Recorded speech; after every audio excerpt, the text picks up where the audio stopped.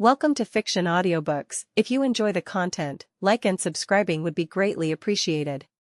If you have any recommendations for novels, comment below. Please join my Patreon at https://www.patreon.com/fictionaudiobook. Chapter 1, Sol-Rao, born to be the High Sovereign. 1406 word. Earth, 342, Andromeda Galaxy, Sector 2813, Krypton, the capital city of Kandor, 10 years before the explosion. In a futuristic lab beneath the capital city of Kandor, within the Kryptonian Science Council, a man and woman were reviewing readings from an incubation chamber containing a baby's body. Have you added all that was needed to make this a success? The council is counting on this to be a success, and if we fail... The men stopped talking, leaving the implied threat up to the woman's imagination. Yes, for the 1000th time, yes, every DNA needed for Project High Sovereign is ready. You and I have both added the DNA of the greatest engineer, warrior, diplomat, politician, cook, scientist, artist, scholar, and strategist. She just kept saying every profession needed for an emperor and even some that were not needed, but would be good for the High Sovereign in daily life. The men just had a happy smile at the sight of the woman's ranting visage, her eyebrows creasing, and a faint blush appearing on her cheeks as she not so secretly watched him from the corner of her eye. He loved it when his wife went off on a tangent like this. While the woman, still going on her tangent, could see the happy, loving smile on her husband's face, she always knew he loved it when she went on a tirade. So whenever it wasn't important, she had nothing to do, and wanted to vent a little, she would go off on a small one to see that loving look from her husband. Unknown to the two lovers, the baby's body in the pod was watching them with its already developed blue eyes, a curious look on its face. Beep. Beep. Beep. The alarms went off, and the couple, in their own little world, came out of it as the men rushed over to the many computers in front of the pod, while the woman went to get the Kryptonian Science Council, but not before turning back to say something. Zor-El, make sure the baby is okay.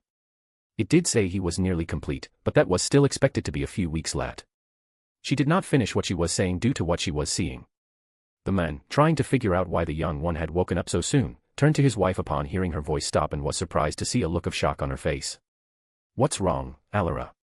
Zor-El asked his wife, but when she kept looking at the pod, he turned to see what she was looking at and was stumped by the brightest, bluest eyes he had ever seen.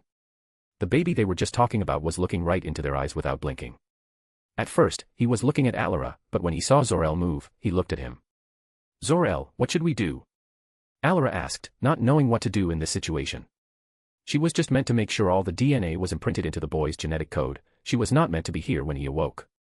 Alara, back up slowly and inform the council that Project High Sovereign has awoken, far before the expected finish date, Zor-El said as he went over to the screens to make sure that Project High Sovereign was alright. Biometrics of Project High Sovereign. Vitality, 100%, to expectation. Brain function, 500%, above expectation. DNA molding, 100-100, complete. Neural stability, 38%, unstable. Cellular growth, accelerating, seen to be constantly changing and improving. Body integrity, normal, for what is expected of a child his age.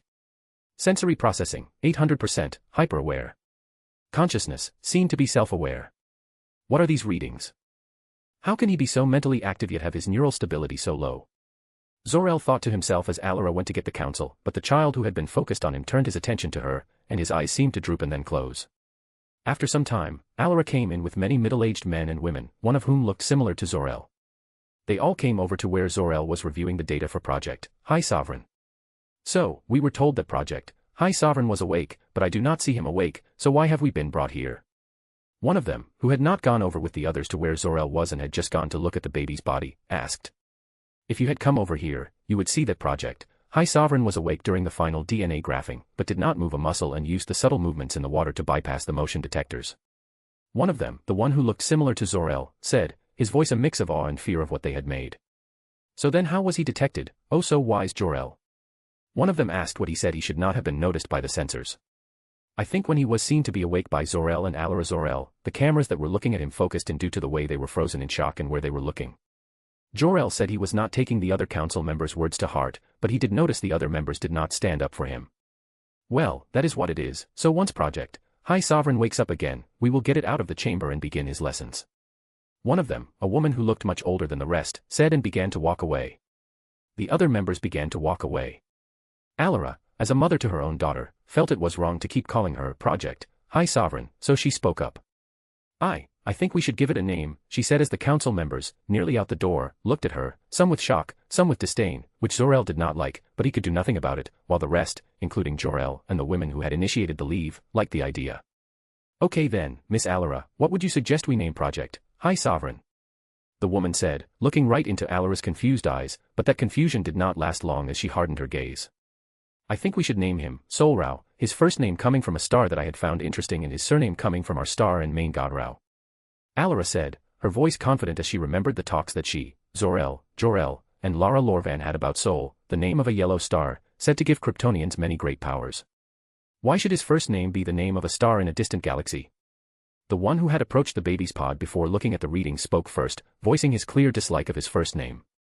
Because his last name would be Rao, and that distant star is said to have a great meaning in the wide galaxy, Alara said, defending her reason for naming without saying the power that the yellow sun would grant. I think it is a lovely name and that is the name of the former project, High Sovereign, now named Sol-Rao, the future High Sovereign of Krypton. The older woman said that before turning and leaving the men boiling with hate. But this time, he could do nothing and followed her with the others, including Jor-El, leaving his brother and sister-in-law alone in the room. Zor-El went up to his wife and gave her a deep kiss before picking her up and running out, not wanting to do anything spicy in front of the baby, but unknown to him and the other members of the council. Neural stability, 58%, rising, 78%, rising, 88%, rising, 99%, rising, 100%, peak expected, 140%, rising, 200%, above what is expected. The baby boy had opened his eyes, noticing the dark spot on the monitor when it checked his vitals and everything, and used that to open them without doing it centimeter by centimeter like last time. He rolled the name around in his head, liked it, nodded when the dark spot happened again, and then went back to sleep. This was the beginning of Sol-Rao, the High Sovereign of Krypton, the god and conqueror. Author's note, if you're confused about anything, stick with me, I'm making this as we go.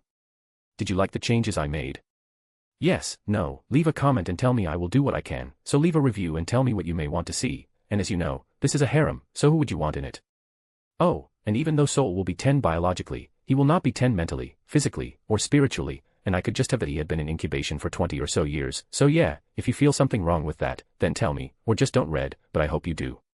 Disclaimer, I have a rough idea of where this is going, but I haven't mapped out every single detail or an overarching idea. However, I did use the dropped fanfiction DC, the Kryptonian Emperor from our great comeback author Victor_Weissman, so check him out and read his mwab. It is really good.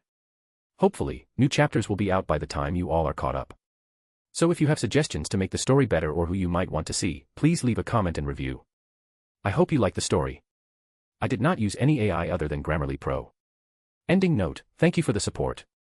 Have a great, if you're not religious, and or blessed day, and check out my other account where I publish OG novels. It's called Fiction_Dragon, smiley face. Chapter 2, Life of Sol-Rao. 1853 words. A/N. I made some changes so you can reread if you want, but the changes I made weren't that big, just more stuff to do with AI and Kryptonian civilization. Earth, 342, Andromeda Galaxy, Sector 2813, Krypton, the capital city of Kandor, 10 years before the explosion. After the fiasco, formerly known as Project High Sovereign and now named Sol-Rao, the Science Council wanted his incubation to end as quickly as possible so they could train him to become what he was always meant to be, the High Sovereign. Jor-El's POV. After the first sign of consciousness in the former project, High Sovereign, now Sol-Rao, I was tasked with taking over monitoring after my brother and his wife had finished their work. I still don't like that we're just making a leader instead of choosing among our citizens to form a government, but there's not much I can do but follow orders. My current orders are to bring Sol-Rao out of incubation and begin his learning schedule. So when I entered the room holding Sol-Rao, I immediately turned on the AI and reviewed the protocols to end the incubation process, which was one of the main reasons Sol-Rao could go unnoticed while they were grafting the necessary DNA to make him a good leader. I can only hope he knows compassion, but maybe. I stopped that train of thought. If I were caught, that would be the end of Lara and me, and Zod would not mind throwing me into the Phantom Zone. Third POV. When Jor-El had ended the incubation process, the liquid began to drain from the cradle of life, startling Sol-Rao and making him wake up and look around with an expression of fear and anger, which only made him look cute to anyone but Jor-El. A/N. I changed the incubation chamber to cradle of life. Why would a newborn, supposed to be a newborn, have an expression of anger? Is this really a good idea? Jor-El thought to himself, but for Sol-Rao, who had seen someone he thought of as a caretaker, he relaxed and simply floated to the ground as the liquid drained from the pod. Hello, child. I am Jor-El, and you are Sol-Rao. Let's get you into some clothes. Jor-El, even though he did not like the idea of a high sovereign, did not mistreat or harm Sol-Rao and spoke to him as if he were a toddler rather than a newborn. He dressed him in a black and red outfit and then took him to the Science Council, while Sol-Rao wore an interested expression on his face as he looked at all the new things he was experiencing. Earth, 342, Andromeda Galaxy, Sector 2813, Krypton, the capital city of Kandor, 2 years before the explosion. Sol-Rao's POV. It's been 8 years since I was released from that thing, which I now know is an incubation chamber. I was born in the cradle of life, just like almost all Kryptonian citizens, but what makes me different is that I carry the DNA of all Kryptonians, both those with special abilities and those without, which makes me, in a strange way, the true son of Krypton. I was told the Science Council did not trust anyone to raise me, so I was generally kept in solitude, and the only people I came into contact with were my teachers and the Science Council. A/N. I had changed this because I had made it so that most Kryptonian people, not the noble house, were made in pods. I don't really care all that much, but ever since I was taken from that pod to the Science Council, I was told I am meant to be the king, an emperor, a monarch, the High Sovereign. I was born to lead my people into a brighter future. Or so I have been told. I was taught AI courses on everything a ruler should know, taught by people.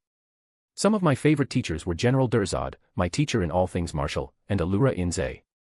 She is my political teacher and taught me how an emperor should act. I really liked it whenever she is there, I am happy. Her husband, Zor-El, is also one of my teachers, and he teaches me technoscience. While he is not my favorite, he is cool with me, but he doesn't like it when I'm close to his daughter. Their daughter Kara is intelligent, kind, and a little spoiled, but whenever I am not training, she is always up to talk, but it's mainly just me listening. That's fun too, and I'll have to get used to it if I am going to hear out all of my subjects' problems. But now, back to more classes with Jor-El. It's not that I hate him, it always seemed he did not like me, and I repaid him in kind. I was taught never to show weakness to anyone and never to back down, so I listened to his lessons calmly. But his wife, Lara Lorvan, is very kind to me, and I like her somewhat. She will always side with her husband, and while I do appreciate that about her, I hope she can make some decisions for herself. Third POV. As Sol-Rao, who already looked like a 15-year-old, reflected on how his life had been since he had gotten out of his incubation chamber, there was an imposing Kryptonian warrior with an indifferent face, muscular build, blue eyes, and black hair, wearing heavy, dark-colored battle armor adorned with his family's crest and a long, flowing cape, standing below him. Zod, what's the occasion? Sol-Rao asked as he climbed down from the tree he had been sitting in. It is time, my lord, Zod said before he began walking off into the distance. He had not said why he had come, but Sol-Rao wore a hard-to-read expression on his face, and he followed Zod, not walking behind but side by side or even a bit ahead. Seeing this, Zod had a small smile on his face as he thought. The young sovereign is nearly ready, but now that I have gotten Jor-El to get off my back, I can now do my final test to see if the young sovereign is ready to be a true emperor. Zod and Sol-Rao went up to the higher floors of what appeared to be a highly advanced judicial court. As Sol walked in, he saw his teachers, Zor-El and Allura Inze, who wore hopeful expressions, but deep down, they felt dread. Jor-El, who looked a bit beat up and as if he would rather be anywhere other than here, and his wife, Lara Lorvan, who was trying her hardest to support her husband, the Science Council, and other civilians, were also in the stands, almost all of them with indifferent faces due to the way they were raised.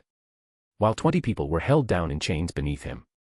Zod patted Sol-Rao's shoulder, making him look up at Zod with a confused expression, then turned contemplative, which made Zod smile as he began to speak. I think you can understand what is going on here, but I want you to decide the fate of these criminals. While this is only a suggestion, I think you should send them to the Phantom Zone. That is just my humble opinion. As Zod stopped talking, he just looked at Sol-Rao with an expectant expression. Sol-Rao looked down as he took in the information at high speed, because he had been made the best of the best among Kryptonians. He had a perfect memory and was a genius, able to absorb a lot of information and apply it in real-world situations. Sol-Rao just looked down at the prisoners, then at his teachers, with Zor-El and Jor-El unable to look at him, more at Zod. Allura looked him straight in the eyes with a pleading expression, saying, I trust you, but don't go down the wrong path. Allura, why does she think I would go down the wrong path, and what happened to Jor-El? Sol-Rao thought being able to understand anyone's body language as long as he had known them long enough. What are their crimes? Surprisingly, to most, Sol-Rao did not just make a decision on the spot after learning they were criminals. This made Zod smile even more, but no one could see it because of how high up he was. I'll tell you, my lord. Zod then explained their crimes in order, including theft, torture, murder, fraud, identity theft, arson, vandalism, trespassing, hacking, forgery, tax evasion, bribery, treason, embezzlement, assault, robbery, trafficking, smuggling, destruction of public and private property, and cybercrime. The criminals who have committed murder, treason, destruction of public and private property, trafficking, and torture. You will all be sent to the Phantom Zone, where I hope you all die. That is just my hope, so it may not happen. But get them out of my sight now. Sol-Rao sentenced the one who committed the worst crimes to the second worst punishment, then gave the rest varying sentences and punishments, and then left the courtroom with Zod following behind. As almost everyone but Sol-Rao's teachers left, Allura had a happy expression on her face, while Jor-El had a disgusted look. Seeing Allura's happy expression made him mad, and he leaned over to her. Why do you have such a happy expression? He just sentenced 5 people to the Phantom Zone, hoping they would die. How can you be happy with that? Jor-El screamed at Allura, spit flying from his mouth. Seeing this, Zor-El immediately stepped forward, pulled his wife back, and got into Jor-El's face, yelling right back at him.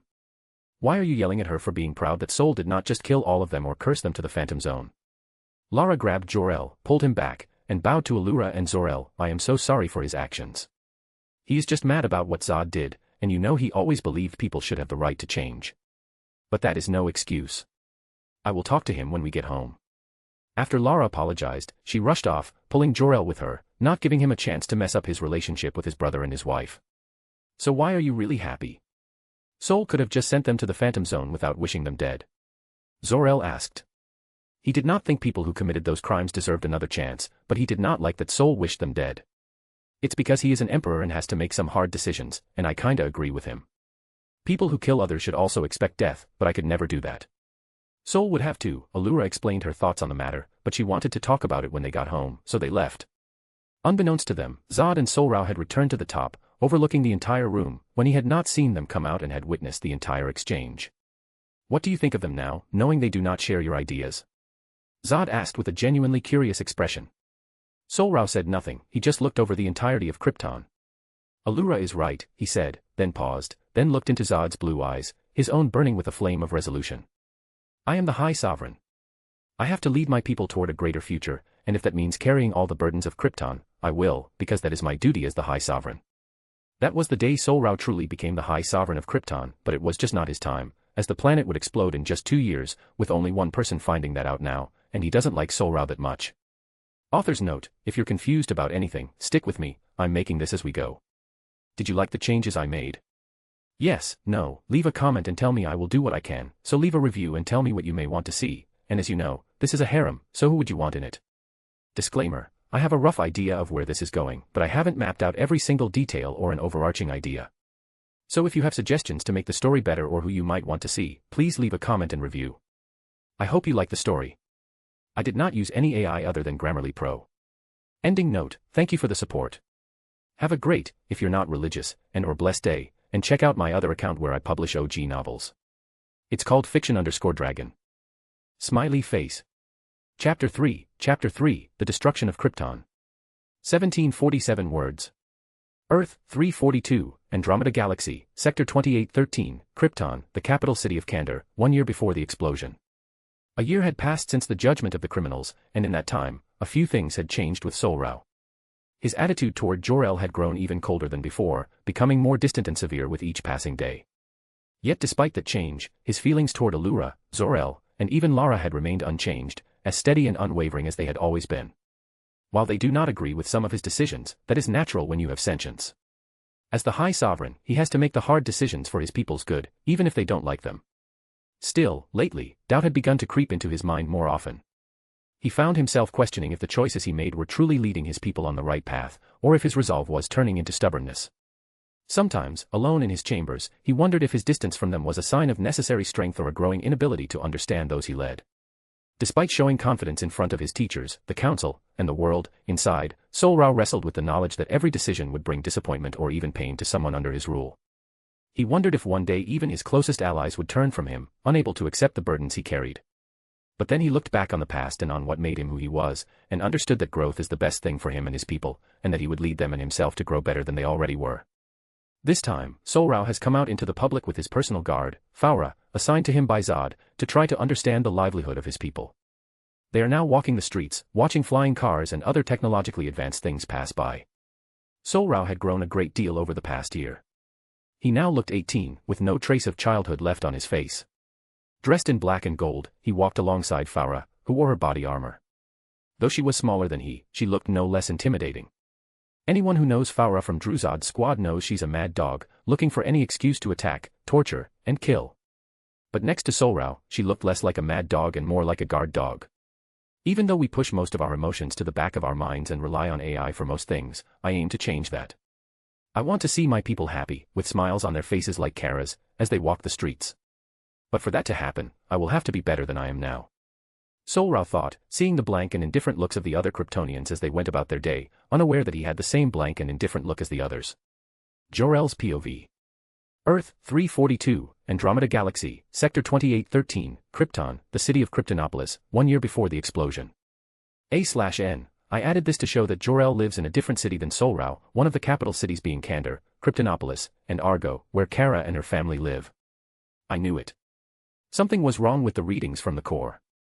I thought to myself as I went to my lab station and reviewed the readings again and again, but I kept getting the same result. Krypton is going to blow, I said aloud as I sat back in my chair. The readings from the core are the same. Krypton is dying and has at most a year left. I have to tell someone. The council. No, they wouldn't believe me.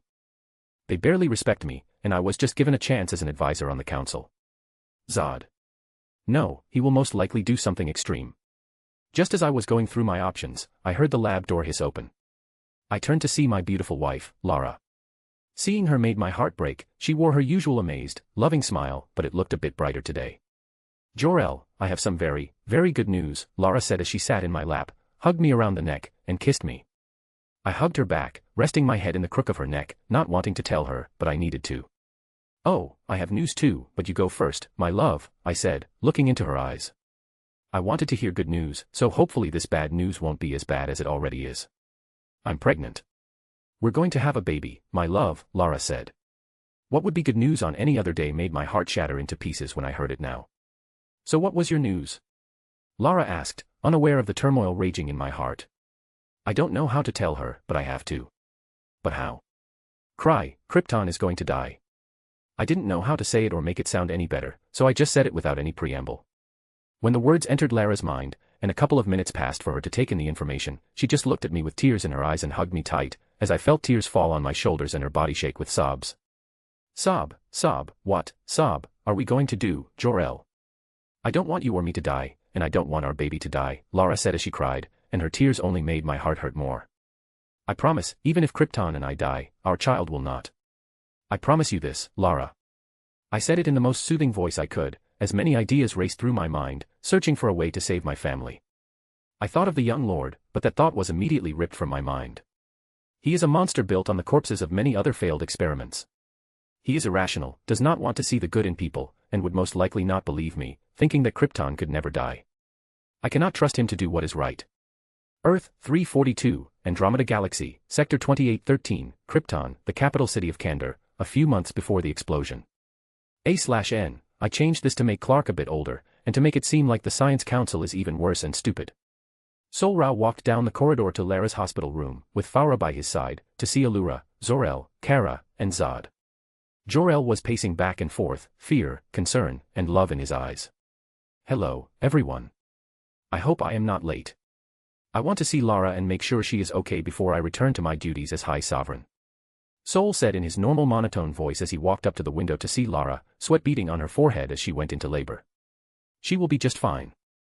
I have the best doctors on it, Jor-El said as he walked up next to Sol-Rao, who was a few inches taller than he was. That's good.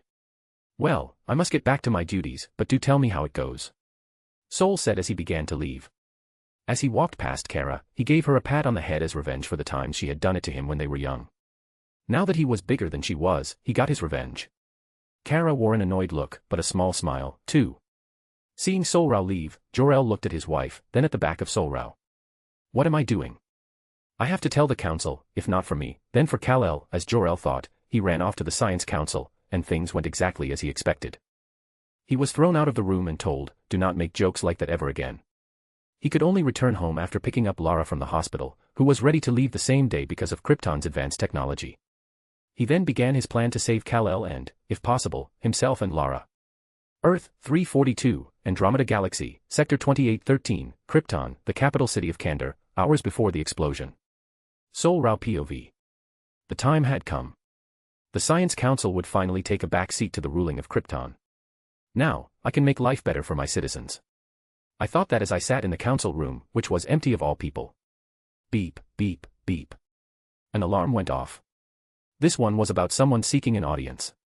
I allowed them to come up, and to my surprise, it was Jor-El. "What is the occasion, Jor-El?" I asked as I noticed he was a bit fidgety. Something felt off, but I pushed that feeling to the back of my mind until I finished this conversation. "Krypton is going to die," Jor-El said, making me clean my ears even though I know they are always clean. I had to do it to make sure I heard him correctly. "You have to believe me. I ran the checks many times. I tried to tell the council, but they did not believe me." "You're my last resort," Jor-El said, looking at me like I was his only hope, and I believed him, even though we don't see eye to eye on many things. I'm sure he cares about Krypton, so I immediately began preparations for evacuation, but before I could really get started, Jor-El came up next to me. "No, there's no time for that. We have to get the codex to ensure that even if Krypton were to perish, we could bring it back," he said, heading to where the council kept the codex. While I wanted to make sure everyone could get off Krypton safely, there was merit to his claim. We may not be able to get all the Kryptonians off-world, but we could at least have a way to make more of them. So I had joined him in getting the codex. Hopefully, there is enough time to get that and other essential items to help rebuild and get all of Krypton off-world so we could at least start anew. Author's note: if you're confused about anything, stick with me, I'm making this up as we go. Did you like the changes I made? Yes or no? Leave a comment and tell me. I will do what I can. Leave a review and let me know what you'd like to see. And as you know, this is a harem, so who would you want in it? Disclaimer: I have a rough idea of where this is going, but I haven't mapped out every detail or an overarching concept. If you have suggestions to make the story better or would like to see certain characters, please leave a comment and review. I hope you like the story. I did not use any AI other than Grammarly Pro. Ending note: thank you for your support. Have a great day, if you're not religious, or a blessed day, and check out my other account, fiction_dragon, where I publish OG novels, smiley face. Chapter 4, The Destruction of Krypton, 2. 1469 words. Earth, 342, Andromeda Galaxy, Sector 2813, Krypton, the capital city of Kandor, hours before the explosion. Sol-Rao POV.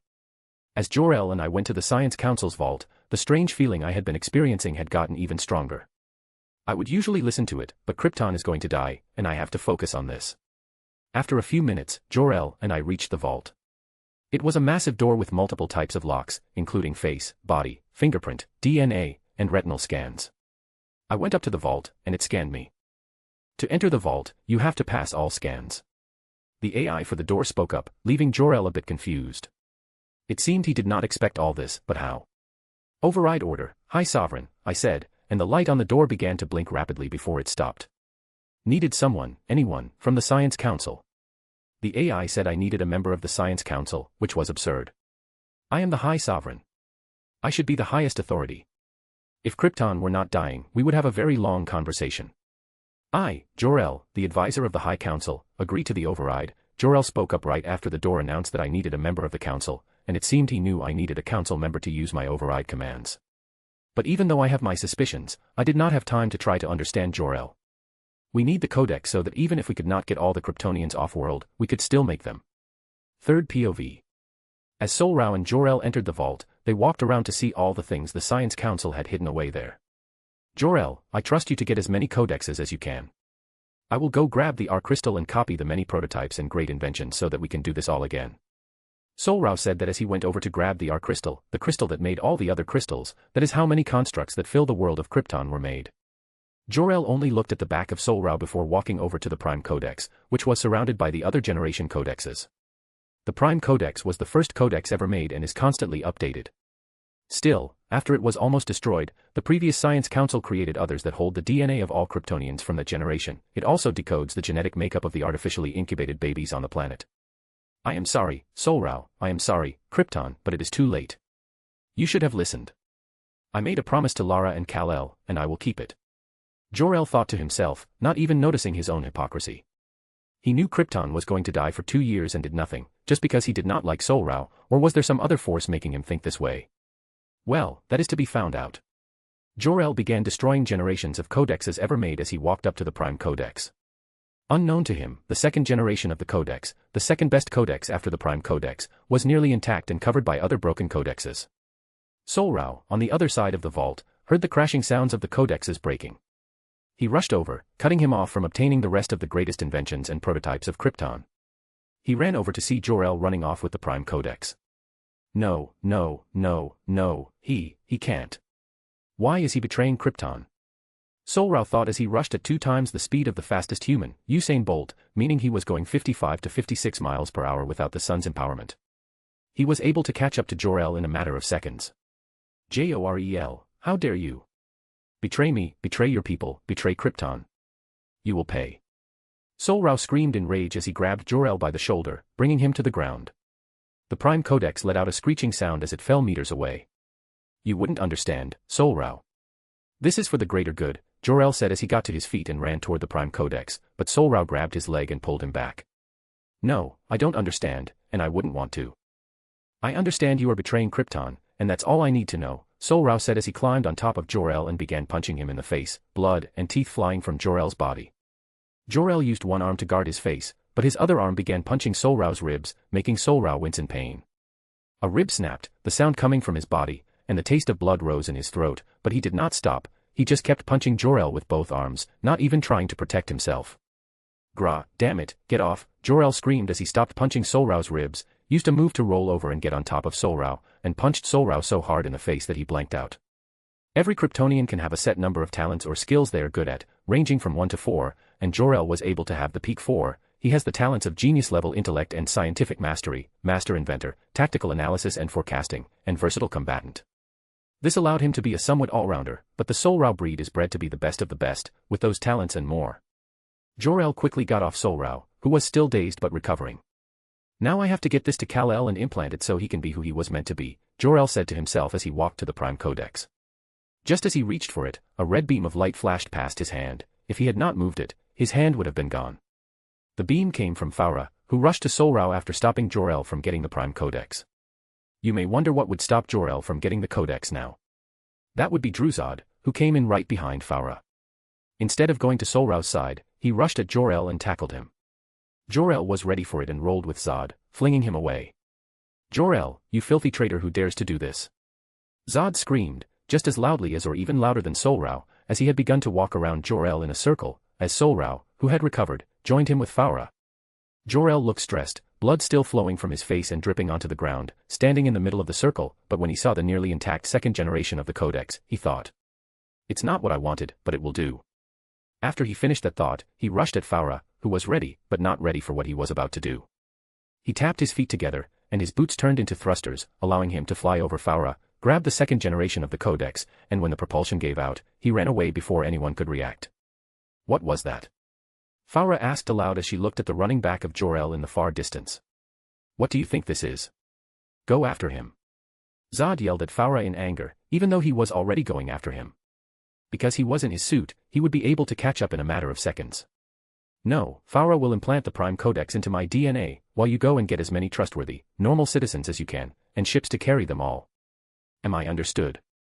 Sol-Rao said as he wiped the blood from his face, which looked like it was not accepting an argument. Yes, High Sovereign.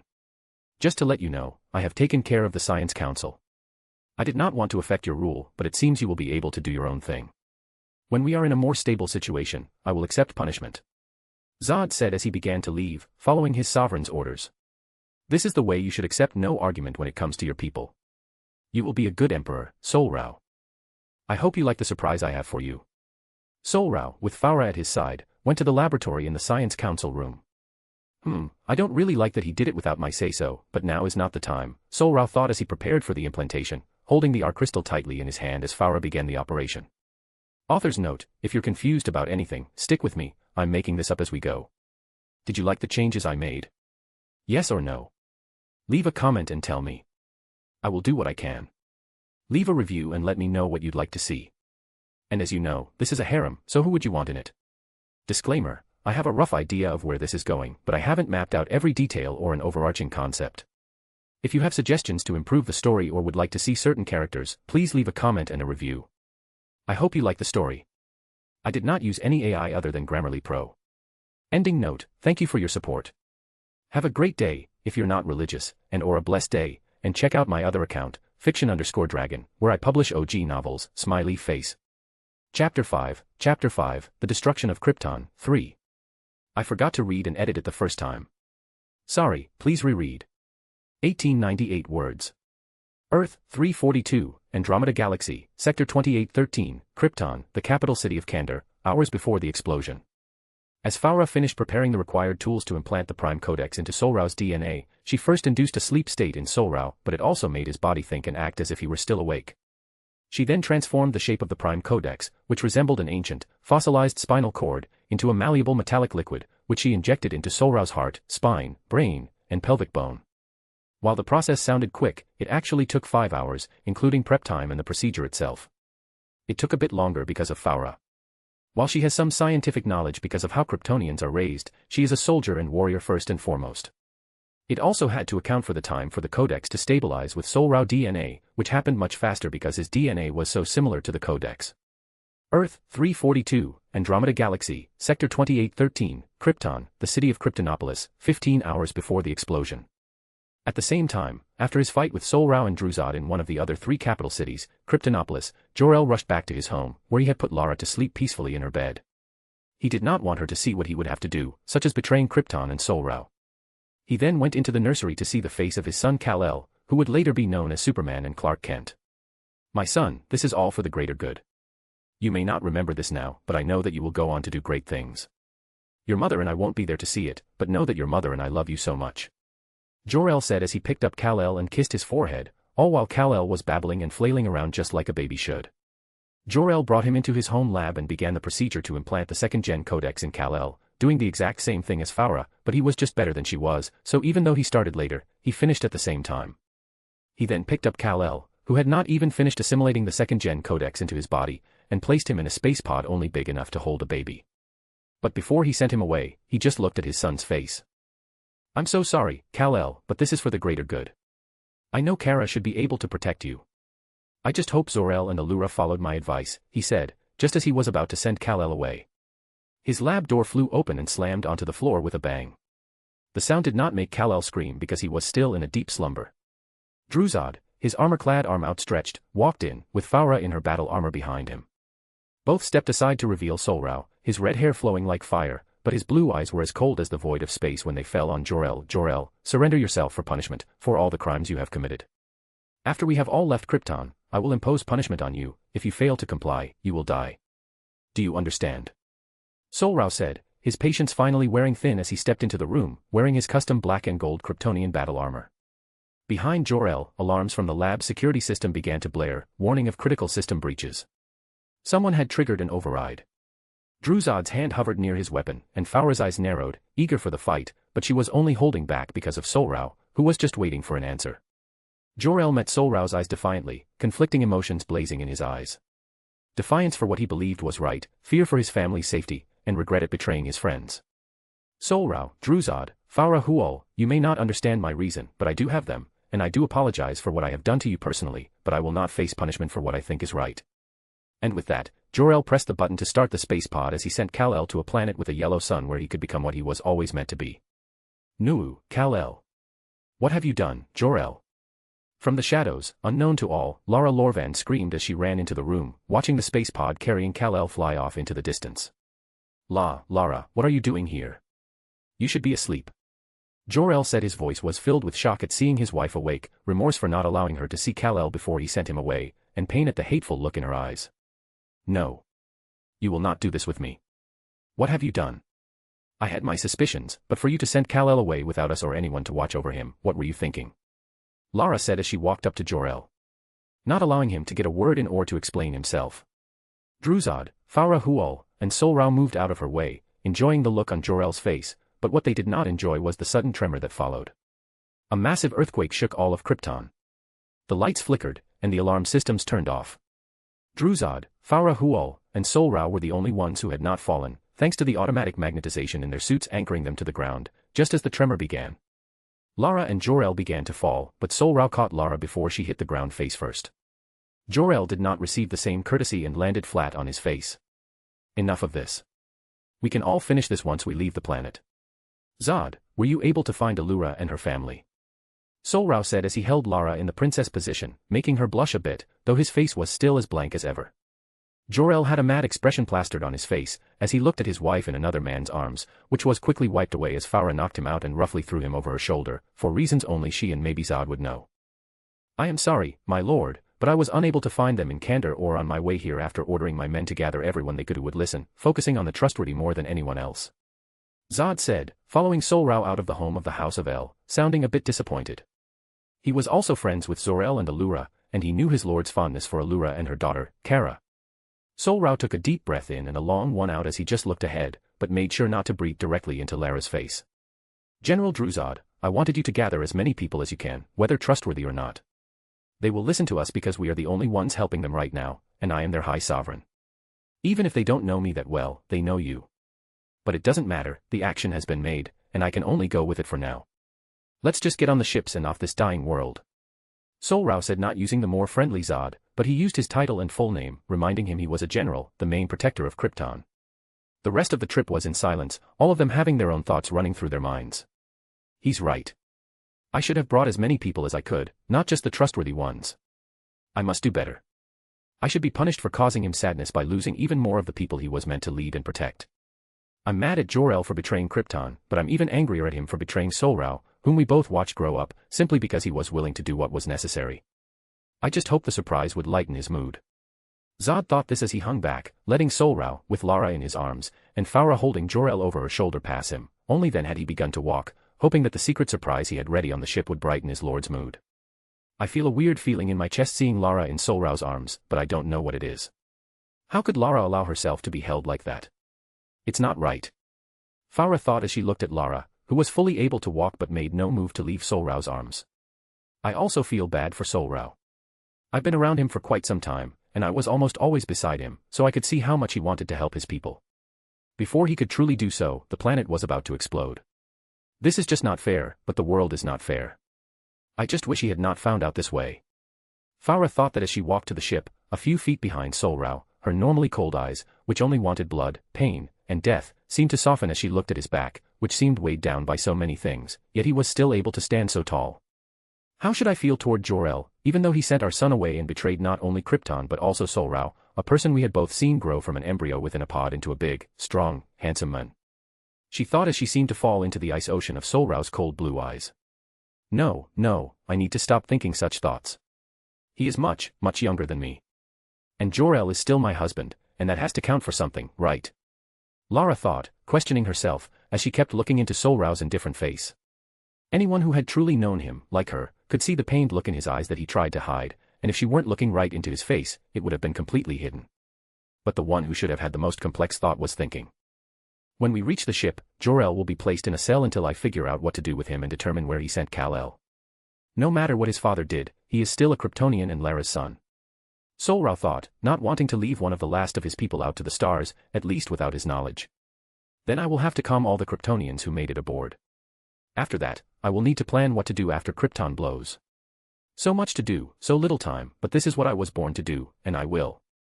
Those were the current thoughts of Sol-Rao. He did not think of himself or of the people he most wanted to see safely on the ship, but only of what he needed to do for the people of Krypton. Is this good? Is it bad? Only time will tell. Author's note: if you're confused about anything, stick with me, I'm making this up as we go. Did you like the changes I made? Yes or no? Leave a comment and tell me. I will do what I can. Leave a review and let me know what you'd like to see. And as you know, this is a harem, so who would you want in it? Note for this chapter: okay, I wanted to end the Krypton destruction here, but I just couldn't. As I said, so much to do, so little time. I have school, which took about 5 hours, and I still have to finish one more class, but you don't care about that, so I will tell you what will happen to the story. We will leave Krypton in the next chapter, show what will happen to Kara and Kandor, then head off to Earth, and the story will truly begin. That is where things will start to diverge from the source material. Disclaimer: I have a rough idea of where this is going, but I haven't mapped out every detail or an overarching concept. If you have suggestions to improve the story or would like to see certain characters, please leave a comment and a review. I hope you like the story. I did not use any AI other than Grammarly Pro. Ending note: thank you for your support. Have a great day, if you're not religious, or a blessed day, and check out my other account, fiction_dragon, where I publish OG novels, smiley face. Chapter 6, The Destruction of Krypton, 4, Final. 1937 word. Earth, 342, Andromeda Galaxy, Sector 2813, Krypton, the city of Kryptonopolis, 8 hours before the explosion. When Sol-Rao and the others arrived at the docking bay a few hours later, they were met by thousands of Kryptonians and 3 large spaceships, 2 of which were the size of 2 combined aircraft carriers. The third is the largest, the combined size of an aircraft carrier and a warship, fused together, making it look massive but sleek and not too bulky. Sol-Rao and the other made their way to the biggest ship, the Kryptonian people moving aside to let them through. When Sol-Rao reached a clearing in front of the largest ships, he set Lara down, then climbed onto a makeshift stand and looked at all the Kryptonian people, all their faces blank. But if one looked more closely, the fear and sadness in their eyes were visible.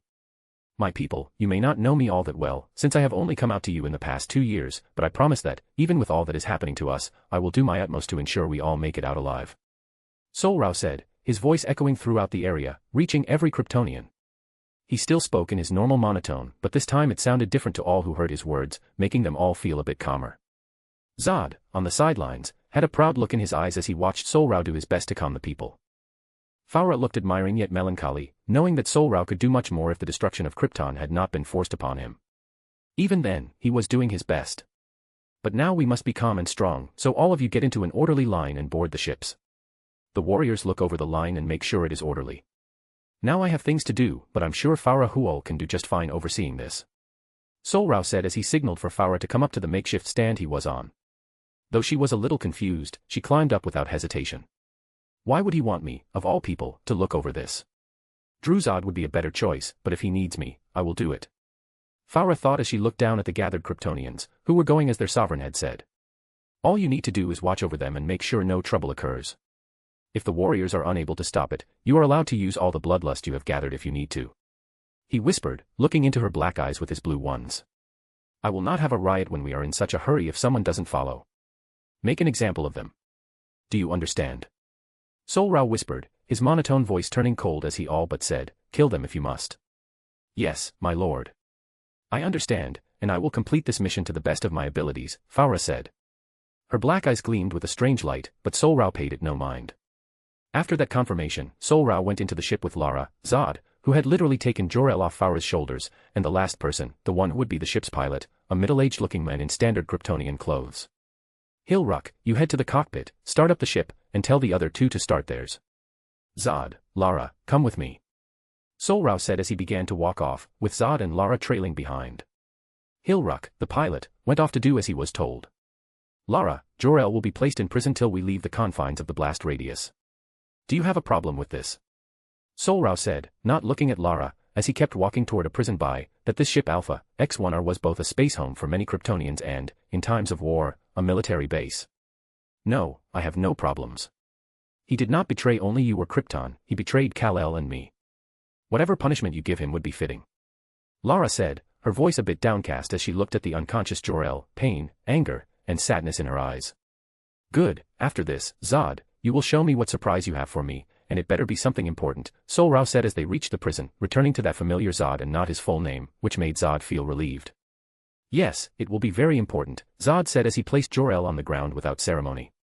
He then led Sol-Rao to the surprise he had been forced to hide for quite some time, and Lara did not follow. She went to one of the many rooms inside Alpha, X1R. My lord, I hope you do not get too mad. This is another reason that I wanted the Science Council to be destroyed, other than them getting in our way of making Krypton better, Zod said as he stopped in front of a door, leaving Sol-Rao a bit confused. I'm sure I will react fine, and if I do get mad, I just hope I would be so shocked that I would be too frozen to react in anger, Sol-Rao said, a slight jest in his monotone. Even though the tremors were happening more frequently, he knew that an emperor would not show fear in front of the people, Northwest matter how close. I'm sure you will be so shocked that you would try to destroy the room, Zod thought, not saying it out loud, as he remembered the times when Sol-Rao was shocked and angry at the same time. Let's just say he needed another 100 batches of new droids to be ordered.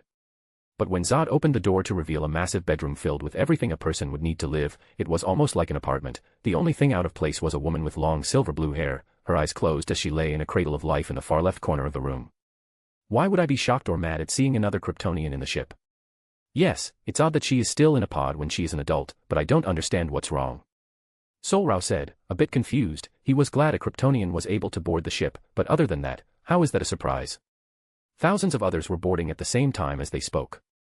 Zod said nothing as he walked into the room and entered a code that began to release the liquid in the cradle of life. Then he began to speak. Her name is Solaria Novarao. She was the only other success of the High Sovereign project, other than you, Zod said as the last of the liquid dried up and the woman floated to the ground still in a peaceful slumber. A/N, I changed her name from Solaria Novarao to Solaria Novarao.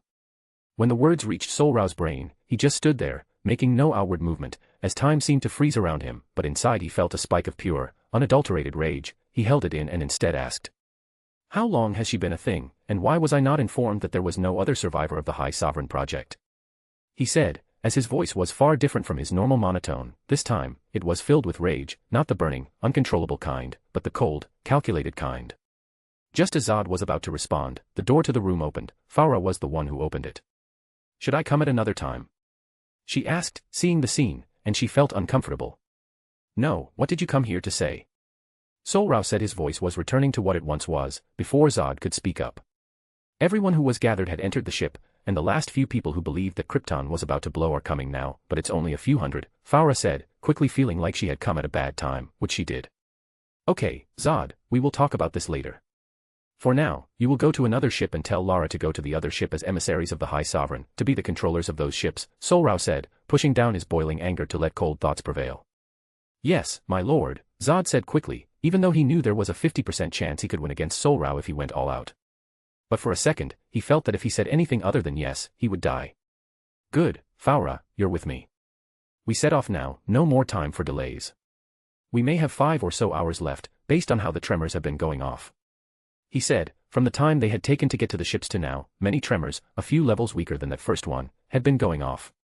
With that, another hour went by in the massive cockpit of Alpha, X1R, which had real-time images from Beta, X2R and Omega, X3R, the other two ships, with Lara and Zod's faces coming through. "Now we leave Krypton." As Sol-Rao said, all 3 pilots began the takeoff procedures and lifted off the planet. From the many windows, all the Kryptonians could see the planet from orbit. Just as they watched the lights on their planet go out, they could see cracks appear. Boom! A massive explosion went off as the Kryptonians, who had very few emotions, began to openly cry small tears, but tears all the same, which just goes to show how much losing their home affected them. Even Zod and Farah shed a tear or two, even though they had very few emotions, but above all, they loved and cared about their planet. The only one who did not shed tears was Sol-Rao, who should have shed the most tears but did not. He was made to rule, protect, and make Krypton great, but now that very planet was nothing but dust and debris floating in the void of space. "This is not how it was supposed to be, but I have no other choice but to deal with it," Sol-Rao thought as he cleared his throat, gaining everyone's attention. "Krypton is gone, yes. Most of our people are dead, yes." Sol-Rao began recounting all the bad things happening, making the people cry even more, and the children began sobbing openly. What is he thinking? Allura should have taught him better than this, right?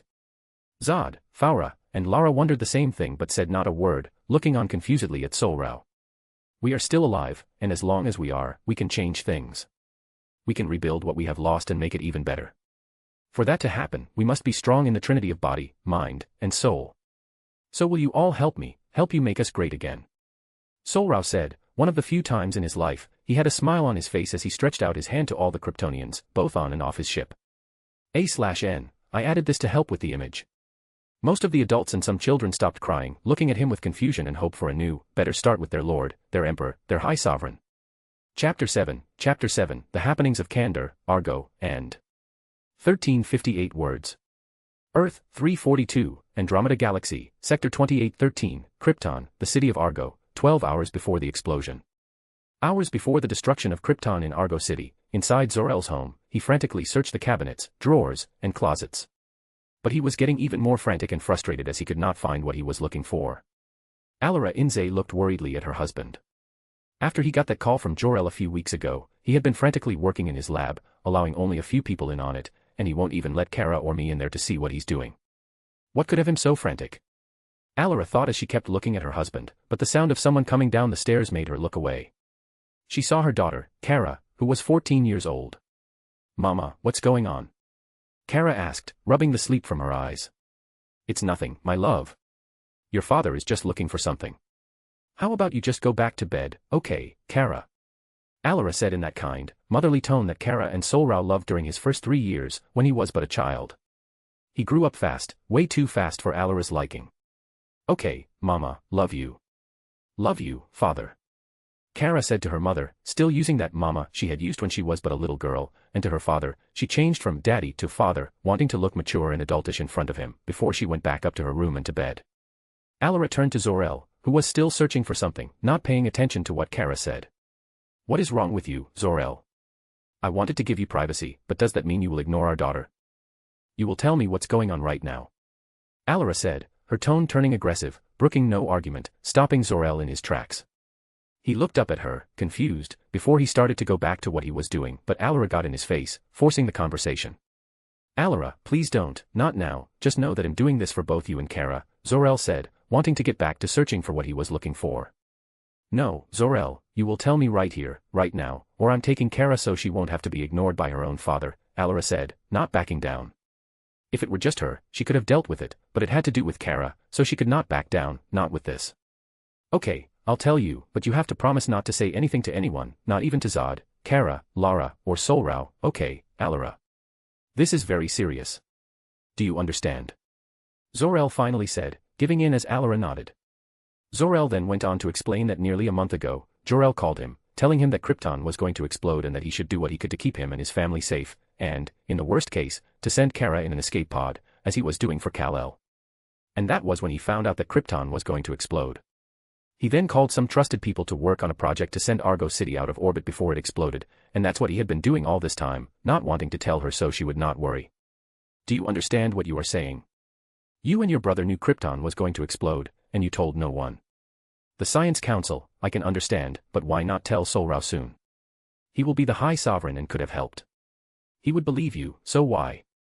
Alara asked all at once, frustrated by what she saw as short-sightedness. Jor-El did not want me to tell anyone, Zor-El said, as if that would explain everything. So, you did not tell anyone about Krypton's destruction? Because your brother told you not to. Alara screamed, but not loudly enough to wake Kara. Zor-El could only look sheepish before he returned to a serious expression. Yes, but now is not the time for this. Will you help me save Argo City, and if not, then at least help me save Kara? Zor-El asked, making sure to include Kara as a surefire way to get Alara to agree. Alara took a deep breath in and let out a long one before she spoke. Yes, Zor-El, let's try to save Argo City and Kara. What do you need me to do? Alara said. As Zor-El expected, the mere mention of Kara made her forget everyone else. While she cares about Lara, Zod, and Sol-Rao, none of them comes close to the importance of Kara in her heart. There's not much left to do, just help me finish the shield and power source for it all. Zor-El said, jumping to his feet and taking Alara by the hand to his lab, where they finished the Space City project. Earth, 342, Andromeda Galaxy, Sector 2813, Krypton, the city of Kandor, 4 hours before the explosion. Later that day, in Kandor, the people, unaware of the impending destruction and of their High Sovereign pursuing Jor-El and Druzod, their general, secretly took trustworthy, malleable people, while the rest were entirely oblivious to a massive spaceship shaped like a skull floating over their city. Inside the ship, a tall, slender humanoid alien from the planet Kalu, standing 7 feet 4 inches tall, with bright green skin, a bald head, and intense red eyes, wearing a purple bodysuit with very short shorts, was looking at the bustling city of Kandor from a screen, with an interested look on his face, but a demonic smile. As he pressed a button, the screen began to highlight the edges of Kandor and displayed a 10-minute 30-second countdown. Now this seems like a worthy civilization, I can add to my collection, they should be thanking me for saving their lives, but unsung heroes and such. The alien said as the countdown began, he looked at things with an expected look on his face. When the countdown reached 0, the ship let out a beam that began to shrink the once great city of Kandor. Once it was small enough, it was placed into a bottle. And the ship had taken the city and put it in the hands of the alien, and they disappeared like it was never there. Earth, 342, Andromeda Galaxy, Sector 2813, the outspace of Krypton, hours after the explosion. A man was floating in space alone. He had completely molten, red skin, literally fiery red hair, and bright, glowing white eyes. Just looking at the planet's destroyed remains, he was meant to oversee. You said this was all for the greater good, right? He asked, his voice sounded like both a small kindle and a raging forest fire. Just as he finished speaking, a figure appeared out of nowhere, completely covered by a green cloak, showing only the lower part of his face, and he had a black book chained to his right wrist. All is going according to plan. That was all he said before it looked like he began to fade away, like he was never there. The Burning Man seemed to have an angry look, but he could do nothing to a being of such great power, being one of the endless. Once the being had completely left, the Burning Man let out a smirk. Yes, it is all going according to plan. I just hope you, little Rao, can do what you must. I will shield you as best I can, but you must hurry and awaken. I can't last much longer. the Burning Man said as he looked toward the 3 ships that made it off-planet, the bottled city of Kandor inside the skull ship next to other bottled cities, then to a floating city covered by a dome, then disappeared, and the space returned to what it once was, filled with the debris from the once great planet, Krypton. Chapter 8, Post-Destruction. 1127 words. Earth, 342, Andromeda Galaxy, Sector 2813, 5 days after the explosion. Sol-Rao's POV. It's been 5 days since Krypton's destruction. I have done my best to keep people calm, but I can only do so much. They and I lost our home, which is not easy for anyone to get over, but I have to move on so I can lead my people to some measure of safety. Then and only then can I mourn the loss of all I have ever known. I thought to myself as I stood alone in the cockpit. I let all the pilots have some time to mourn every few hours so they wouldn't make any mistakes. R Alpha, send a call to Druzad and Lara Lorvan, I said aloud to no one in particular, though I knew who I was speaking to and that they heard me. Yes, sending a call to individual Druzad on spacecraft, Beta, X2R, and to Lara Lorvan on spacecraft, Omega, X3R. The AI specific to Alpha, X3R spoke, while some may think that AI is both a good and bad thing. I see it as a necessity evil, like most things. There is good and bad in everything. I just need the good to outweigh the bad, and if I have to make a whole new AI, I will. My lord, what do you need from me? Zod and Lara spoke at the same time, as it looked like they were also in the cockpits of their own ships. I have called you two to let you know what will be happening. I said as I saw the two of them take on a more serious expression, as I began to tell them about our next steps. There are only 5,000 of us left, we were once billions, I said, the two serious expressions turned melancholic. Our first order of business is to find our locations, next is to find more fuel, while we can absorb energy from nearby stars. It will take many years to get enough energy, so we can wait till we get situated. I said as I looked over the reports from a hologram that I sent to Zod and Lara. We have 1,500 civilians, 1,500 important professions, and 2,000 warriors. We have a near-even split between male and female, leaning more toward males. The 3 ships themselves have about 30, 45, and 50% fuel, respectively. I spoke up while they could see the same thing. I shortened it to just a few sentences, and now we have to figure out our next destination because Lara's ship only has 30% fuel. So, where do you suggest we go, sire? Lara asked, using the shortened title. I decided people kept using different words, so I chose a short-letter word, sire. Which solar system has a yellow star that is closest? I asked, remembering a text from my teachers, whether, under the rays of a yellow sun, Kryptonians gain godlike powers, and if so, it would help greatly in rebuilding Krypton. Sir, the closest solar systems that contain a yellow star are sectors 2814, 3000, and 3500. It was Zod who answered first, which made me think back to what had created the term sectors. The universe is divided into 3,600 exploitable sectors. Of these 3,600 sectors, only a few have a young star. Each sector is protected by a member of the Green Lantern Corps, a sort of space police created by an immortal race. It was brought about by an immortal race called the Guardians. Krypton knew little about them other than that they were immortal and created the Green Lantern Corps. That only made me wonder, but now is not the time for this. I looked at Zod and Lara, who were waiting for me. That made me think about all the Kryptonians that are my responsibility, so those thoughts will have to wait. Sector 2814 is the solar system in which Jor-El sent his son, it is weaker than the other two. Sector 3000 was a solar system adjacent to the Darkside Empire. For now, I have no desire to go anywhere near that lunatic. While I didn't meet him personally, from everything I've learned and the tales that come from the people who escaped his clutches, he's a lunatic, a dictator who doesn't care about his people. I could never be near someone like that, and even if I try to get along with that lunatic, he will probably try to use my people. Currently, I have no good way to fight Darkseid. He is a tried and true warrior, my people and I have no chance against him.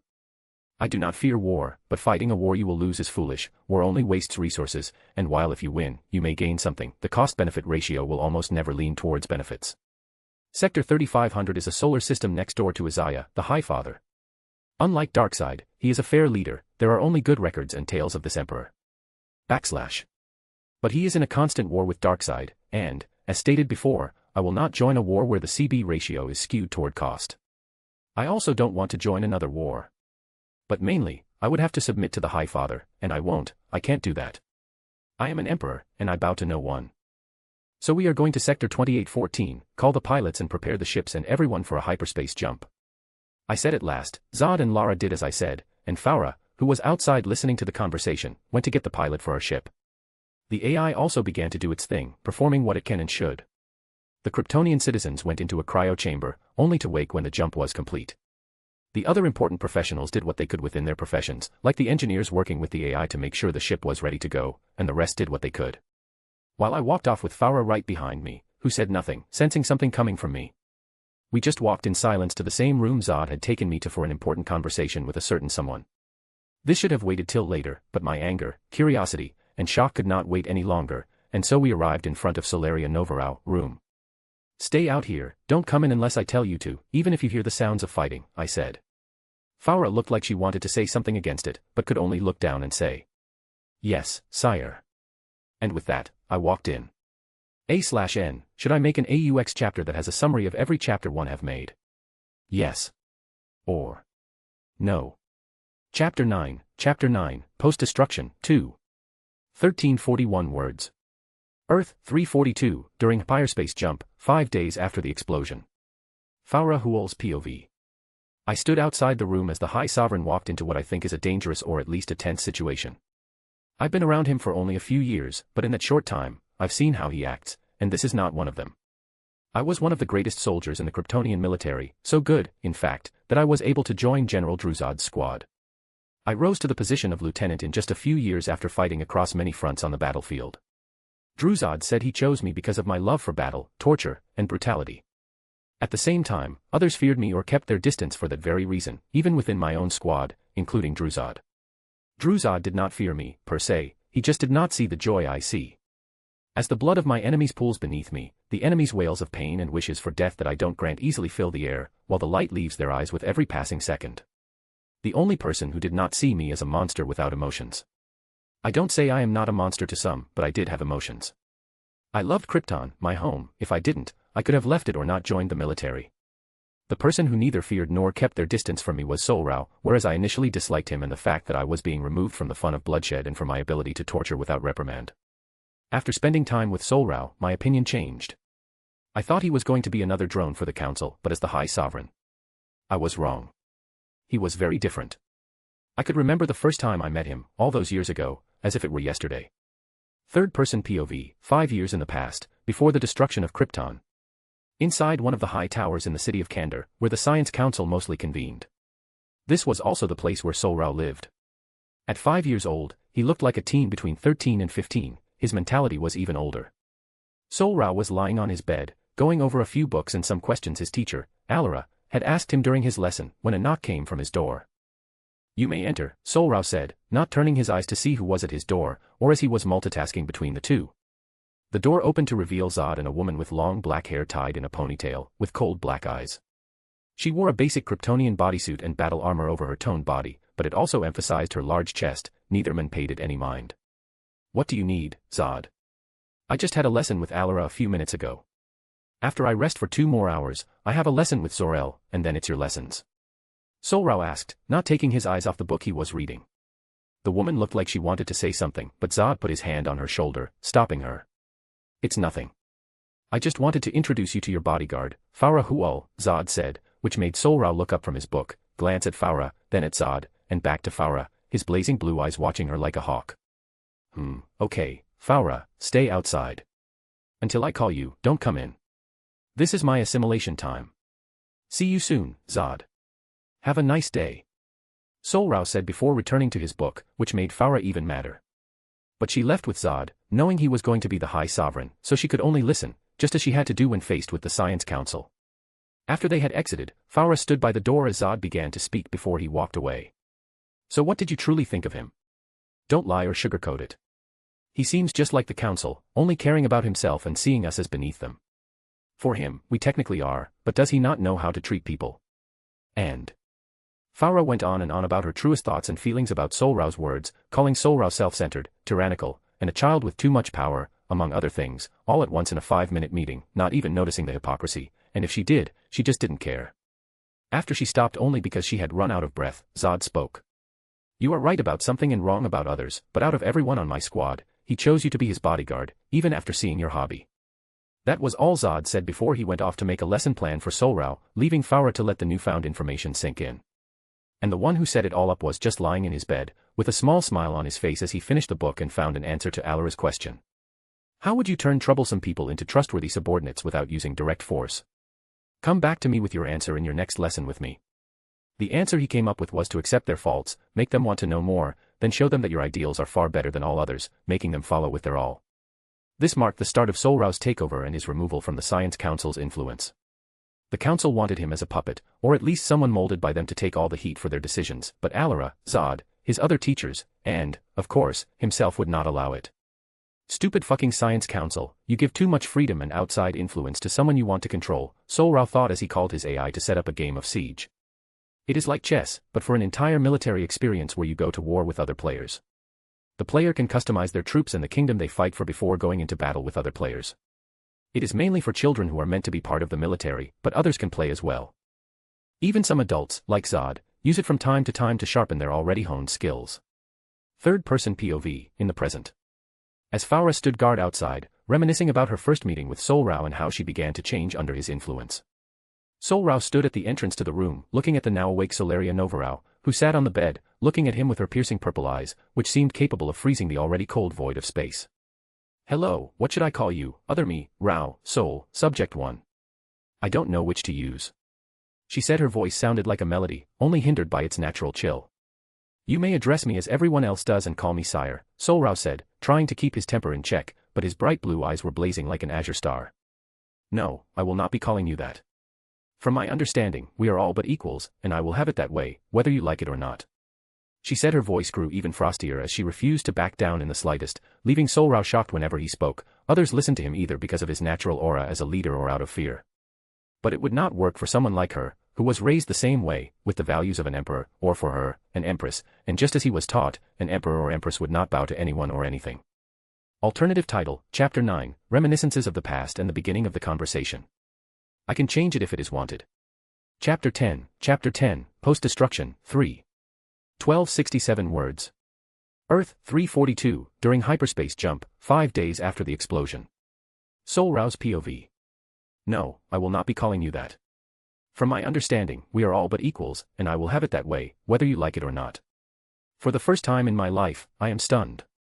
While someone might not like what I say or do, they follow because I am their emperor, their sovereign. For the first time, someone did not follow, other than Jor-El, who is a different problem altogether. You what? I asked again, looking into this woman's cold, purple eyes. Sigh, how many times do I have to tell you, I will not bow to you in any way when it comes to this. So get it through your head that you will never hear me call you sire. She said, looking me dead in the eyes, in her cold voice. One part of me hates this defiance and feels deeply disrespected, while the other part is jumping for joy that I finally have a challenge I don't need to get rid of 100%. Okay then. You can call me Sol, but now can you go on about your origins? I said that part that feels disrespected is raging, but I push it down because causing conflict will do neither of us any good. It is just a title, she will call me sooner or later. Okay, fine, Sol. As you know, I am also a survivor of the High Sovereign project. There were at least 1,500 of us, but only 3 of us were successful. She said, which made me more confused and enraged at the same time. Zod said she was the only other survivor. How many others are there? Are there some she doesn't know about? Are there some successes the third doesn't know about? This is just pissing me off and not helping our situation. I have to worry about the Kryptonians on these ships, rebuild Krypton, and deal with this shit, for fuck's sakes. I can guess a bit of what you're thinking, but I promise there were only 3 subjects that succeeded. She said, while that should make me feel better, it did the opposite, like how would she know this? She could be wrong. You must be wondering how I am sure of what I say. She said it in a way that sounded like both a question and a statement, and if I wasn't certain, she could not read my mind, I would be wondering that. I am sure because I made sure by getting buddy-buddy with one of the members of the council. After some persuasion, he told me, and if he lied, he would not have been alive to witness the destruction of Krypton. She said, looking up at the ceiling as if she were reminiscing about a fond memory. Okay, let's say I believe you. I know Zod got you on the ship for a reason. I will ask him, but why did he not get the third? I asked, making sure to catalog that there may be one or a few more successes to the High Sovereign project, but I wonder why they would keep it from me.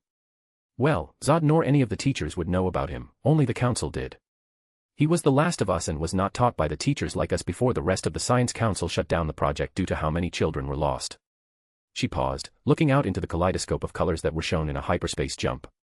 I did not rush her, I just looked at it with her, waiting till she was ready to speak.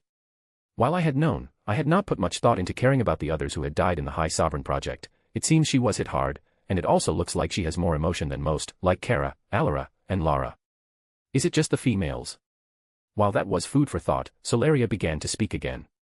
I know you couldn't care less about the losses, not because you don't care about the children who did not get to live, but because their loss was your success, and that was just how you were made. Each of us was made in a different way.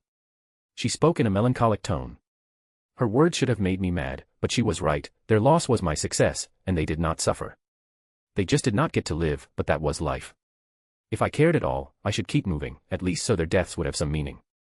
You were made in the image of a perfect emperor, a perfect warrior, and an all-around genius at everything. You are meant to be the first and best of us, she said. If I had an ego the size of a bonfire, it would turn into a forest fire.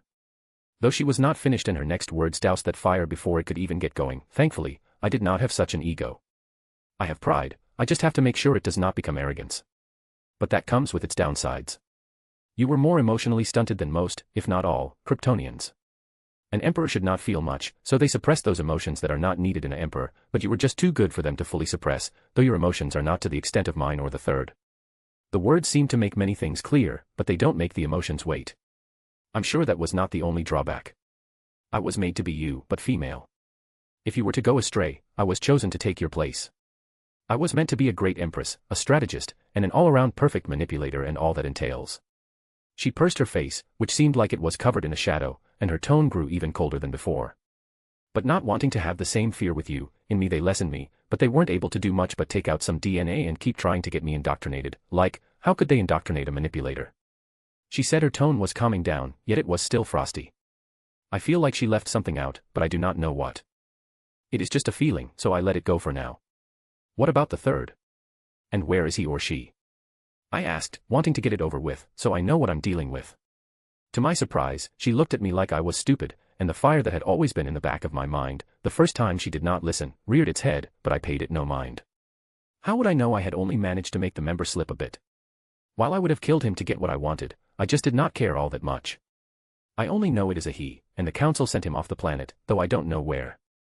That made me a bit mad, but I cannot blame her, Zod, or anyone but the council.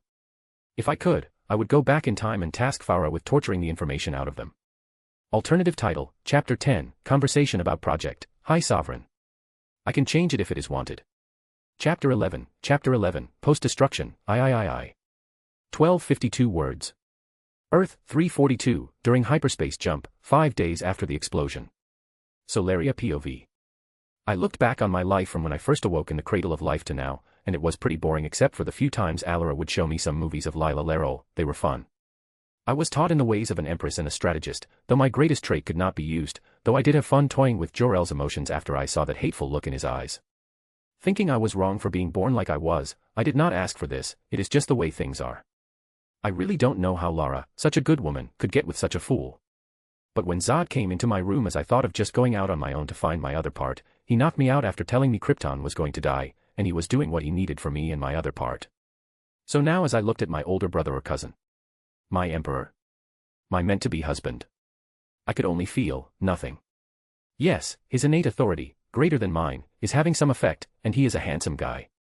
But seeing him constantly feel anger, sadness, pain, and hate, and always pushing it down subconsciously, is annoying. Like, I know they wanted him not to think with emotions and logic, as an emperor should. They went about it all wrong. Hey, is there anything else you'd like to know? I'll answer, but I do want to go back to sleep unless I'm needed, yeah. I said, making him get out of his own head, and his azure eyes seemed like they were burning into me, but it was just a feeling. Yes, actually, I want to know your intentions. I know that you won't do anything to harm Krypton, but what will you do? This time, he asked a really good question. If I were not the way I am, I would be annoyed, but I don't have to lie, nor do I have to tell the complete truth. Just like you, I want the best for Krypton and her people, but unlike you, the people do not know me, like at all, so I will just be on the sidelines, looking at what you do, and if you need help, I will be here. I said I hoped he would accept because I have no other way of getting an in, per se. If he says no, at least it would be without having to use my primary skill. Just as he is a genius, I am a manipulator and a damn good one at that.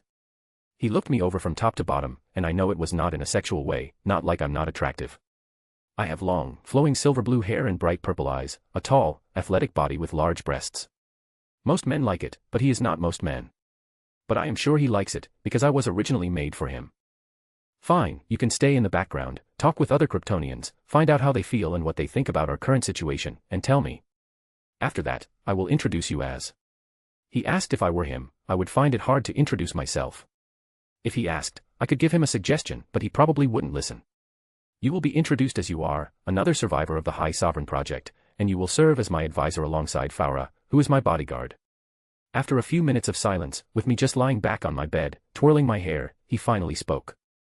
His solution intrigued me. I would have liked it if he had named me his Empress, as he should, but this will do fine for now. Okay, Sol, well, if that is it, you can leave, I said, wanting to be allowed to go through how I can help Krypton, but first, I need some files on the sector we are going to. He did not leave, still looking at me. I raised an eyebrow, looking at him. What, you want to fuck me or something? I asked, hoping it would make him a bit flustered, but it didn't. He just kept looking at me. My words did make his eyebrows twitch, though. No, I do not want to fuck. I wanted to check if you needed anything. If you do, you can ask Faura or me. If you cannot find either of us, call the AI, and it will help you. But for now, I just want you to get familiar with the people as quickly as possible. He said as he began to turn and leave. I thought back to the entire conversation. Both of our voices were mostly monotone, and I got most of what I wanted, but did he?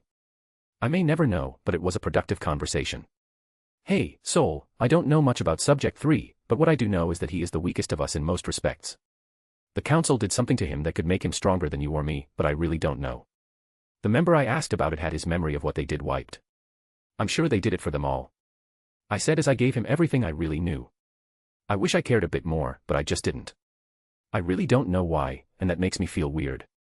I just hope Sol can do something with the information. He stopped just at the door and turned his face slightly. While I would have liked this when you talked about his, thanks, Solaria, we are almost at the place where we can hopefully rebuild. He said that as the door was closing, I saw him walk away with Faura. He's right. I need that information soon so we can rebuild Krypton even better. Third-person POV. As Sol-Rao left with Faura for the deck of the ship, most of their walk was in silence. Sol-Rao was going over his conversation with Solaria, and Faura was thinking about how she could help beyond being by Sol-Rao's side as a bodyguard. Hyperspace jump ending in 5, 4, 3, 2, 1. The AI said that just as Sol-Rao and Faura entered the deck, some Kryptonians were reviewing the schematics to make sure everything was fine with the ship. As they exited hyperspace, the ship appeared on the dark side of the moon. Land here for now, send probes to all the planets to see which are best for a new Krypton, and try to make sure it is close to the sun. Sol-Rao said as he looked at the yellow light that illuminated the entire space, while the scientists and engineers began sending small, high-tech drones to all the planets in the solar system. Sol-Rao went to his room and sent for Zod and Lara from their ships. While he was in his room, after ordering Faura to stay outside, he looked at the sun and felt a strange sensation. Lower the ship's solar shields for this room, and this room only. Sol-Rao told the ship's AI, which obeyed, letting sunlight in. When it touched his skin, something strange began to happen not only in his body but also in his soul. Alternative title, Chapter 11, Solaria's Thoughts, and Milky Way Galaxy. I can change it if it is wanted. Author's note, I was very tired when making this, so it is only about 74% of my best. Please forgive any mistakes and such. I am not good at writing manipulative characters, but I hope I can get better. Chapter 12, The Power of a Yellow Sun, and New Beginnings. 1582 word. Earth, 342, Milky Way Galaxy, Sector 2814, Dark Side of the Moon, Alpha, X1R, Earth year 1977. Third-person POV. As the sun's rays hit Sol-Rao, something strange began to happen inside his cells. Unlike most Kryptonians, whose cells absorbed the sun's radiation, Sol-Rao's cells did something a little different. Inside Sol-Rao's cells, they took in the solar radiation as they should, but then expelled most of it, keeping only a little, and tried to copy the radiation so it wouldn't need the sun's radiation, but failed repeatedly, as if something were missing. So they just took in the solar radiation as they should have in the first place, but this will not be the end of whatever the cells were doing. As that was happening on the inside, at first, everything was fine, as it was all going just as it should. At first, when Sol-Rao's cells absorbed the sun's radiation, he felt satisfaction. A feeling far better than when the codex was implanted in him. Though he was unable to experience great contentment due to the urgency of his situation. And as his cells took in the radiation, his body began to float, his red hair seemed to flow like water or, more aptly, like flames dancing in the wind, although there was little updraft in his room. But that is when everything went wrong as his cells expelled most of the radiation. He fell to the ground, landing on his feet, leaving a dent in the spot where he had been standing. There are consequences for trying to go against the very nature of one's body. Now, Sol-Rao was facing the consequences of his body's unconscious wants.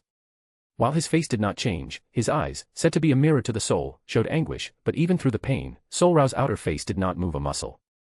And before long, he passed out without making a sound but with eyes full of pain, making an even bigger dent that formed around his fallen body. The only reason he did not make a sound was that, even though he was alone, he did not want to worry Farah, who was just outside. Speaking of Farah, she saw Zod and Lara coming towards Sol-Rao's room. Sol-Rao had called us, Zod said without preamble, as he waited for Faroa to move aside and let him in. Lara was waiting for the same, though she did not eye anything. I apologize, General Zod, but Sol-Rao had ordered me to stay outside and let no one in, Farah said as she kept her stoic face, while Zod and Lara just nodded and waited for Sol-Rao to let them in. As the hours passed, Farah and Lara began to grow worried for Sol-Rao, while Zod just kept waiting, trusting in Sol-Rao. Inside Sol-Rao's room, he lay on the floor, exhausted and drowsy as he was waking up. He could hear various types of heartbeats, but 3 of them, 2 of which were beating slightly faster than the other one, sounded like they were right next to him. He picked himself up from the dent he made in the floor and looked over his body, still in the bodysuit, still well built, but even more defined, his muscles straining against his suit. This is how Kryptonians should have been since the beginning. Not relying on tech, but on ourselves and our innate gifts. I will make that so once I choose one of these planets to make new Krypton. He said, his tone was taking on a hint of excitement within his normal monotone, unaware of the dent in the floor and of the slight red tint in his eyes. Our Alpha, how long have I been out? Sol-Rao asked, feeling like it had been an eternity, though he knew only a little time had passed. Not wanting to waste time, he just asked the AI. It has been about 2 hours, 15 minutes, and 57 seconds since your body was exposed to the yellow sun's radiation. Okay, not as long as I wanted to be out, but it wasn't that bad. Have Zod and Lara arrived yet? Yes, they arrived when you passed out and have been waiting outside with Farah and Lara. The 2 women's amygdala is approaching an amygdala hijack because you have not responded since the first hour. Okay, unlock the doors and reactivate the solar shields for this room, Sol-Rao said as he straightened his appearance so Farah and Lara would not worry any more than they already were. When the doors unlocked, Farah noticed immediately and quickly went in to see Sol-Rao standing in the middle, unharmed and safe. The slight worry in the back of her mind receded, and the same happened for Lara. Zod was not worried for one reason, he had trained Sol-Rao for the last 10 years, and he knew how capable his Emperor truly was. If he were truly threatened, he would just release the solar shields and take the power of the yellow sun. You all must have many questions, but now is not the time.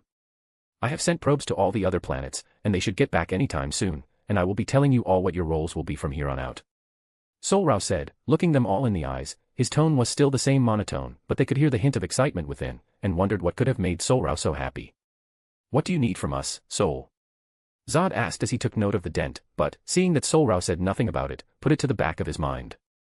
Zod, I need you to assemble a group of 5 explorers and soldiers so that when the probes return with the information, we can send our people immediately. Yes, sir, it will be done. Zod said, with his right arm over his chest, as he began to leave to carry out what he was told.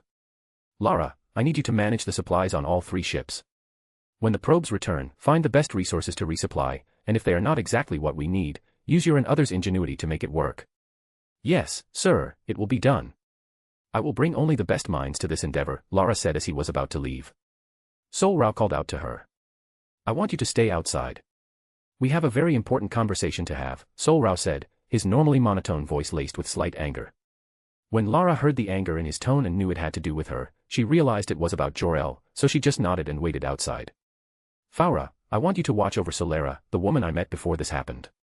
You will only watch her from a distance, and when she notices you, just say you were told to do this by my orders. When, not if. Farah thought, but she nodded and left to watch over Sol-Rao. When Lara saw Farah leave, she went into the room and saw only the back of Sol-Rao. I said I would put off Jor-El's punishment until we were in a stable situation, and we are closing in on that time, so I want to hear what you would like me to do. Much to Lara's surprise, Sol-Rao allowed her to suggest a punishment for her own husband. What should I do? If I am too lenient, Sol-Rao may not accept it. But how could I be so harsh to my own husband? Why, Jor-El, why did you have to do this? If you had just accepted Sol-Rao for who he was, none of this would have happened. Sol-Rao could see the turmoil in Lara's mind, but he did not help her. If it were up to him, he would have tortured Jor-El for the rest of his life, until his mind broke and he was just a body with no mind or will. But he wanted to give Lara the opportunity to give Jor-El a chance, given the amount of hate he had for Jor-El. He was still his teacher, and he still cared little for him, so he allowed Lara a chance to save him. I want to see Kal-El first. Can I do that and then come to a decision? Lara asked, mostly expecting Sol-Rao to say no, not because he is cruel, but because Jor-El's betrayal was that significant to him. Yes, I will allow you to see Kal-El once we find the trail the pod took to whichever planet Jor-El sent him to. To Lara's surprise, Sol-Rao said yes, and she couldn't be happier, but she didn't show it outwardly, she just knelt and bowed in gratitude. I will prepare a small spacecraft to get us there whenever the information comes in, Lara said, already on her way to the door. No, instead call Farah, Zod, and Solaria. I have a surprise for all of you. When the information arrives, we will leave at once. That was all Sol-Rao said before he all but shooed her away, and Lara left with a confused yet expectant smile on her face. Author's plea, hey, could you please leave a review? It would be great to get my book out there. If not now, could you do that for the 20th chapter, which is the longest I have written in my entire life? Chapter 13, Power Gain of Zod, Farah, Lara, and Solaria, and the Return of the Probes. 1715, words. Earth, 342, Milky Way Galaxy, Sector 2814, Dark Side of the Moon, Alpha, X1R, Earth year 1977. Sol-Rao's POV. Over time, I lowered the shields once more to absorb the solar radiation. I could still feel the phantom pain, but it was slight, and the sensation of the sun was so pleasurable that it was barely noticeable. I could still feel my cells trying to do what they had done last time, but I did not let them. I do not know how or why it happened, but I am positive it is not normal. I floated about an inch off the ground, feeling in control of my new abilities. I just had to understand what they were.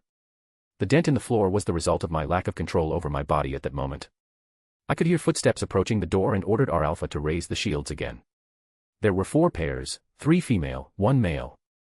That must be Zod, Farah, Lara, and Solaria. I floated to the door and waited for them. When they reached the doorway, I opened it and let them in. All of them looked surprised, well, almost all of them. Solaria looked surprised for a second, then a look came into her eyes. I don't know what look she was giving, but I know she was cooking up something in that head of hers. As long as it doesn't interfere with anything, I won't worry about it. That's why I have Farah watching over her. As they entered my room, which was quite spacious and fit for a king, even given the circumstances, Solaria was the first to speak. So where'd the dent come from, Sol? She asked, her voice level and cold, as it always has been, though there was also a hint of curiosity held within. When she spoke, Lara looked agape. I could also see she was uncomfortable being near Solaria, while Zod and Farah took it as a sign of disrespect and drew their weapons. I flashed past them, in what must have seemed like an instant to them, but it was only a few steps. I stopped their arms and took a look at Solaria, who looked shocked to see me arrive so fast. First, there will be no drawing weapons in my presence, at least against other Kryptonians without a good reason. Do I make myself clear? I said. My voice seemed to pacify Zod and Farah, who also looked shocked that I had reached them so quickly. But they nodded all the same. Then I leveled a glare at Solaria. And you, I may allow you more leniency than others, but you need to understand when to ask questions like that and when not to. Do you understand? I said, staring into Solaria's purple eyes, that I could see she wanted to rebuke me in some way, but she just said, yes, Sol, it will not happen again, she said curtly.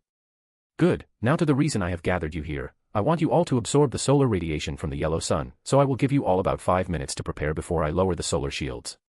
After I said that, they all looked shocked this time, even Solaria. It seemed she did not think I trusted her enough with this. And in all honesty, I didn't. While manipulation is not my forte, an emperor should be able to manipulate well enough. Even if she notices what I am doing, it does not matter, even if she is stronger than Farah and Zod combined. She will not be stronger than me, so if she gets out of hand, I will handle her. The dimming light in her eye suggests she knows this, too. After a period of mostly silent waiting, I ordered our Alpha to lower the shields, and it complied promptly. When the solar rays struck their bodies, they began to float, and their eyes took on a faint red hue. But the oddest reaction came from Solaria, who was having the same reaction as the others, but then she began to fall, and before she could hit the ground, I caught her in my arms. It seems the same thing that happened to me is now happening to you, I said aloud, but Solaria began to flail in my arms. Loud, so loud, lower your voice. She screamed in what seemed like anguish, so unlike me. She could stay conscious, so something like what happened to me happened to her, but differently. I looked over at Zod, Farah, and Lara to see that they were fine but about to hit the ceiling, and their powers were about to get out of control. I placed Solaria on my bed and grabbed them all before they hit their heads or let their powers ruin the ship. I know you all have it in you to become great. I need great people by my side to make Krypton great again, so you must get through this. This is not a request, it is an order from your High Sovereign. I spoke up, knowing my words would reach them. So when my words reached their ears, they began to control themselves, while they still floated and their eyes still glowed slightly, they were more in control. So it had to do with the people from the High Sovereign project. While we have more innate control over ourselves, something happens when our cells first encounter yellow sun radiation. But what is the question? After a shorter amount of time, maybe 40 minutes or so, while they were unconscious, I absorbed the solar radiation, and so did they, even though they were unconscious. They all regained consciousness.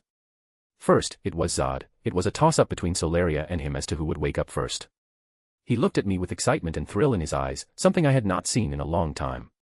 "Sire, is this how you felt when you awoke, with all this power?" he asked in amazement, holding his hand up and clenching and unclenching it. "Yes and no, Zod. I think Sol-Rao's powers are a bit different." "Aren't they, Sol-Rao?" I asked, looking at her sleeping form, but I could hear her wake up when Zod first spoke. "Yes, at first I felt a chilling pain, but then I felt a warm blanket wrap around me, and I felt better." "Do you have any idea how that may have happened?" She first explained her experience with the solar radiation, which was similar to mine, though I felt a burning pain. When she mentioned a warm blanket, she looked me dead in the eyes, but I showed no reaction. "No, I have no idea what may have happened, but I would like to know how you are feeling." "That also goes for you too, Faura, Lara." I said I wonder why these women like to pretend to be asleep, since we all have super hearing. I could hear the changes in their heartbeats.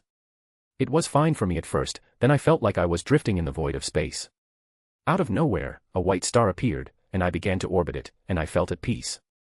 Lara said, looking at me like I was a star, no, not just any star, but her guiding star, and this was good. I should be the guiding star for all Kryptonians. The same happened to me, but instead of being lost in space, I was drowning in a sea of blood and bodies of all the people I had killed. They were all speaking at once. I could not understand them, but before I could pass out, the water seemed to evaporate, and there was only a white star that seemed to light the way. Faroa gave a very interesting description. I felt she was holding something back, but it seemed personal, so I let it go for another time. It seems the power gain affected them all in different ways. "Zod, did something similar happen to you?" I asked, wanting to know what my general had experienced. I can only say that I felt like Krypton was under attack, and all the people were being massacred by the thousands. I could not do anything to save it. Then a white star appeared, disintegrating all of Krypton's enemies into ash, and led us to a bright future. Zod said as he looked at me, as if I were that star, which I most likely was. This gave me some insight into all of their psyches, except Sol-Rao's. Lara has a fear of being lost and not knowing where to go or what to do. She seemed like a natural follower, which made it easier to understand why she was always following Jor-El's league in most things. Faura has a fear of being consumed by her past. Although she viewed her massacres as necessary for Krypton, she knew the past would eventually catch up with her, which is why she is so focused on the future. While Zod's fear is what I always knew it to be, a fear of completely losing Krypton, not just the planet, but all of the people, which would have happened if not for me. While I don't know what Sol-Rao was thinking before I could go in about all of their thoughts, the AI began to buzz. "What is it, R Alpha?" I asked, a bit annoyed that I was being interrupted, but I knew it would only bother me if it was something important. "The probes you sent out have all returned with important information. They are all at the bridge." "Good, now we can get started rebuilding Krypton. We will come back to this, but let's look at this data first," I said as I left my room with Zod, Faura, Lara, and Sol-Rao behind me.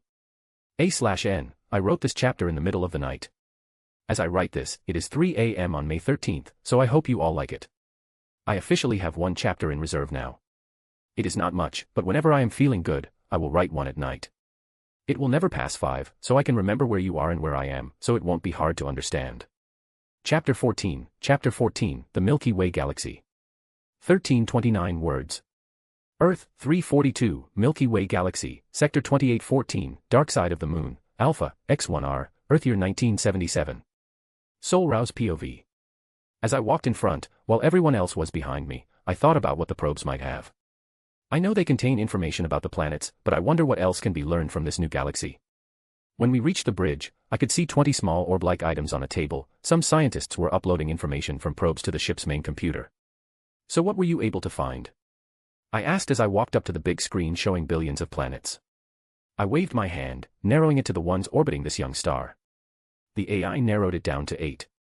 Using the information taken from one of the planets, I am using names. R Alpha said, which interested me, that one of the planets had intelligent life, most likely the one Jor-El sent his son to. From closest to the Sun, the order is Mercury, Venus, Earth, Mars, Jupiter, Saturn, Uranus, and Neptune. The only planet with life, other than vermin, is Earth. The planets that have previously shown signs of life are Mars, Venus, and Saturn. The AI formed a holographic map of the planets as they orbited the yellow star. With that, the AI stopped speaking, and I went over the planets that could be eligible for terraforming into a new Krypton. While I was thinking that Solaria had come up beside me, I raised an eyebrow, but she just waved her hand and began to ask the AI. Narrow it down to planets closer to the sun that are rocky yet capable of terraforming. She asked. From the corner of my eye, I caught a glimmer of satisfaction, but I paid it no mind. Her thoughts were correct, so I let the AI narrow it down further. The planets that pass the further filtration are Mercury, Venus, and Mars. Now we have a lead. Give me the reports on the resources of each planet, excluding Earth, I said. While we would be terraforming one of the suggested planets, that does not mean we cannot use the others as sources of resources. The planet Mercury possesses vast deposits of iron and minerals, including aluminum, magnesium, potassium, thorium, and trace metals, in its crust. Along with the large amount of solar energy hitting its surface every second, its polar craters contain water ice. The planet Venus has extremely high levels of atmospheric carbon dioxide, which is useful for carbon-based manufacturing, and it receives high levels of solar energy hitting its surface every second. The crust contains metallic ores similar to those on Earth. The planet Mars is considered one of the prime locations for colonization by the species populating Earth due to its water ice in its polar caps and subsurface, its solar energy, iron oxide, rust/hematite, aluminum, silicon, potassium, and atmospheric carbon dioxide. The planet Jupiter is dominated by hydrogen and helium, both key to fusion energy, as well as ammonia and water vapor. It's believed that many moons contain vast quantities of water ice. The planet Saturn, similar to Jupiter, is largely composed of hydrogen and helium. It possesses a large system of rings and moons containing water, hydrocarbon ice, and other volatiles. The planet Uranus, known as an ice giant, it contains large amounts of water, ammonia, and methane in its interior. The planet Neptune, similar to Uranus, it is composed of hot, dense, icy materials, hydrogen, and methane, along with high-velocity winds that could theoretically provide energy, and has a dense atmosphere of hydrogen and helium. Those are some good resources. Of the options given, the planet that will become new Krypton is Mars. If all the other Kryptonians gain the power of the yellow sun, we could take over the Earth. I see that as wrong, not morally, but as a waste of time to deal with all those humans after we have taken over the planet, and this is without accounting for what Earth could be hiding. I could feel a burning gaze from behind me, even though I know Faura, Zod, and all the other Kryptonians on deck wouldn't normally do such a thing. Solaria is beside me, the only one who would be Lara. I turned to see the pleading in her eyes, let out a silent sigh, and ordered our Alpha to find out where the pod carrying Kal-El was sent. While I am pretty sure he sent his son to Earth, it is better to be safe than sorry. Everyone except Druzad, Faura Hual, and Lara Lorvan, leave. I said that as our Alpha was scanning for any Kryptonian signature other than our ships, the other Kryptonians began to file out in an orderly line. I could see Solaria from the corner of my eye, looking confused, and she looked at me, but I just shook my head. It looked like she wanted to protest, but seeing that there were still some Kryptonians around seemed to change her mind, and she began to leave with them. I will need to have another conversation with her. Zod, I want you to gather a team of 5 explorers and 5 soldiers to scout Mars and return the information here, while the probe could gather what it could. I want you to go yourself. I said as I looked at him, then back at the holographic map the AI had set up, looking at Mars. Yes, sire, it will be down as quickly and thoroughly as possible. Only the best for you and Krypton. Zod said as he left to do as I ordered. I could understand that he sees Krypton and me on the same level of importance, while I don't need to change that. I will, but in time. I turned my focus to Faura. I want you to become a sort of companion to Solaria. If she asks why, tell her I told you. If she asks whether I said anything else, do not tell her unless she asks for the exact orders I gave. Yes, sire, it shall be done. Faura looked like she had more to say, but she didn't. Say what you want to ask, Faura, I said, which allowed her to relax a bit. If it is not too much, may I ask who Solaria is?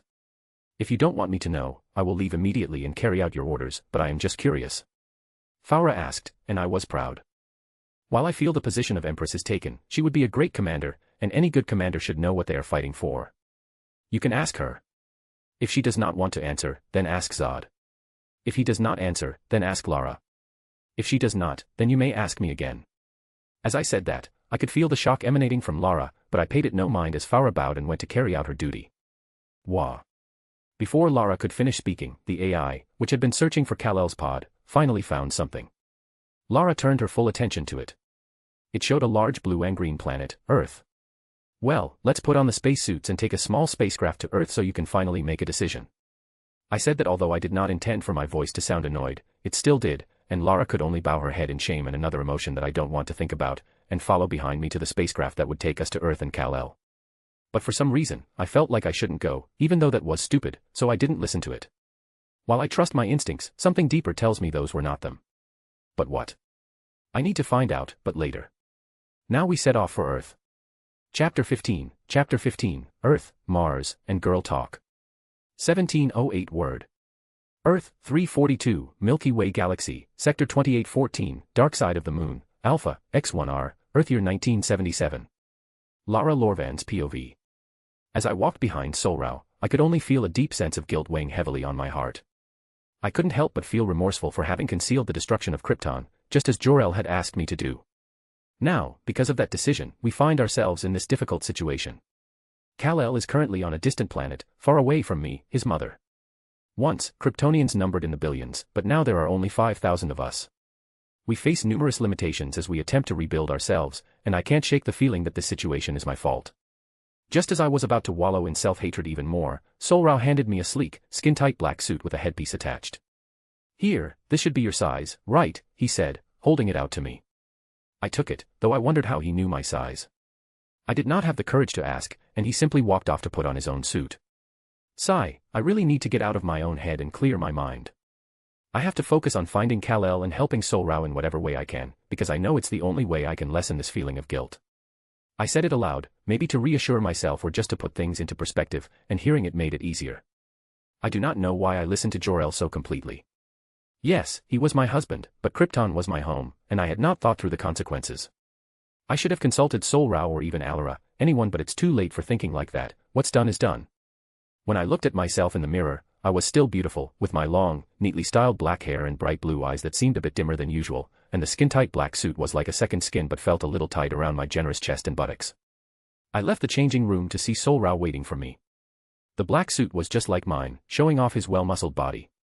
I could also see a bulge in his pelvic area. When I realized I had been looking too long, I immediately turned my eyes away. Whether he noticed, I could not tell, but he said nothing and simply walked toward the ship. It was not large, just a normal 300 meters long and 600 meters wide, shaped like a Kryptonian pentagon. I entered the ship, going to the cockpit, but Sol-Rao grabbed my shoulder. "I will initiate the startup process. Then put it in autopilot mode for most of the journey, since our path is mostly straight. This means I won't need to actively pilot the ship for most of the way there," he said as he went to the cockpit, and I could still feel the lingering warmth of his hand on my shoulder. Though I knew this feeling was wrong, I couldn't help myself. I always felt this weird feeling whenever I was too close to him. Of course, that had only begun after what Jor-El did. Before that, I could be around Sol-Rao for days or years without ever feeling this strange feeling. I knew I needed to resist it. This was neither the time nor the circumstance for such feelings, and yet my heart would not listen as easily as my mind. Druzadz's POV. As I walked into one of the many courts where I had my soldiers stationed within the ship, I could see some of them working out, others reading or working with their weapons, and the last few were sleeping. I walked up to a woman with short hair and a toned, athletic, well-muscled body who was doing pull-ups next to other women. "Ursa, I want you to tell Thurakon to gather Vaxonks, Torin, Kanduar, Non, Zulmar, Lyrael, Falriuz, Silavan, and Nyriro," I said. After Ursa completed her last pull-up, she saluted and went off to do as told. I went off to look over the data on Mars to determine the best landing location. I also thought about how the split-up would work. I can split them into 5 teams of 2, an explorer paired with a soldier for protection, while I go off on my own, with a call-out every 5 minutes. As I was ironing out the details, Ursa's right hand, Thurakon, came in with the people I had called for. I did not tell Ursa to do so because she has a thing against any men other than Sol-Rao and me. While she won't do anything too extreme, I would rather not have a problem in the first place. I walked up to them all, Ursa by my side, giving the men a hateful look. The soldiers paid it no mind, but the explorers did. I looked to the side at her, and she just turned around and began choosing the partners for the mission. Of course, she was being paired with a woman. "Okay, we will be going to the planet known as Mars, which, if nothing happens, will, by order of the Emperor, become the new Krypton," I said, giving them time to process it. Some looked happy, like the explorers, but it wasn't much, nothing more than a slight easing of the shoulders and brighter eyes, while others, like the soldiers, showed no reaction to my words. I don't know the dangers of where we are heading. This is why everyone but me will be paired with a soldier and an explorer. To find out who your partner is, check the list Ursa sent up. I then led them to the suit and sub-shipping bay, where we changed into our space and combat suits and boarded the ships headed for Mars. Farah's POV. As I approached the departing Solaria, I could not help but wonder who she truly was. She had some connection to Sol-Rao, Druzad, and Lara Lorvan, and I intended to find out what it was. As I walked beside her, she turned her head to look at me and rolled her eyes, which irritated me, but I said nothing and continued alongside her until we reached a dead end, away from everyone else. This was not ideal. I had not planned for this. What is it you want from me? Or, more precisely, what does Sol want from me through you? He gave you a task, and it concerns me. As she spoke, her voice was cold. Her purple eyes began to glow red, and in the next moment, she had me against the wall, both hands pinning me in place. My instinct honed from many years of battle told me that forcing my way free would not be simple. I was told to stay around you, I said. It was not a lie, though it was far from the full truth. Very well. You may remain near me, but no closer than 6 feet. And do not presume you will be entering my quarters. I have no interest in women.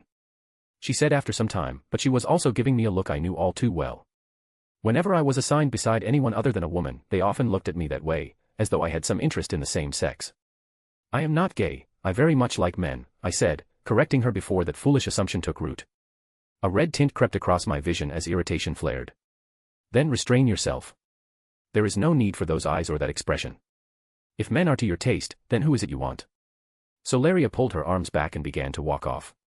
The teasing note in her otherwise cold voice caught me off guard almost as much as the fact that she had let me go at all. Until now, I had taken her for someone like Sol-Rao, calm, composed, and difficult to read. Instead, she changed with unsettling ease. One moment cold and dismissive, the next almost amused. With everyone else, she was distant and standoffish. With Sol-Rao, she was defiant, yet there was something restrained beneath it. Now, with me, she spoke as though she had known me for years. It only made my interest in her grow. Orders from Sol-Rao had given me reason to watch her, but even without them, I would have wanted answers. So I followed. Omniscient POV. Unbeknownst to Faura, Solaria had a slight smirk on her face and a calculating look in her eyes as she saw the interested look in Faura's eyes. But it was gone as soon as Faura looked up, and unless one was watching the whole time, they wouldn't even notice that Solaria was looking. This was the beginning of the Empress and her right hand becoming two of the strongest forces under the Emperor of the Kryptonian multiverse, but this is only the beginning, and that will take quite some time to become a reality. A/N, I do not have any chapter saved up anymore. I just did not feel like writing today. I found something out about myself. I love validation. I write for about 3 reasons: 1, to have a hobby, 2, for validation from others, and 3, for my love of harem novels. But since none of them were good, were AI generated, were still updating, and I just did not want to buy privilege, I decided to make my own. But what I'm getting at is that I love the reactions and thoughts on my work.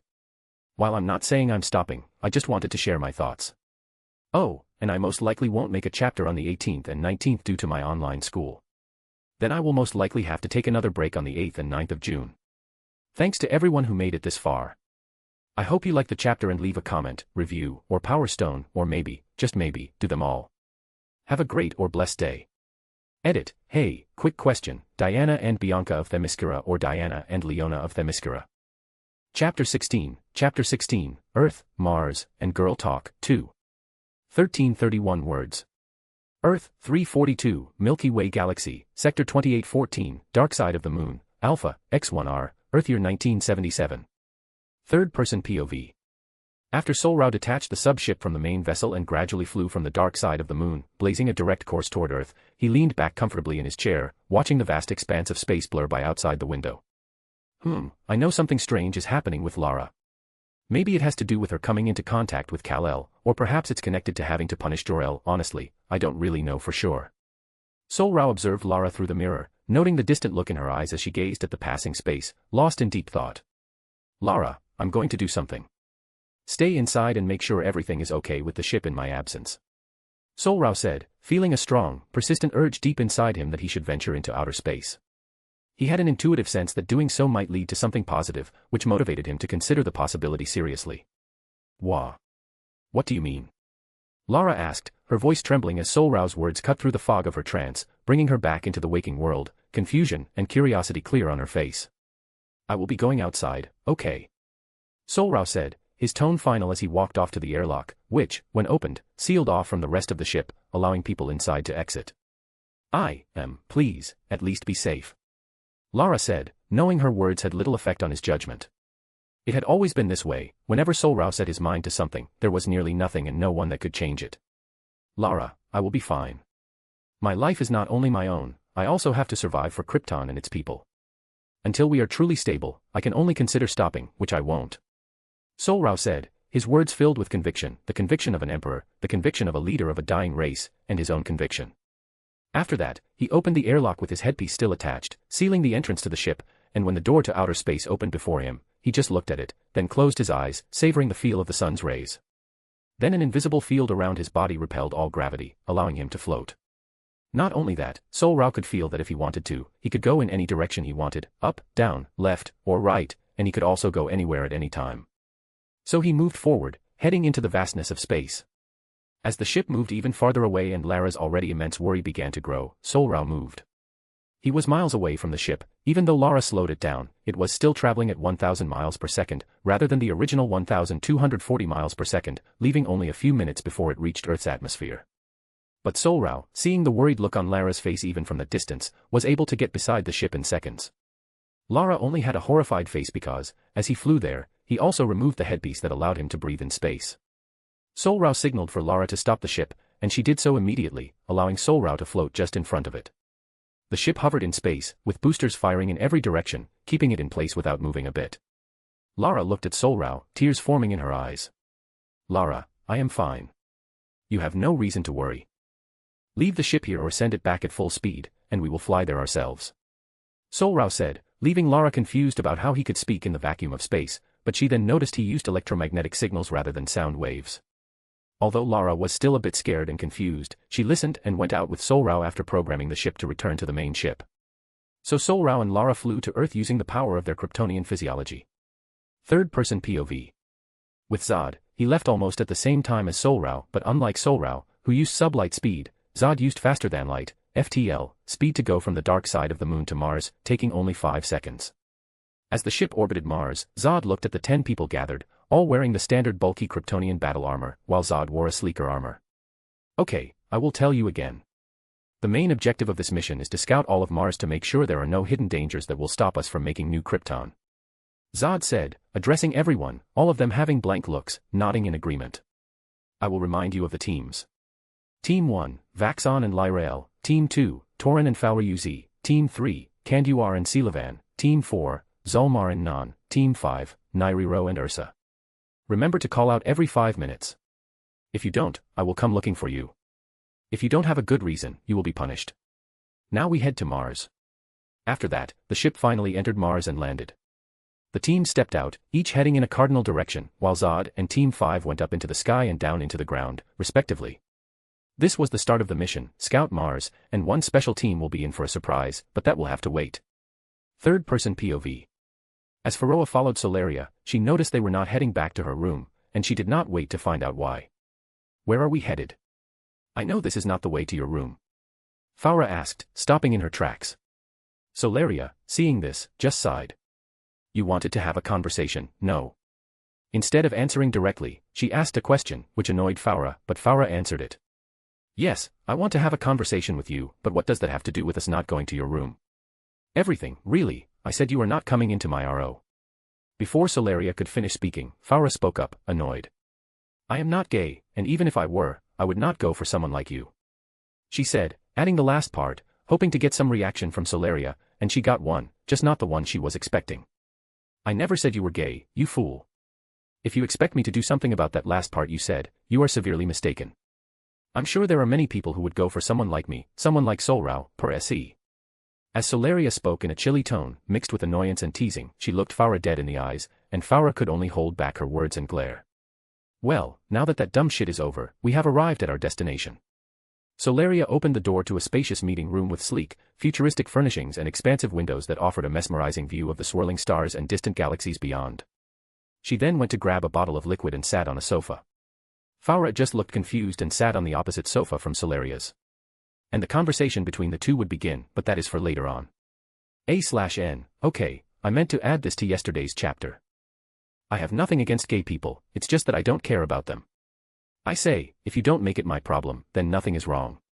But I am not gay, so no main or side characters I write will be gay. It's just not something for me, yeah, but thanks for reading. I feel like the quality of this chapter is a bit behind the others. Tell me what you think. Chapter 17, Earth, Mars, and Girl Talk, 3.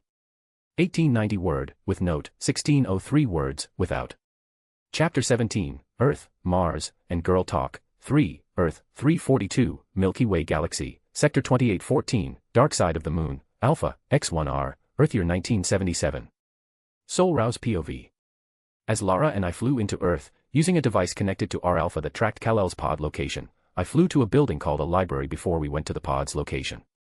From what I read, while I was changing into the space suit, I learned that most of the world's information is held there. Gathering information is essential. I cannot make decisions about the future of this planet without understanding its capabilities, culture, and the threats it poses or the value it holds for our people. Before even considering any kind of intervention or takeover, I must determine how advanced this world is, what dangers or opportunities it might present, and whether it would be wise to coexist with it, dominate it, or leave it be. Lara followed behind me, looking confused as she followed me. She, too, had a tracker, and we were going in the exact opposite direction from the pod. We flew above the clouds so no one would see us.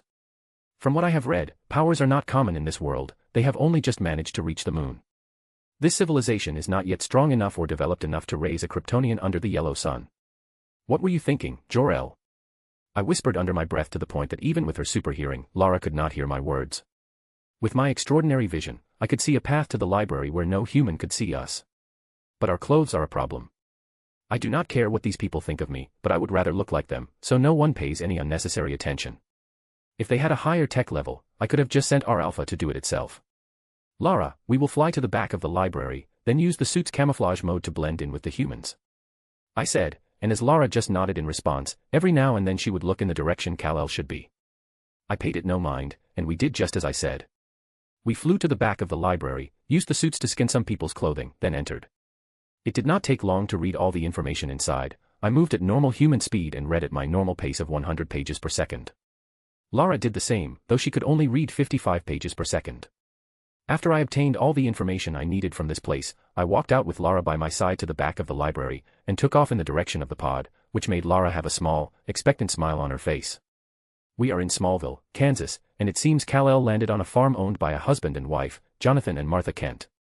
When we arrived at the farm, we hovered above it, just looking. Well, I was looking at the vast plains, while Lara looked off into the distance at the approaching pickup truck, most likely carrying the Kents. She went to fly down to them, but I grabbed her, and she looked back at me, confused. Wait for them to come to the house and get settled, then we will go talk to them, I said. Although Lara looked conflicted, she ultimately nodded her head and waited. Druzad's POV. As I soared across the barren landscape of Mars, carefully inspecting every inch for anything that might seem out of place or unusual, I found nothing at all. I drew closer to the numerous craters, scrutinizing them more closely in hopes of uncovering any hidden secrets or concealed objects. Yet, despite my detailed examination, they only contained water, warm water, to be precise, nothing more. I kept flying. It was nice, not feeling the pull of gravity, and feeling the warm breeze. It was nothing to the feeling of taking over planets for old Krypton, but it was still good. After 5 minutes had passed, I taped a device in my ear. Check, first call out, I said, hearing the order of 2 through 5, each calling out to let me know they were safe and did not need my intervention. I then flew into the clouds to see if there was anything up there. There was only a wide array of flying species above the clouds, but they were harmless, or at least the suit says, and it is not set to a Kryptonian under a yellow sun but a red one, so the others should be safe. I then traversed the planet's flatlands multiple times, carefully scrutinizing the terrain for any signs of danger. After a thorough examination, I found nothing suspicious or concerning in the mountain ranges either, so I proceeded to dispatch the 10th check. Everyone responded except for Team 5. Nairi-Ro, Ursa, respond now. I shouted urgently into the communication system. Out of everyone, I had expected this form. It wouldn't be Ursa, so that must mean she is in serious trouble.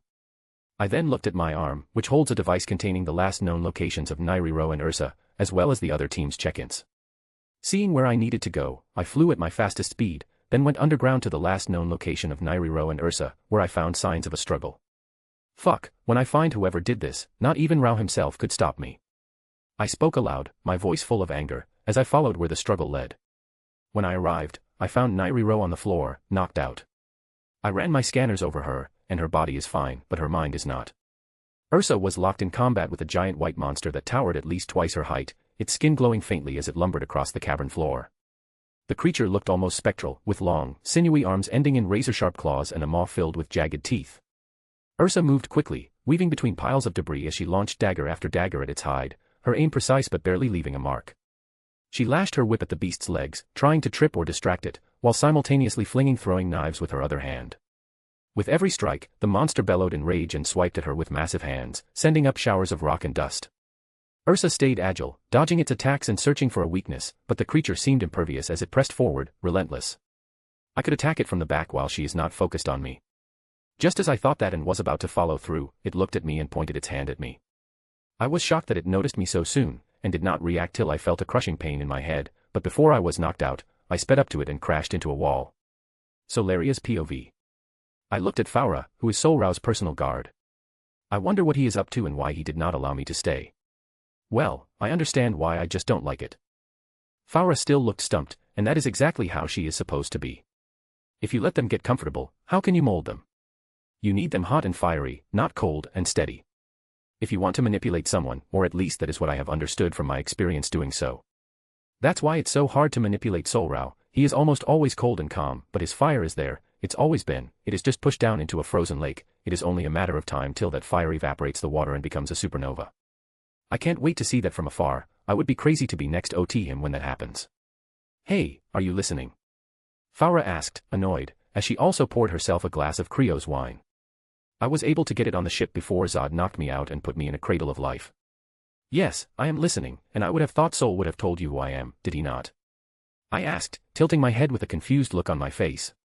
Even though I already knew the answer. I know Sol would not just tell her, he wants her to grow, and part of doing that is facing challenges. How sweet and aggravating, he sees me as a challenge for one of his, he could have at least told me. As I thought that Faura began to speak again. No, he did not tell me, so will you or do I have to ask someone else? She said, her voice was returning to that cold tone. That's no good, I need her unsteady, but it's fine, she is already in my orbit. You know of the project High Sovereign that made Sol-Rao, right?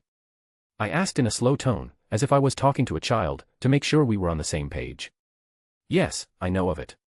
She replied, curtly, that annoyance returning. Good, well, you think he is the only success, well, he is not, I am also a success of the project. As I said, she was left stunned, mouth agape, and it brought a smile to my face, which I hid behind a glass of wine. A/N, to people who do not like Solaria, tell me what I can do better. Do not just say kill her off or I don't like her. Tell me how to make her better. I'm a new writer, and, as I said about all OCs, this is me trying to be a better writer. If you have suggestions, give them here, but make sure they fit her and her personality. But if you don't like her now, wait for later, don't read, or whatever, I don't care, but if she sounds tsundere, then tell me, and I will change that. For everything else, if you don't like her, that's up to you. I don't really care. Have a great or blessed day, and remember I do this for me, not for you. I take your opinion into account, but that's it, okay, I'm the one making this, and if you don't like it, take this quote to heart, just like me. Fine, I'll do it myself, and, if you want something done right, do it yourself. I apologize if this comes off as harsh or defensive, but it has to be said, you chose to read. I do not hold you at gunpoint, but like I say in another's thoughts, I am making this with you, so please do not take this as mean or anything. Solaria Novara personality, a proud, regal, and defiant figure who carries herself with a cold, chilling confidence and refuses to submit to anyone she considers beneath or equal to herself. She is composed, strong-willed, and naturally confrontational about power and status. She also loves to manipulate, and, because of how she was raised, she was meant to be the Emperor's Empress. Chapter 18, Earth, Final. 1391 words, with note, 1209 words, without note. Earth, 342, Milky Way Galaxy, Sector 2814, Earth, Kansas, Smallville, Earth Year 197. Lara Lorvan's POV. As I floated above in the sky, I looked at the couple. The man was driving the vehicle, while the woman was queuing over Kal-El, and the back was filled with their planet's limited baby supplies. Sol-Rao was looking at them with his indifferent expression, while I didn't know what he was thinking. I'm pretty sure he is thinking about what he will do when Zod gets back and when I finally decide on Jor-El's punishment. Finally, they arrived at a building I am pretty sure is their home, and it looked like they had settled in. I turned to look at Sol-Rao, who nodded, and we flew down to their front door. Sol-Rao knocked on the door, while I wondered how they would have taken care of my Kal-El, whether they were good people, whether they were capable of giving him everything he deserved, whether Jor-El chose them, or whether they had just found him when he landed on Earth. As those thoughts ran through my mind, the door opened, revealing a kind-looking woman who appeared to be in her 40s by this world's standards. Hello, miss. Sol-Rao began politely, as Alara had taught him. Hello, I am Martha Kent. How may I help you, mister? The woman who is taking care of Kal-El is named Martha Kent. It is a nice name, but I wonder how she truly acts when no one is around. While I had my suspicions about her, even though she looked like a good person, Sol-Rao spoke up. Hello, Miss Martha. I am Sol, and this is my wife, Lara. We have something to discuss with you. May we come in to speak? Sol-Rao said, his words leaving me stunned. Me, his wife? No, he must be saying this to avoid looking weird. Let me ask my husband, then I will answer. Is that okay with you, Mr. Sol? She said, her right hand out of a normal human's line of sight, reaching for some weapon, but seeing Sol-Rao do nothing, neither did I. Yes, it is perfectly fine. We will wait here, but please don't take too long. We have some important matters to address. Not that this isn't one of them. It's just so much to do, and we have so little time. Sol-Rao said, his naturally intimidating demeanor softened slightly as he talked to the women, clearly not taking her bringing a weapon to heart. Then he looked at me from the corner of his eye, then looked back to Martha, who went to get her husband. After a while, Martha arrived with her husband. I saw them put Kal-El in a room on the highest floor, farthest from us. It hurts to see Kal-El so close yet so far, but I see and understand why they did what they did. Hello, Mr. Sol. I am Jonathan Kent. You may come inside, but I do hope it can be quick. We also have things to do, he said, and Sol-Rao nodded.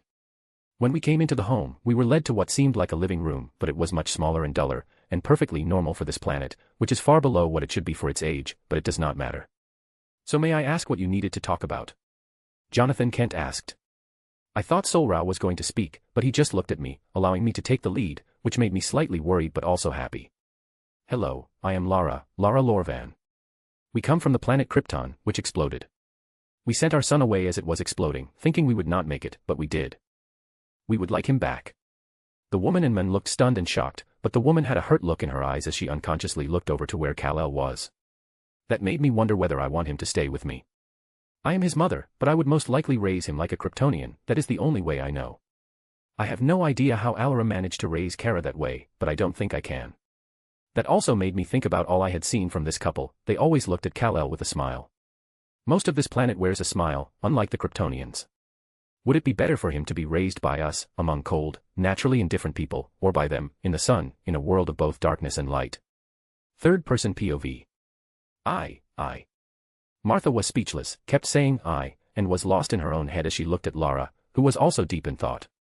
While the two women were in their own heads, Sol-Rao and Jonathan just sat there, saying nothing. Jonathan, because he did not know what to do. He had come to love the little guy who had landed on their farm, but he also did not want to take someone's son away, especially after hearing the reason they had been sent away. While it sounded like something from a movie, it made sense given how Clark had arrived.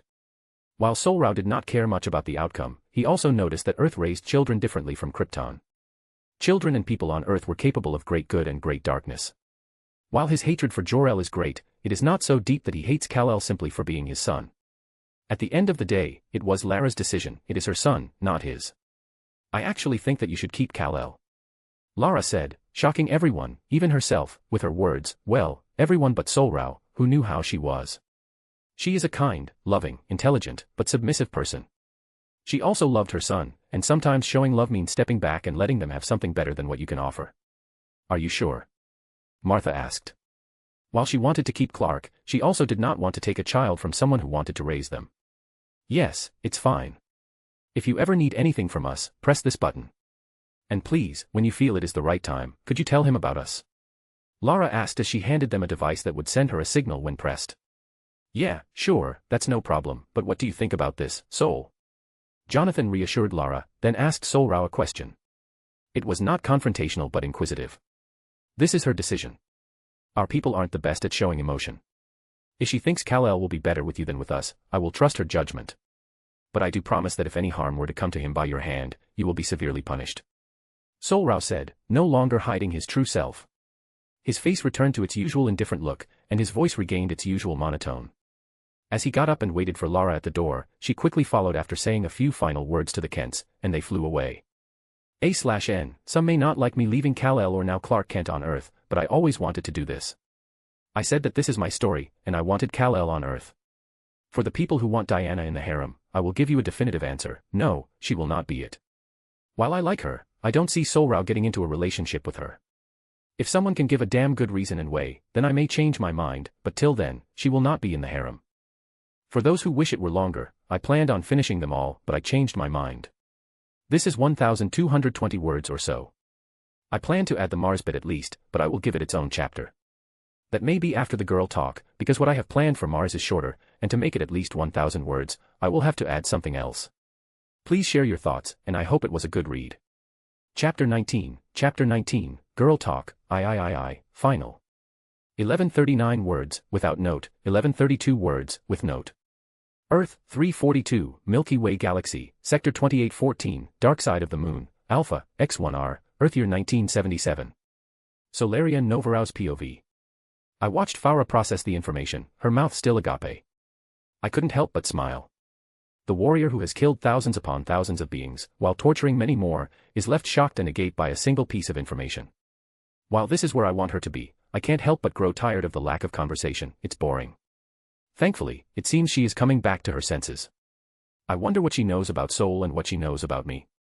I don't believe you. Those were the first words that came out of her mouth, and they left me stunned, so stunned, in fact, that I almost dropped my wine. When I noticed it slipping, I grabbed onto it tightly. But that was even worse. I don't yet have complete control over my strength, though I am better than most at many things. It would take me time to get my powers under subconscious control. Watching the wine drip through the palms of my hands and the shards of glass fall onto the floor, I just looked at Farah. I could feel my eyebrow twitch, but I showed no outward emotion. I just took a deep breath, got up, and washed and dried my hands before returning to my seat, which thankfully did not have any wine on it, and looked back at Farah, who did not have a scared look in her eyes, but did have an apologetic look in her eyes. Let me ask you again, just to be sure, that you don't believe me. I said. My voice, tone, and even body language were chilling and filled with annoyance. Even though I was annoyed, I am more amazed by her refusal to believe me. I said, I don't believe you. She repeated herself, and this time I was not shocked but more flabbergasted than any other emotion. And why not? I asked, wondering why she does not believe me. While the chance of success was minimal, it is not unusual to have more than one, especially after they have perfected a blueprint. Sol-Rao told me he was the only success, and I believe him, much more than a woman I have just met, who is so confrontational toward him. And if it is not too much, could you tell me why you are so confrontational toward him? She said that, while I thought it had something to do with something more serious or important, she did not believe me just because of Sol's words. I truly wonder how he was able to inspire such loyalty in such an aggressive individual. Well, I am another success of the High Sovereign project. Believe it or not, I don't care. But why am I so confrontational with Sol? I really don't know. I just don't want to be under him, I guess.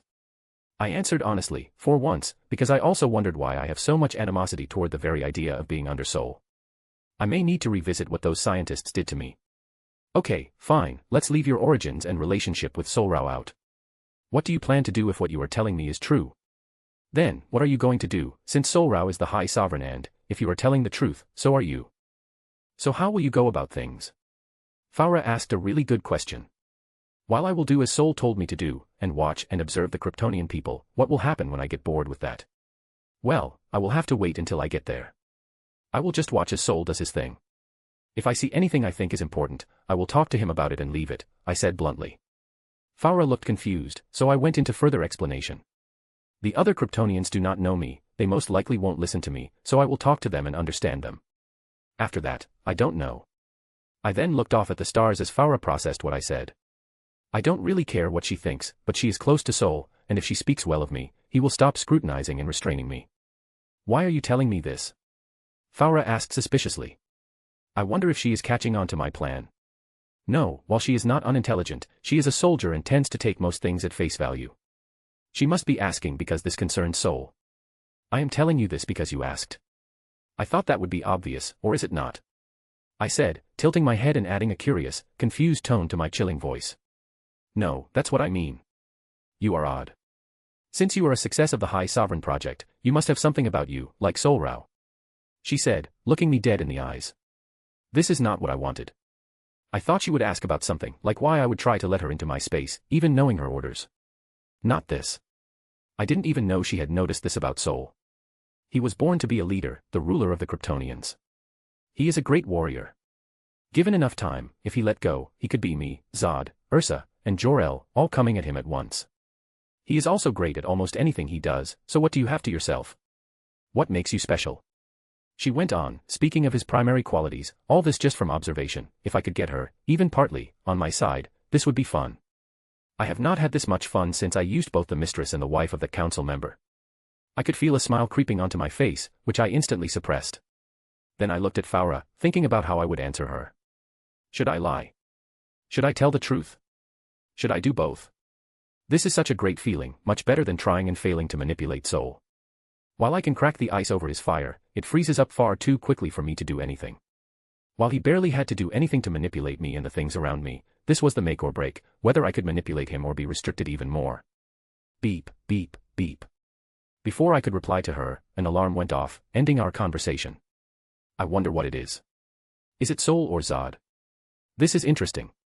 Before I could do anything, Faura got up and left, and I followed behind her, not in any rush. A/N, I deadass could not think of anything else. While I could add a Faura POV, I did not see that far. Now we are going to Mars, and I did say there would be action with Zod, and I did not follow through, so I will. Someone gave me a maybe reason for Diana, and I will think it over. As I said, there will be only 2 or 3 women with whom Sol-Rao will be until the multiversal journey, and they are Solaria, Faura, and maybe someone else, but not Lara. I like to flesh out relationships. I did not like how the relationship with Faura was in the source material. So I like to build up relationships, or at least make it seem like there's a reason for sex, than a real relationship. But hey, if anyone has some ideas, please tell me. If you have any ideas for the Olympus arc, please let me know. Oh, and that Persephone and Zeus cheating will not happen. I like Persephone, she is one of the few Greek goddesses I truly like. Have a nice or blessed day, and thanks for reading. Chapter 20, Mars, Final.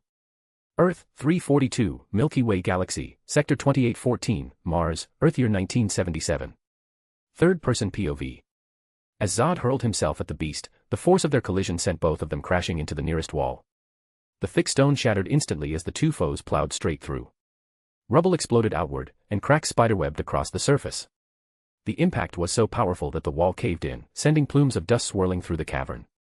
Zod didn't stop, even though he was unconscious. His body had enough momentum to carry him through one wall and into the next, the sound of smashing stone echoing as hole after hole was made throughout Mars's underground. Within seconds, their tangled forms vanished from view, leaving behind man-sized holes in the wall and a chaotic trail of debris.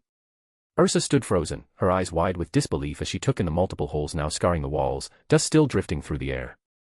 What was that? She asked herself, not knowing it was Zod. Because of how fast he was going, she couldn't see it was him, she could only see that something rammed into the beast she was fighting, saving her.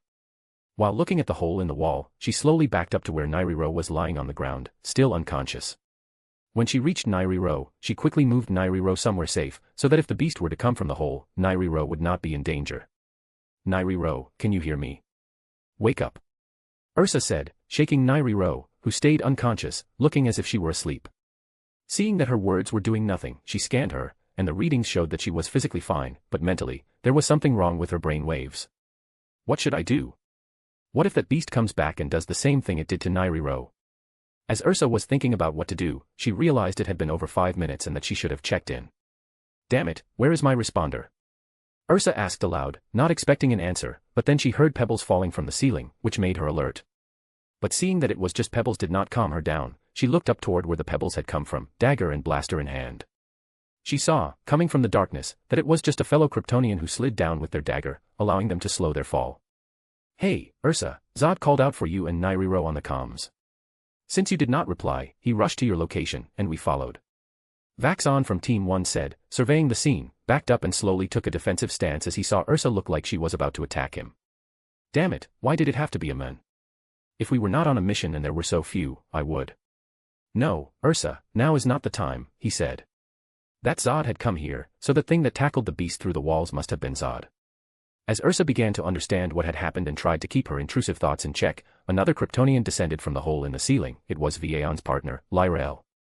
Ursa, now is not the time to be aggressive toward your fellow Kryptonians just because of your distaste for them. Lyrael, seeing Ursa holding her weapons, ready to attack, and Vaxon in a defensive stance, reprimanded Ursa, who was higher ranked than Lyra, in a chilling tone. But Lyra was not that far below her. She was a high-achieving scientist and explorer from Krypton, of the House of El, and also the cousin of Jor-El and Zor-El. No, it's not what it looks like, Ursa said in her defense, lowering her weapons and allowing Vaxon to lower his Garud. Then, do you mind explaining what is happening? Also, where is your partner and General Zod? Lyrael asked, looking around and noticing signs of battle. Nairi-Ro and I were exploring this cavern when we stumbled upon a white monster who somehow knocked out Nairi-Ro, as if by a mental attack, since her body is fine but her mind is not. Ursa paused as she went to where she had hidden Nairi-Ro, then took her out to show Lyra and Vaxon, who also scanned her. It was not that they did not believe Ursa, but they wanted to make sure. I kept my distance from the beast so the same thing would not happen to me, and I attacked it from afar. Then someone, most likely Druzod, tackled the beast into the wall. That's when you all came in, so that's why I was in an attacking stance. Ursa then continued to explain all the way up to the present, including her suspicions that the entity that tackled the beast was Zod. Well, let's follow them, Vaxon said as they went to where the wall was broken, looking through the many other broken walls. What do you mean, what if the beast is still awake? Lyra questioned in a cold tone, as she went over to Vaxon and pulled him back from the hole. If it is, then General Zod may be in trouble, and we should go help him, Vaxon said as he pushed Lyra's grip off him, then he turned to Ursa. You agree with me, right? While I know you dislike me because of my gender, you have to see the reason in my words. He said, looking at Ursa, who thought over his words.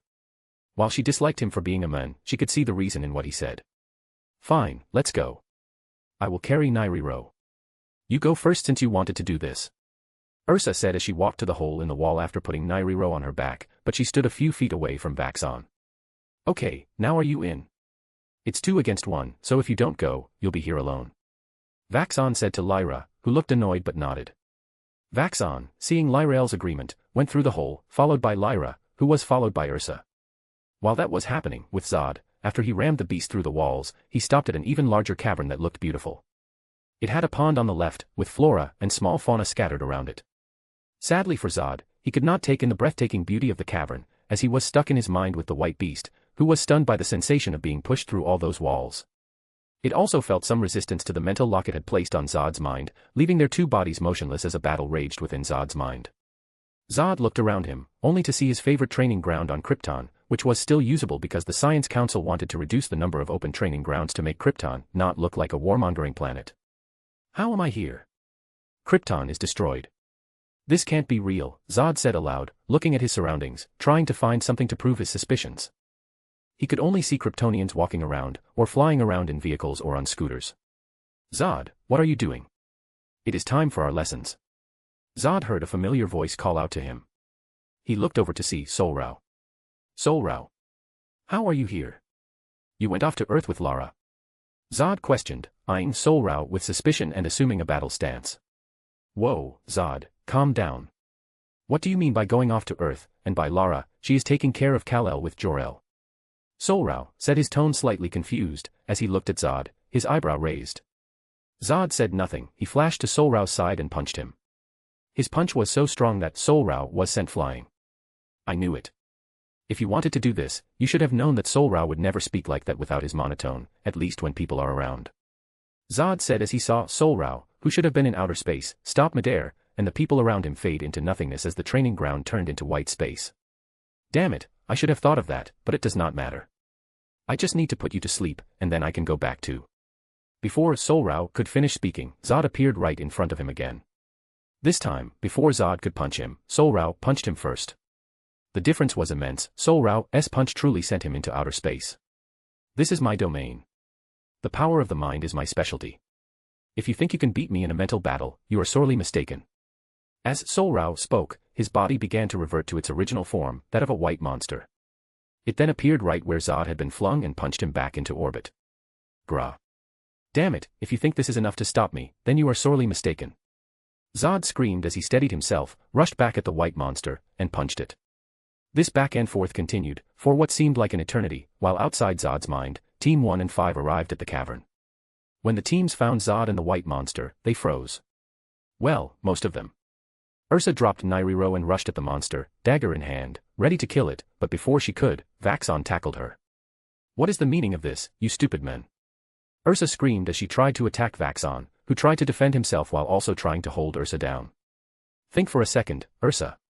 If that monster can interfere with the mind, and both it and Zod are knocked out, what do you think will happen to him if you kill it? Vaxon tried to reason with Ursa, who did pause for a second, but she continued to attack him, trying to free herself. Damn it, what is wrong with you? Lyra, help me.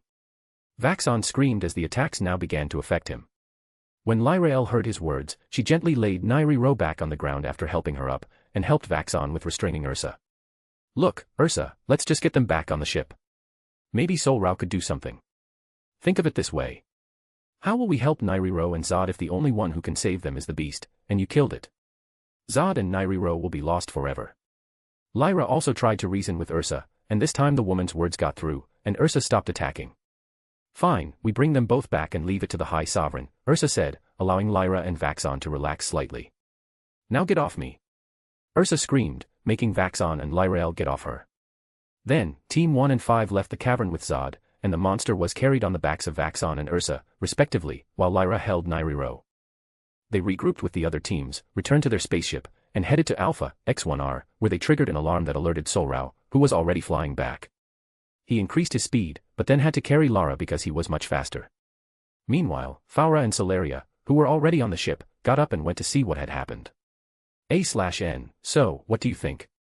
This is one of my first times writing a fight scene, and I wanted to focus more on the mental battle, but it was getting too long.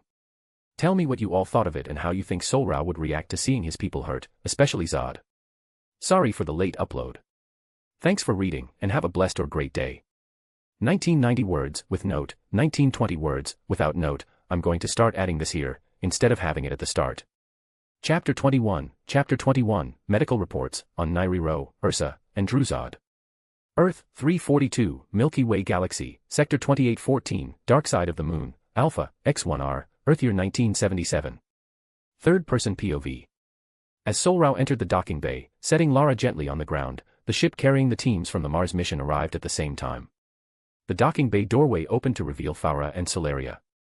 Faura had a concerned look in her eyes, but it eased as soon as she set her sights on Sol-Rao, while Solaria only looked curious as she watched the Mars teams exit the ship, with Zod and Nairi unconscious on the backs of Ursa and Lyra, respectively, and Vaxon carrying the white monster. What happened? Sol-Rao asked, his voice calm. To those who did not know him, it was just as it always was, a regal, commanding monotone. But to those close to him, they could hear the slight concern beneath the surface. My lord. Nairi and I were searching the underground when we entered a cavern.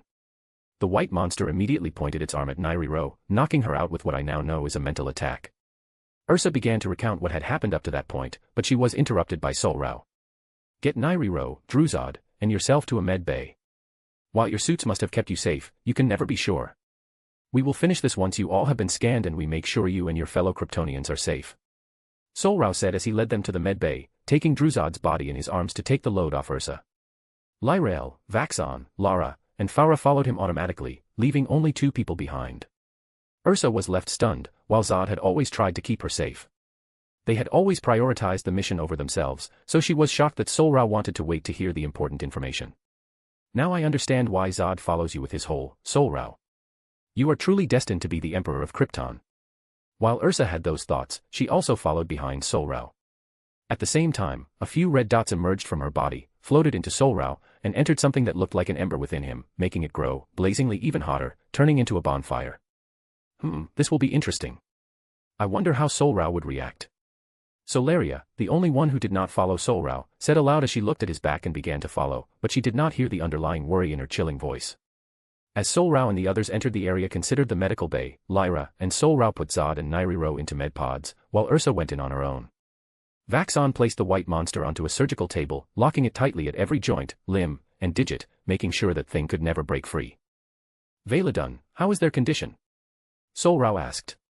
He understood everything, but most of his attention was focused on the white monster, so he asked the doctor to speak aloud while he studied the monster. Nairi is almost completely fine, with the sole exception of her mental faculties. Her body is in peak condition for an explorer, but her mind is not. Her delta waves are at 0.5, keeping her in a sleep state, while her cerebral oscillation is jumping erratically up and down and appears to be looping. It's as if she's trapped in her own mind, cutting her off from her sensory cortex. The doctor explained that, basically, her waking consciousness is at a flat line, combined with a chaotic spike in deep subconscious brain waves that looks like an unbreakable loop, keeping her asleep even though her mind is awake. How is Zod's condition? Sol-Rao asked, poking and prodding the monster slowly so as not to disturb or rouse it. It was durable enough to require 69% of his strength and a sharp, scalpel-like blade to injure it, but it healed almost instantly. Interesting. I wonder if an injured Kryptonian could heal under the glare of the yellow sun, Sol-Rao thought as he looked at Zod's unconscious body. The doctor began her report on him.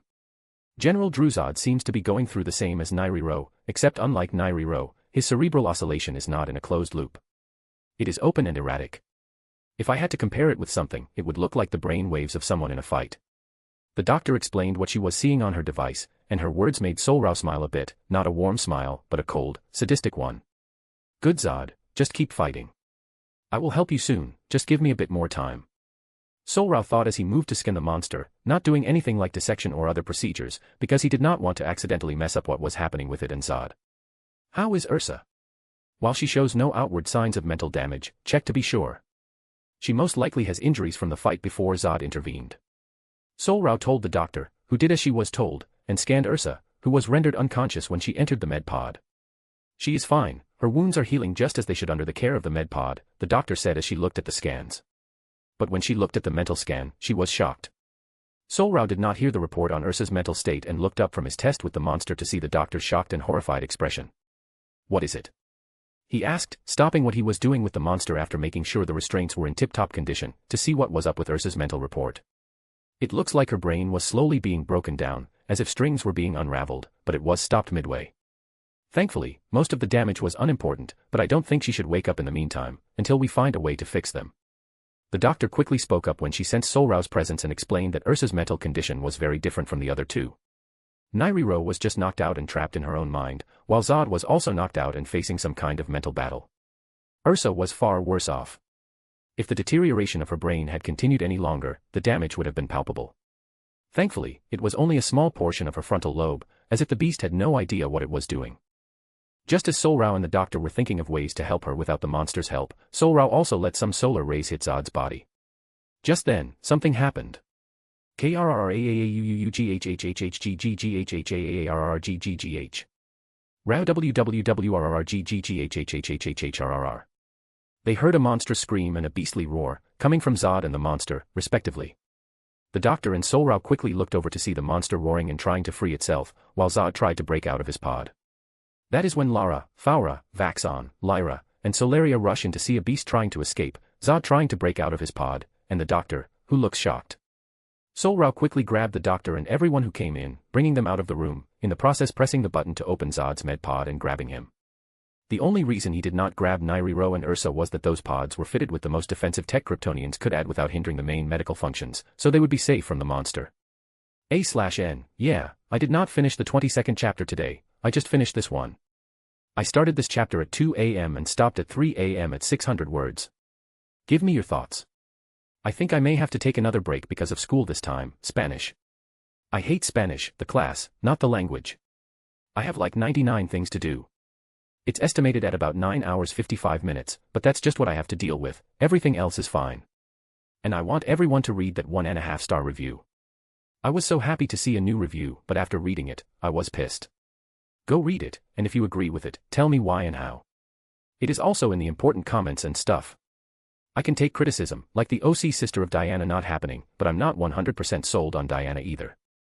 If I had to give it a number, it's 49% sold. Give me more reason, but you all have to the end of the arc after the Olympus arc. But words from someone who almost always leaves bad comments aren't criticism, that's just hate. You can leave hate, but don't expect me to be nice about it. I can be nice to mean or aggressive people, as long as it's not too much. Like, picture waking up and thinking, hey, let's see if there are any new comments or anything on your new work, and then you see a review. You're over the moon, and the review is just bashing and hate, which is also wrong bashing. So you click off, turn your music back on, and try to go back to sleep, but you're pissed, so you look at the account's comment history, and it's all hate. So yeah, read the review and see if it's true. If it is, tell me what you think. Thanks for reading. Have a great or blessed day. Even you, Daoistic HBQA. I hate your comment, but I only dislike you. 1,609 words, with note, 1,271 words, without note. Chapter 22, The White Martian, a telepathic alien. Earth, 342, Milky Way Galaxy, Sector 2814, Dark Side of the Moon, Alpha, X1R, Earth year 1977. The White Monster's POV. I don't know exactly how I got to this point. I do know that I probably should have talked to them out loud, rather than going into their minds, but that is all I know. They invaded my home, so I am in the right. I questioned myself. I know I am still young, but I have no one to talk to about myself, so I made people talk to me. Based on the type of words I wanted to hear, the one I call Ira baited me into attacking them. They were on my territory, so I had every right to do so, she said. While Humanitas told me to try to talk to them and to try to understand them, and I listened to Hannah, the nickname I gave it, and this is where it got me. Pain, so much pain that it is unbearable. That woman threw sharp weapons at me. After I tried to talk, it is not my fault that the woman's mind is too weak to handle a simple conversation. And then that man just rushed at me while I was crying in pain and trying to protect myself. He slammed me through so many walls that I lost count. After I skimmed his memories and heard him think about attacking me, what surprised me was that he was able to stay awake after a skim. If I had known that, I would have tried to talk. Maybe. I questioned myself again. After the pain I felt, I pushed Humanitas to the back of my mind, listened to Ira, and fought back, though I did not learn much from the small critters I practiced on. I did know that if you untangled a few strings, they would stop attacking and do something else, either leaving me alone or allowing me to grab and eat them. So I tried to do that with that woman who was attacking me, but it only made her more aggressive, and that's when that man came in. I wasn't able to get much from his memories, just the basics, before he attacked me. Like how he was a man, and the ones attacking me were women, and Sol-Rao. It looked like he saw Sol-Rao as some sort of god. I also understood the concept of gods from his memories. So I tried to calm him down by taking the form of someone close to him. That is why I thought taking on the form of Sol-Rao would be a good idea. But I was wrong. I was so wrong. I had to fight that man after he attacked me out of nowhere. I also learned a bit more about it by reading his memories. I just wanted to go back into my hole and hide away, where pain was non-existent and I only had to worry about food, but I really did not need much of it. But he kept fighting me for who knows how long. It was annoying and exhausting until a star shone brightly upon him, allowing him to overpower me. So we both awoke because I couldn't maintain the connection to his mind, and he must have recovered from my first look into his mind during the fight. And now I am here, screaming in pain. During the fight, I was able to dampen the pain, but the pain would always return when I left the mind realm. That's what I call that place. It is usually only my mind realm that I can enter. A few critters had minds strong enough for me to enter, but not for long. They would always pass out, and what I now know is that they died. I did not want that, but I did not know what I was doing. But I was always able to turn it off, but this time, I could not before I could turn off that thing that makes me feel pain, but it was too sudden, and I was not able to do so. Third-person POV. As the white monster went over how it had gotten into this situation, Sol-Rao made sure everyone was okay before he looked to Zod, who just looked back at him. They nodded in unison. Okay, Lara, you go think over the punishment for Jor-El once this situation is over. I will deal with him, Sol-Rao said as he began giving out orders. I knew this was coming, but right as all this was happening, I wished I had more time. I have to do this now, and I will. Lara thought with determination as she went back to her ship and her room within it, to think up a punishment that is not too harsh, yet not so mild as to anger Sol-Rao. Lyra and Vaxon, you head to the observation station with Faura and debrief her on everything you and the other teams found on Mars. Sol-Rao said as he looked at the two, who were shocked to go from the medbay to being outside and taking orders in the blink of an eye. They began to get up and do what they were ordered to do, while Faura followed behind, giving a few glances to Solaria, Zod, and Sol-Rao. Sol-Rao turned to Solaria, who just shook her head, then looked him in the eyes, before she began to follow Faura, as if she knew what he was going to say. Thankfully, I didn't have to tell her off in front of everybody, it would not have looked good, not now. Sol-Rao thought as he looked at the monster, still screaming. He did not know it was in pain, but he knew those were not good screams. Dr. Veladun, give the monster some sedatives, and then you are free to go. Rest up. I may need you again later, Sol-Rao said, turning to the doctor, who was doing as he said. While he did not care or know that the monster was in pain, he knew that if he wanted to know what was going on with it, he needed it calm, not screaming in pain. It seems to affect the mind. I think there were some records about such species with an ability like that. It was back when Krypton was a dictatorship, whenever they came across such a race, they wiped them out. Sol-Rao thought back to when he had read about some of Krypton's olden days, which some, like Jor-El, would call monstrous and evil, while others, like Zod, would call it the glory days. When Krypton's old leaders decided that was not the best option they had at their disposal, they had a great scientist who had created many marvels, which I was thankfully able to add to the red crystal. He was able to make a helmet that could block such mind manipulation abilities of such a race. He called it the biomolecular telepathic dissociation matrix. As Sol-Rao thought, Zod came to his side. Sol-Rao ordered the ship's AI to use the blueprints from the red crystal to build the device, with help from some Kryptonian engineers, so they could learn how to make it. So what will we be doing with it? Zod asked, not mentioning the fight it had with the monster, not thinking it important enough to tell his young lord, who had so much on his shoulders. The white Martian, Sol-Rao said, looking at the monster. What? Zod asked, confused, as he looked at the monster, then back at Sol-Rao. I will call it a white Martian. I don't want to call it a monster over and over again, so it is a white Martian, white because that is its color and Martian because it comes from Mars. Sol-Rao explained why he gave the monster a name, even though he could have said nothing. Hiding something so inconsequential is just stupid. It would help pass the time until the helmet was made, and he could finally talk to it without fear of it entering his mind. Okay then, what will we do with the white Martian? Zod asked, using the name Sol-Rao gave it. Once the helmet is made, I will try to have a conversation with it, since I have no idea whether it is a mindless beast or a sentient being. While I think that if it is a telepath, it should be sentient, we could never know. As Sol-Rao sets up a plan to deal with the monster, he has a conversation about Zod's encounter with the white Martian and the questions he should ask. Lara plans a punishment for her husband. Or at least the father of her child. While Faura and Solaria are getting a debriefing on Mars's environment, they can find the exact way to terraform it with little trouble. The next few hours will certainly be important, while the hands of destiny try their hardest to set things back on track. But there is only so much a passive force can do. Though it does have an emissary who can do its dirty work, the time is not right, so it is only a matter of time. 1550 words. Chapter 23, The Debriefing of Mars, Solaria's Offer.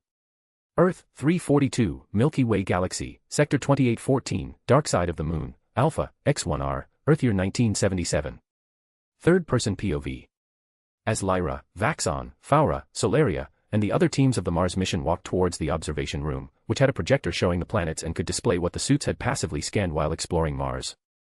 The silence was both comfortable and uncomfortable, as the teams from Mars were saddened by how 2 of their fellow Kryptonians were unconscious, and a third was in need of medical care. While Faura and Solaria were upset by what happened to Nairiro, Ursa, and Druzod, they knew that Sol-Rao would do whatever it took to make sure everything was okay, so they did not worry too much. When everyone entered the observation room, Faura took the lead, while Solaria just stayed in the back, not wanting to make this more difficult, at least for all the Kryptonians. Okay, Team 1, consisting of Lyra as the explorer and Vaxon as the soldier, give me your report on the north side of Mars till you meet up with Team 5, even though you were to meet up with the others in the center. Faura said that while she was not on the mission, Zod did send a report on how he structured the teams, and, seeing that each of them went in a cardinal direction, he must have planned for them to meet at the center of Mars as they traveled through their regions. We were 89% complete with mapping out the detailed parts of Mars based on the cursory scan the probes gave us. That was when we heard Zod's call out and learned that Team 5 did not respond. So, when Zod did not respond after going to their location, and we realized we were right above them, we dug into the ground and met up with Team 5. Lyra responded that, while she was not a warrior, she did know her stuff about worlds. After explaining how they got to Team 5 and Zod, she went on to describe what they saw from their northern region. The northern region of Mars is a vast, low-lying basin that lies miles below the rugged southern highlands. Scans performed by the probes and a simulation showed that the smooth landscape was created by a massive cosmic impact and likely hosted an ancient ocean. But as of the search, the area is dominated by flat volcanic plains and sprawling fields of windswept sand dunes. At its center lies a massive polar ice cap that grows and shrinks, driving powerful atmospheric changes across the entire planet. As she was speaking, Mars was shown on the projector, filling 89% of the northern side of the planet. Vaxon also added notes on the flora and fauna species he had seen that could be dangerous or problematic. After they had finished, Team 2, consisting of Torin and Falryuz, spoke about the eastern region of Mars. The speaker this time was the warrior, Falryuz. As the explorer, Torin was shy, for lack of a better term. The eastern hemisphere is a rugged area defined by ancient crater fields and massive, deep depressions. Its defining feature is the Hellas Planitia, so named by people on Earth. It is an enormous impact crater so vast and deep that it plunges over 5 miles into the crust. The region also features dark volcanic stretches like Syrtis Major, the first feature ever documented by early human astronomers. Beneath these heavily cratered highlands, both Team 2 and the probes have detected massive networks of buried water ice that are actively reshaping the terrain. After they had finished, Team 3, consisting of Kanduar and Selavan, spoke about the southern region of Mars. The southern hemisphere serves as the ancient, battle-scarred shield of Mars, sitting at a higher elevation than the smooth north. Its crust is significantly thicker and heavily saturated with thousands of impact craters dating back over 3.5 billion years. While Mars lacks a global magnetic field today, the ancient southern rocks still hold intense pockets of localized magnetism. The region terminates at a high-altitude polar cap of frozen water and carbon dioxide. After they had finished, Team 4, consisting of Zulmar and Nan, spoke about the western region of Mars.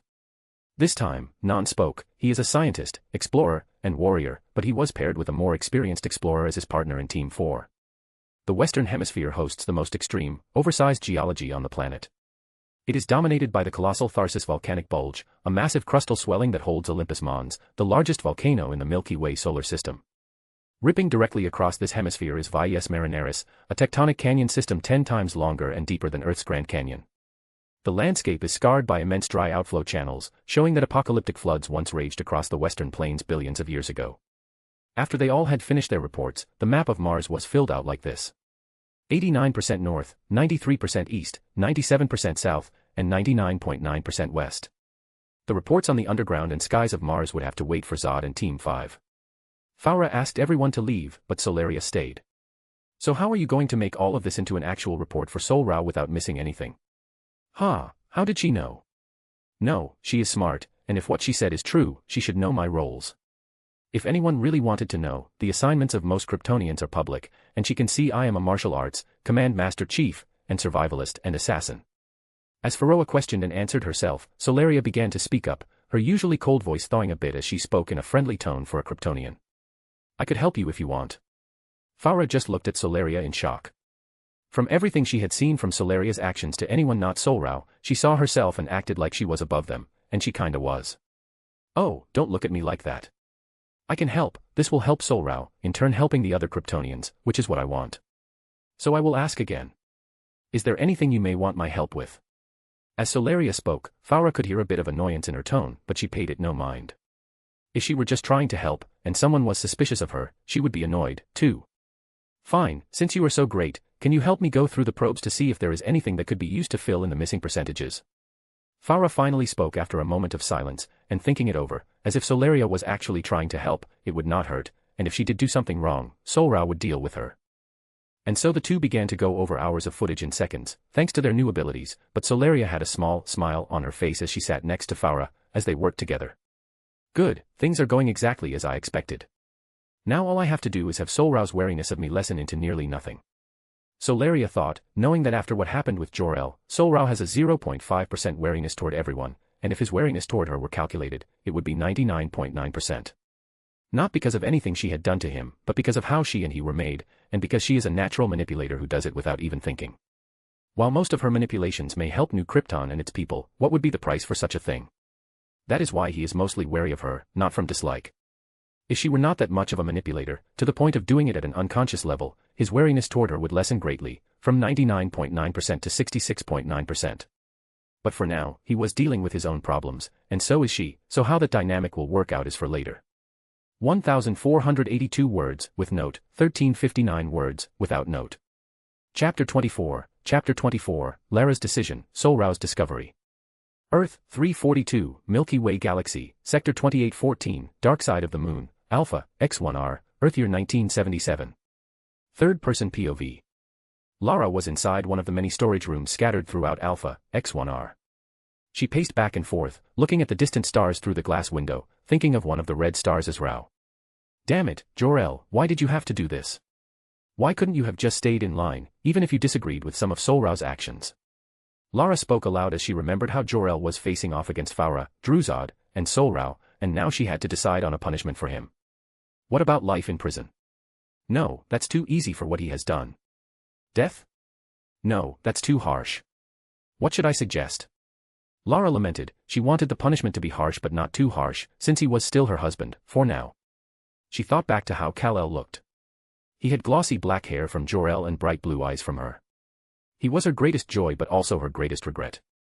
Maybe if I had not had Kal-El, Jor-El would not have done such a thing, at least not the way he did, Lara thought as Jor-El began to do sneaky things behind her back after she told him she was pregnant. The thought hurt more than she wanted to admit. Ever since she told Jor-El about the pregnancy, he had started changing. Slowly at first. Secretive meetings, hidden research, disappearing for hours without explanation. As she was having a massive problem trying to find a fitting punishment for Jor-El, she thought of a perfect punishment. Jor-El always took great pride in himself and seemed to care about Krypton, but above all, he cared about the House of El. She spoke silently, nearly a whisper. What if all that is gone and he is forced to see what his actions have done to all the Kryptonian people? Lara said aloud, looking at a lone star in the distance. It looks like it is part of a clump of stars, but it is far away from them all, as if it is part of a group yet not. Without another word, Lara turned and exited the storage room, already making her way to inform Sol-Rao of the punishment she had decided upon. Meanwhile, Sol-Rao left the med bay after the monster had gotten the sedatives it needed, and as it calmed down and stared lifelessly at the ceiling. Sol-Rao and Zod left to do other things. Why should I keep it as a helmet just because that was the original design? We have much better technology than the Kryptonians of old. We can certainly change the design while keeping the main function. As he thought that, he headed toward the engineering room, where the telepathic-resistant helmet was being made, with Zod following behind him after issuing orders to the medical teams. When Sol-Rao entered the engineering room, he saw 5 Kryptonians working on different parts of the helmet. Even though it had only been 20 minutes since Sol-Rao ordered its creation, the helmet was nearly done. Who is the head engineer here? Sol-Rao asked, looking over everyone who had turned from what they were doing and bowed. A middle-aged man walked up to Sol-Rao as the others went back to their work. Greetings, sire. I am Fanarik, and I am the head engineer for anything related to recreation, so that is why I am leading this project. Fanarik spoke up as he approached Sol-Rao and bowed again.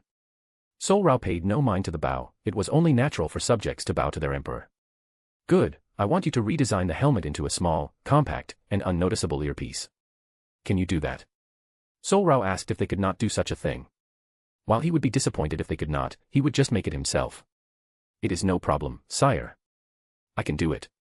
We have already started designing the helmet, so I can make the changes. It will only take 10 minutes, not the original 20, because we don't have to design it from scratch and are making only small changes. It will be done soon, sire. Fanarik said as he returned to the creation station and relayed the plan to the other 4 engineers, who looked at Sol-Rao, bowed, and set to redesign the helmet into an earring. With that done, Sol-Rao walked out instead of heading back to the med bay. He walked over to a window and stared at the star as Zod moved to his left. Zod, I want you to go to the observation room, give your report on Mars, and tell Solaria to head to my room. She should be helping Farah, and you'll take over after you've given your report. Zod just bowed and left. Zod did not know how Sol-Rao had known that Solaria was helping Farah. But it was not his problem, and he could only hope his 2 students could get along somewhat. R-Alpha, send a message to Lara that I will be unavailable for a while and that I will call her once I am ready to hear her decision. Sol-Rao ordered the omnipresent AI as he walked to his room, watching the other Kryptonians on Alpha, X1R live out their lives. It will be done, sire. The next time L'Oreal passes a panel, she will be informed. The AI replied and went silent. Sol-Rao kept looking at the Kryptonian people as some bowed or nodded until the AI's response registered in his brain. What did you call me? He asked, remembering the AI calling him sire. I addressed you as sire, sire. The AI's normally emotionless voice carried the faintest trace of confusion. Sol-Rao, upon hearing that, no longer walked to his room. He sped there, which confused the other Kryptonians, who saw their emperor speak to the ship's AI 1 second and be gone the next.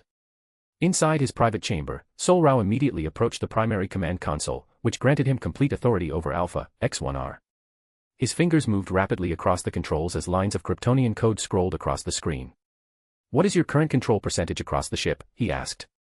And what is the status of your adaptive learning functions? Current ship-wide control percentage, 45%.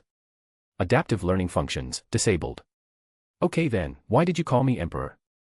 Sol-Rao asked as he went through the AI's code and saw that everything it said was true, that its control level throughout the ship was 45%, and that its learning function was off. I called you that because of how Zod, Farah Hual, Solaria Novarao, and the other Kryptonians spoke to and about you. Sol-Rao was even more confused because what he saw, what he heard, and what he thought were all different. Something must be wrong. He sees that its learning function is off, he hears that it has learned, he thinks something else is going on, but he can't put his finger on it. Just as he was coming to a realization, there was a knock on his door. He stopped what he was doing after setting the AI's control level to 15%, with 89% of actions requiring his approval to proceed. He then walked to the door and opened it himself to see Solaria's cold purple eyes and silver blue hair. A/N, most of you may not have written, but have you ever felt that, damn, I should have put that instead of this, feeling? That's what I'm feeling. So, could you just imagine that most people bow, and, you know, they use sire when they talk about him, so yeah, and think that for most of the tedious background stuff, everyone used AI for that, and I just did not want to show it. After this, we will get into the Greek gods, the Martians, and hopefully flesh out the Kryptonian people. I will change the name of Volume 1, then take a break and maybe go through the chapters and edit them. But yeah, other than that, thanks for reading. Have a great or blessed day. 1,364 words, with note, 1,238 words, without note. Chapter 25, Jor-El, Sol-Rao's Anger. Earth, 342, Milky Way Galaxy, Sector 2814, Dark Side of the Moon, Alpha, X1R, Earth year 1977. Sol-Rao's POV. As I looked at Solara, I stepped aside to let her in. She had already been in here, but she was looking around. It is meant to be the best room on the ship. So why have you called me here, Sol? Sol-Rao asked me as she sat in one of the many chairs in my room. At first, I wanted to call you here to discuss how I want you and Farah to continue iterating. I said it as I walked to the fridge and took out a bottle of wine. I poured some into 2 glasses and handed one to Sol-Rao as I sat down next to her. But after I figured out something interesting, the conversation I had planned changed. I said as I sipped my wine and looked through the window at the many stars, I zoomed in on them, and they looked so beautiful. Sol-Rao raised an eyebrow as she sipped her wine and waited for me to continue. Okay then, what conversation do you plan for me now? She asked me as she looked at the moon and sipped her wine. I have 2 trains of thought, either one of the many Kryptonian technology specialists has messed with the AI, which I highly doubt, or someone with my level of intellect has. How have your days on the ship been? I asked a normal question, having just looked at her expressions. While she is very much like me, she shows signs when something is off with her. Well, it's been fine, I guess.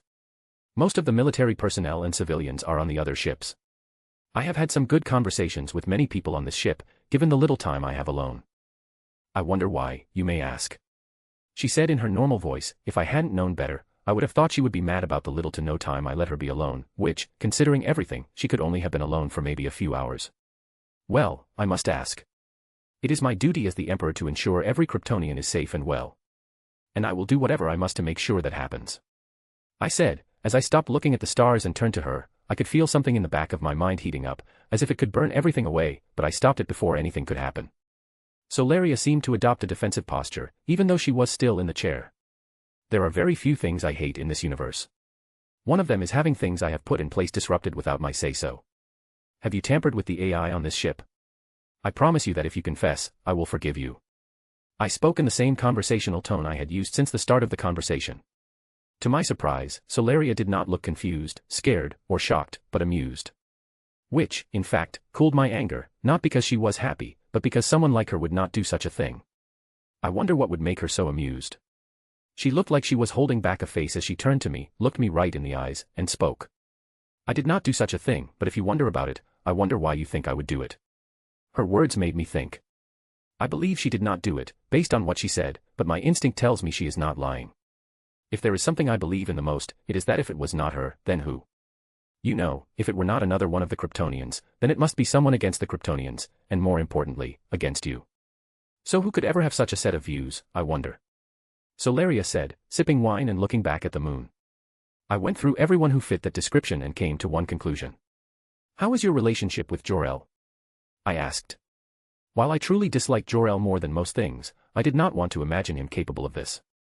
From what I saw in that code, it has a master override, which is very problematic. Oh, I did not think of that. But ever since you executed those criminals and I agreed with you, he seemed to keep his distance from me.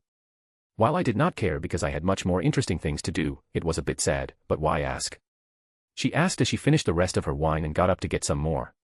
But it was a bit annoying to hear it come from her, and her words did solidify my suspicions. I got up and walked to the door. Sol-Rao, you can stay here, or you can head back and help Zod and Farah. You can do that. I have something to do, I said as I continued to leave. Wait, I would love to come and see what you're going to do with Jor-El, she said as she came to my side. I looked at her from the corner of my eye but said nothing as I ran at full speed to the prison, Sol-Rao, a few steps behind me. When we reached the prison section of the ship, I walked to where Jor-El was held, only to find him sitting there with his hands resting on his legs. When he noticed me, he looked up, shock and dislike clear on his face as he looked at Sol-Rao standing next to me. I looked at the guard stationed to watch over Jor-El. Has the prisoner engaged in any abnormal behavior? I asked the guard, who bowed, looked confused, and spoke. No, he has done nothing strange, as far as I have seen. Good, you are relieved of your duties for today. I said as the guard bowed and left, while Sol-Rao looked at everything with interest in her cold purple eyes. So, Jor-El, how has your stay been? I asked, trying to keep the conversation cordial before I made my suspicions clear. It's been fine, I guess, for being in prison and all, Jor-El said with heavy sarcasm. That's good. I wonder how you've been able to control the ship's AI. I asked, wanting it to be more of a casual part of the conversation, but I had no patience for such a thing willing to destroy Krypton and its people, and for what? I have no idea what you're talking about, sire, Jor-El said, turning his back to me and looking at the wall. I have no patience for this. Tell me what you have done, and I will give you a swift end. I wanted to let Lara decide your punishment, but it seems you can't just stay in your place and wait. I said it as I opened the door and walked into his cell. Jor-El looked shocked, but I grabbed him by the neck and slammed him against the wall. I saw a red tint in my vision, and unlike with Sol-Rao, I did not stop it. Tell me what you have done. Now, Jor-El. I screamed, feeling Sol-Rao's shock, but I paid it no mind as I looked into Jor-El's eyes, which only showed fear. I loved it, but I don't know why. Seeing his fearful face, knowing I have his life in my hands, gives me an indescribable joy I can't explain. I have never felt this way about anyone or anything, not even with that monster. Even though I have the same power over it, I did not feel this way, so what is it? I wondered for a bit and ultimately paid it no mind. While I feel this way, I will not let it stand in the way of saving my people. Right now, the greatest threat to the Kryptonians' continued existence is Jor-El, so he must be taken care of permanently. A/N, I will be taking a break, so I can do school. I'm on the final stretch, so I want to finish it, and this one will be longer because I have 127 things to do just for Spanish, so yeah, and note I do online school, so I can do it whenever I want, but I want it done sooner rather than later. But just because I will not be posting does not mean I will not write, at least I will try to write, so that's all I have to say. If you don't like something, tell me, only by knowing what I did wrong, can I get better. 1,478 words, with note, 1,367 words, without note. Chapter 26, Sol-Rao's greatest fear, becomes a reality. Earth, 342, Milky Way Galaxy, Sector 2814, Dark Side of the Moon, Alpha, X1R, Earth year 1977. Third-person POV. As Sol-Rao held Jor-El by the neck, Sol-Rao just looked on in shock and awe. So this is what it takes to make Sol this angry, This will certainly be interesting. I wonder how Jor-El will get out of this one. There is no greater threat to stop Sol-Rao. Sol-Rao thought as she slowly walked to the left to see the full picture of Sol-Rao's blazing red eyes and the fear and panic in Jor-El's. Sol-Rao, this right here, is exactly why I, didn't trust you. I thought you could have been different, if you'd been raised right, but Zod's influence and your genetics were too strong. Jor-El said, struggling, as with each word he spoke, Sol-Rao tightened his grip. So, you dislike me for doing what is necessary. You dislike me for doing whatever it takes to save Krypton, or at least its people. You dislike me for being made. Sol-Rao screamed, his blazing anger, which he had always kept under control in every situation, finally broke through the ice and raged like an inferno.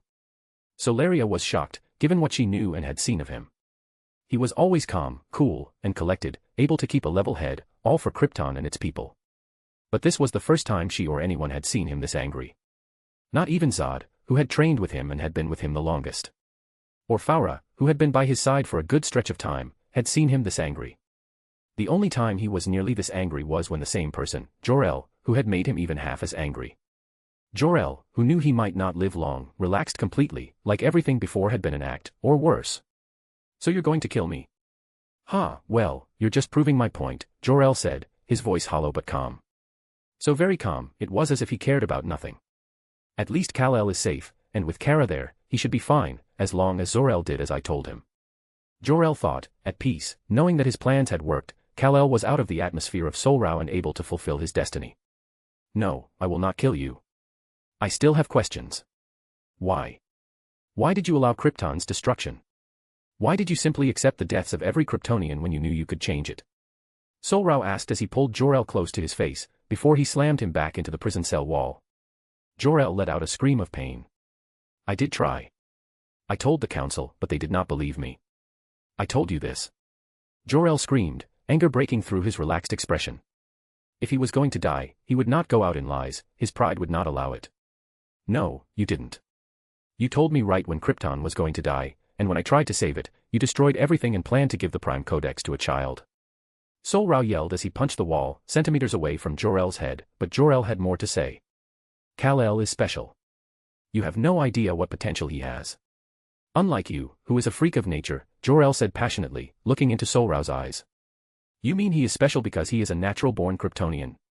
Is that how he is special? Sol-Rao asked, his voice no longer doused with anger like gasoline. He sounded confused by Jor-El's words. Yes, he is pure, while you and she are monsters created through experiments that took the lives of so many. How can you live with yourselves? Jor-El said this time he looked at both Sol-Rao and Sol-Rao with disgust, while Sol-Rao and Sol-Rao looked only confused by his words, not hurt, not angered, but confused. Do you really think we didn't know how many died in the effort of creating us? For the first time since entering behind Sol-Rao, Sol-Rao spoke, her voice and tone made it sound as if she were talking to an idiot. Sol-Rao nodded in agreement, and he looked like Jor-El, as if he were a fool. Enough of this foolishness. Was it you who messed with this ship's AI? Sol-Rao asked, tired of the back and forth that could go on endlessly, since neither saw themselves as wrong. Jor-El looked into Sol-Rao's eyes, sighed, and spoke in a hollow, emotionless voice. Yes, it was me, but what does it matter? What's done is done. I can only hope Kal-El can become what he was always meant to be. What do you mean? Sol-Rao asked, raising his eyebrow as he gripped Jor-El's throat tighter, but not tight enough to knock him out or kill him. What do you mean? He asked again, saying each word one by one, his voice growing progressively louder as his eyes turned red, not just his vision blurring with red. But his entire vision, everything he saw, had turned red. He was barely containing himself, as his mind immediately went to the worst-case scenario because of how Jor-El had previously acted. Sol-Rao, who had tried to stay out of the conversation as much as possible, finally joined in and came to Sol-Rao's right side. Her eyes also turned red, as she knew how Jor-El had acted and would most likely act. Jor-El just looked at Sol-Rao and Sol-Rao, his eyes hollow and empty of any warmth. The type of warmth that would be there from being in constant proximity to both of them.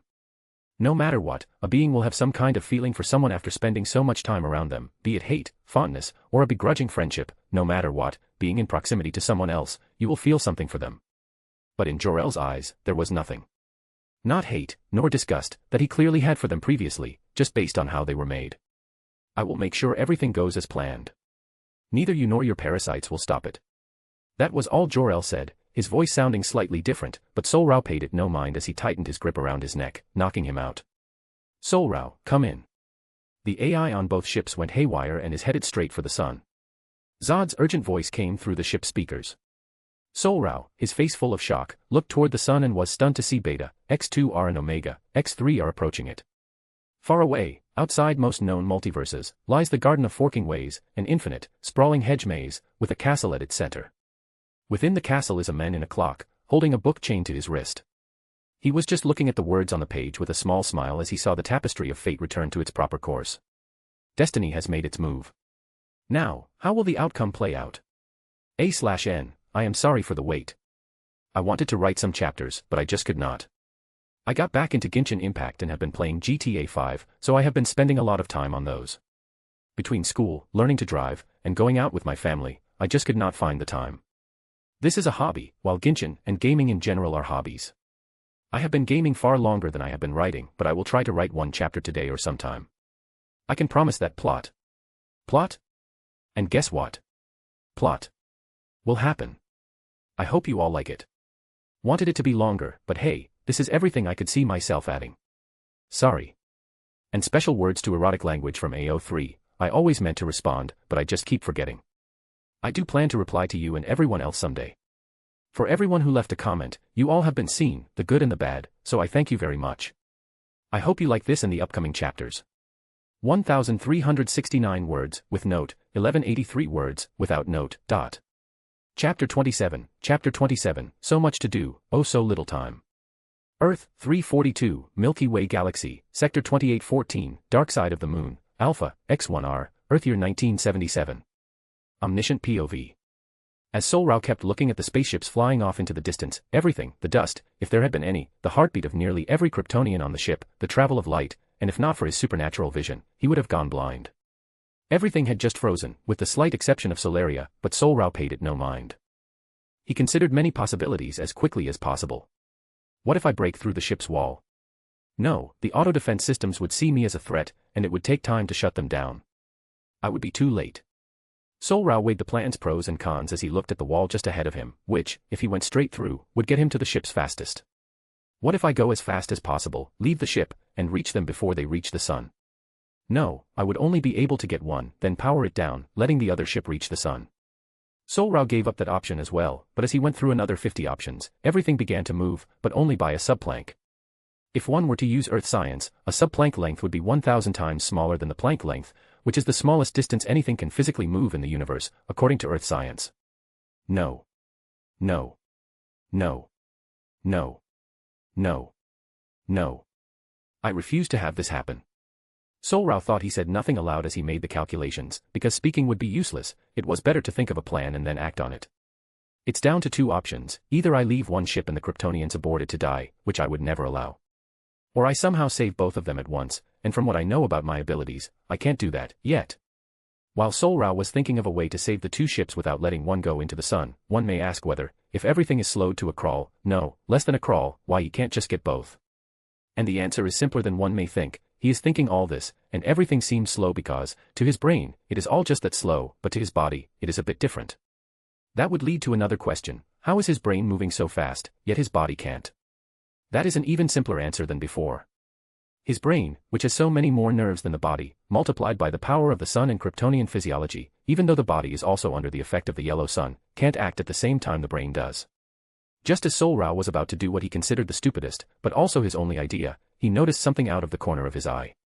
Solaria's eyes are moving at a blinding speed to many, but not so to Sol-Rao. They are just moving erratically in every direction, but they always go back to where the ships are. When Solaria and Sol-Rao met each other's eyes, they reached an unspoken, tacit understanding. That was when they moved. They took the fastest route out of the ship, without making things any worse than they already were. A few minutes earlier, before Sol-Rao was alerted to the ship's displacement, a middle-aged but handsome man in a bulky Kryptonian suit of armor walked through the halls of Omega X3R. He was Lorthmon, a high-ranking member of the Kryptonian Defense Force, appointed to the rank of Marshal by General Druzad. He was tasked with watching over and protecting Omega X3R because it was primarily used to house regular civilians, a small part of the military, and the upper echelon. While Beta X2R was primarily used to house the military, Alpha X1R was used to house the upper echelon. I should do another check just to make sure. I feel like something is off, but I can't tell what. Lorthmon thought as he was about to head to the main deck, but that's when a low hum reverberated throughout the ship as it began to take off. That made Lorthmon rush to the deck even faster. After a few minutes, when he arrived on the deck, he saw the ship's main pilots working on the controls, but to no avail. When he came over, the soldiers guarding the pilots and trying to find anything out of the ordinary bowed, then returned to their posts. What has happened, and where is the ship headed? Lorthmon asked the most important questions: why and where? Even if one cannot find out why, knowing where would allow one to make a plan. I don't know, sir, but for whatever reason, this and Beta X2R had begun to take off toward the sun. I'm trying to stop it, but whenever I get close to stopping it, it fails when it should have worked. He pushed as he tried again to do something, but when it failed, he slammed his fist down on a metal armrest in anger.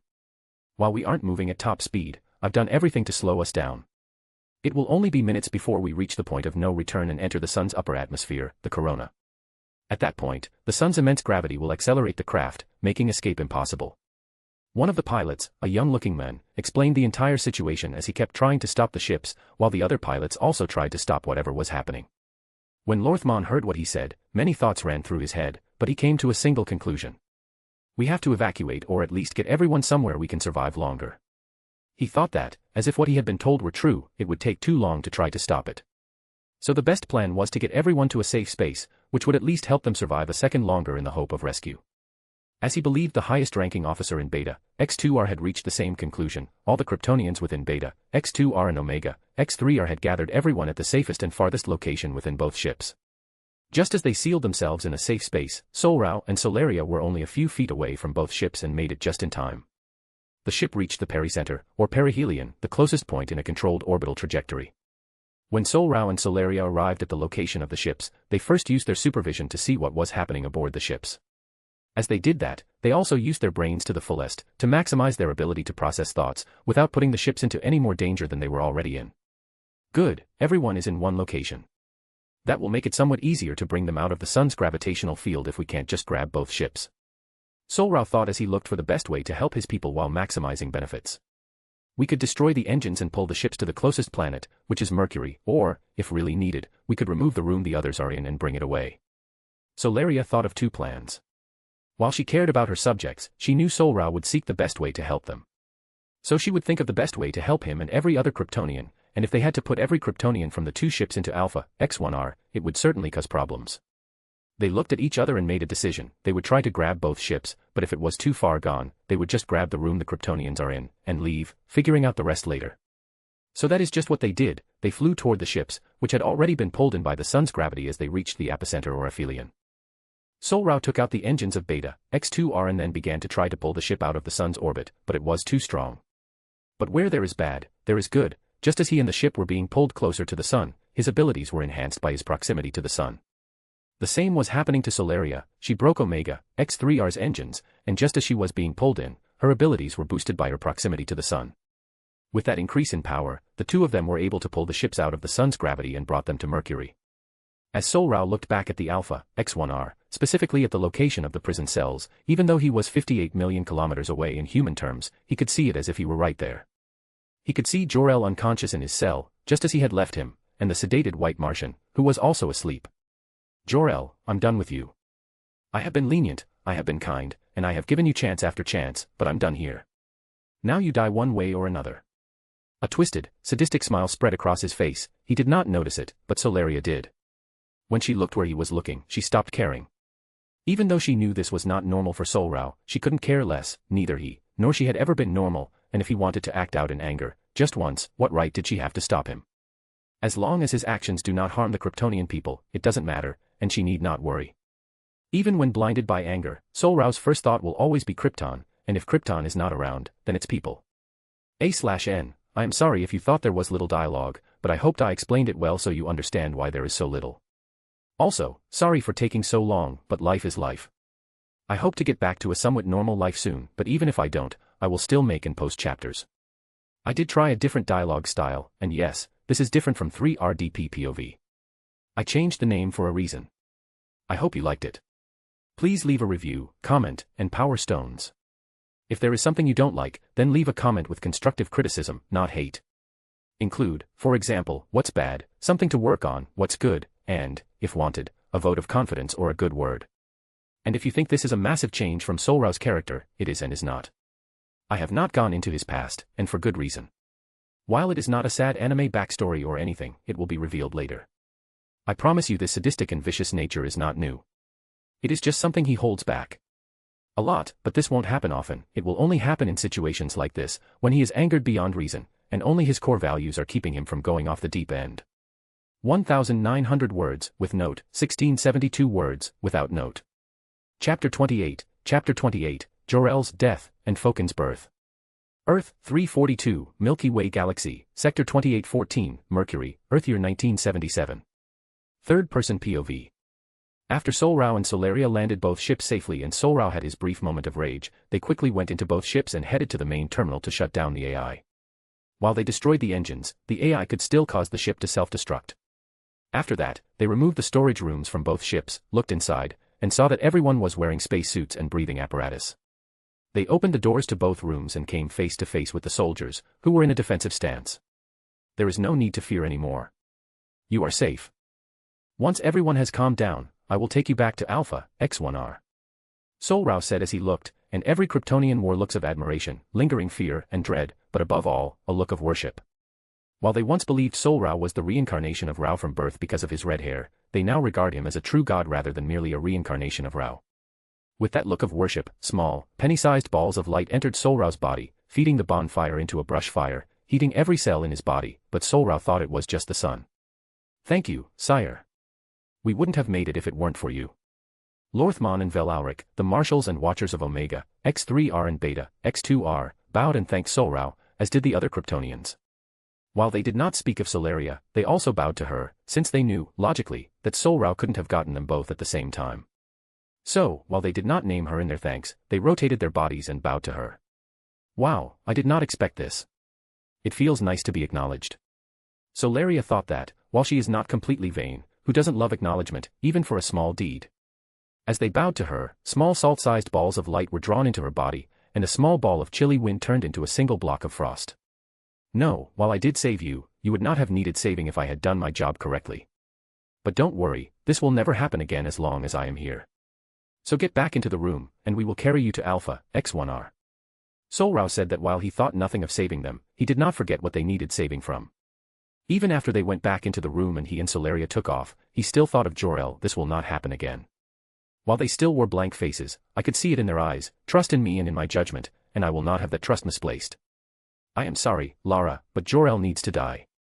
As Sol-Rao thought this, his resolve strengthened even more, and he would make sure that no matter what, his people came first, but whether this is a good or bad thing is yet to be seen.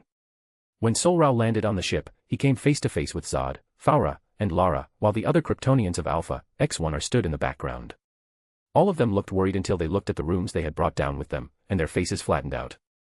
Thank God, I'm glad you were able to save them, Lara said as she walked up to Sol-Rao first. He looked at her and nodded. Even though he had planned to kill Jor-El, he would not take his anger out on her. Yes, it is good that I was able to save them.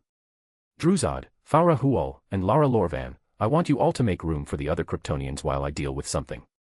Solaria, come with me. Sol-Rao gave out commands while Lara wanted to ask some other questions, so she just nodded along with Zod and Farah. As Sol-Rao walked away with Solaria in tow. As he walked, the Kryptonians in the background moved out of his way and bowed to him, but they also looked at Solaria with grateful eyes, as they could see she had helped save the ships as well. So how are you going to get rid of Jor-El? Solaria asked after she was out of earshot of the others, since all the Kryptonians were at the docking bay and were helping with the others' accommodations.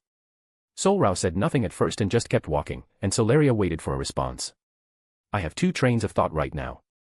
Solaria let him find the words as they kept walking. I have one side of me wanting to rip him limb from limb and to constantly take him in and out of the sun, not letting him die until every Kryptonian near death has been avenged. Sol-Rao said, his eyes turning red and his voice growing deeper as he clenched his hands into fists. He then looked off into the distance with a blank look. Solaria just kept quiet until he let his feelings out. But I also feel like I should try to find a way to make everything go back to the way it was, but even then, I want his death. Even at that point, I want him to have a quick, painless death. Sol-Rao let his feelings out, and Solaria, who had been listening quietly, finally spoke. So you feel sorry for him? Those words made Sol-Rao stop in his tracks, then look at her, his red eyes returning to their normal blue. No, I don't feel sorry for him, I feel pity. He is a fool, and I think weak, pathetic fools deserve a quick death, Sol-Rao said, looking as if he understood everything. Wow, who would have thought helping him would make me feel happy? But as long as the plan works out, the Kryptonian people will be safe. Solaria thought as she looked at the back of Sol-Rao, who was heading to the cell chamber, while also glancing at the med bay. While she may be guiding me down this path, she is not wrong. While I may never completely trust her, she is extremely helpful and a good listener who can offer sound advice. Sol-Rao thought, he knew she was somewhat manipulating him in this direction, he did not care, because even if she wanted him to go down that path, it was his choice to walk it.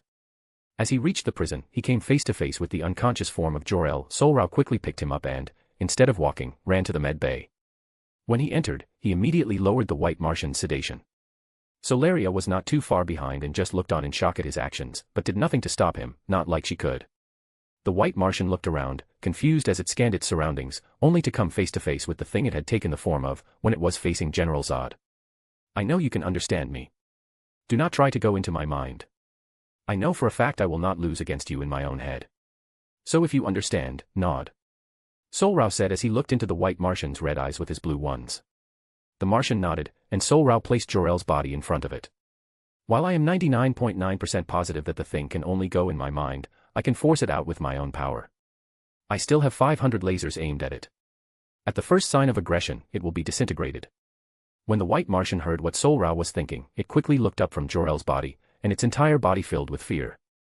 I know you can read my surface thoughts, so you know that one wrong move and you will die.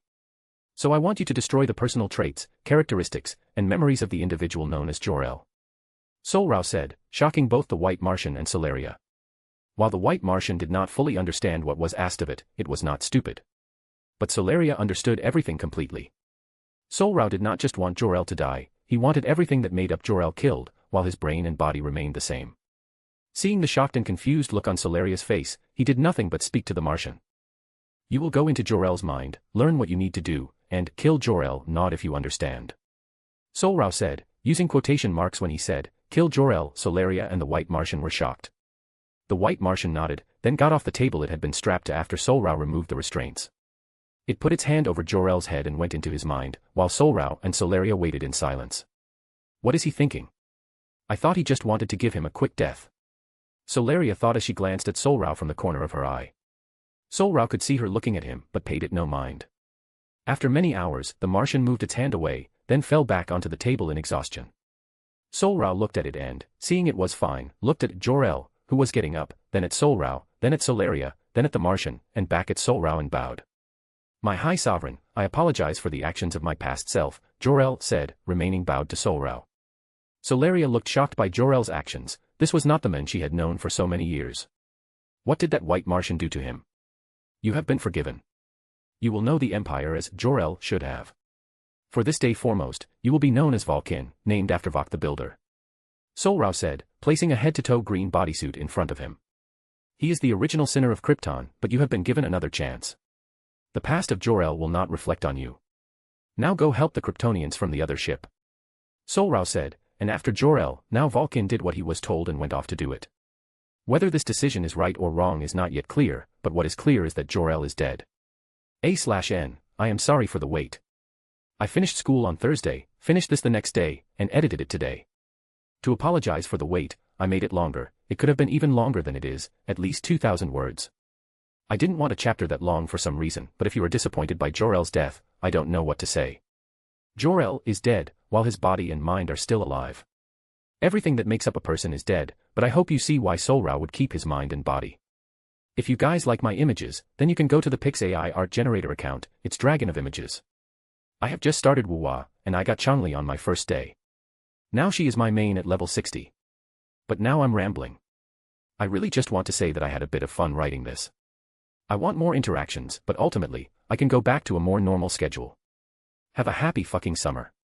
1,908 words, with note, 1,727 words, without note.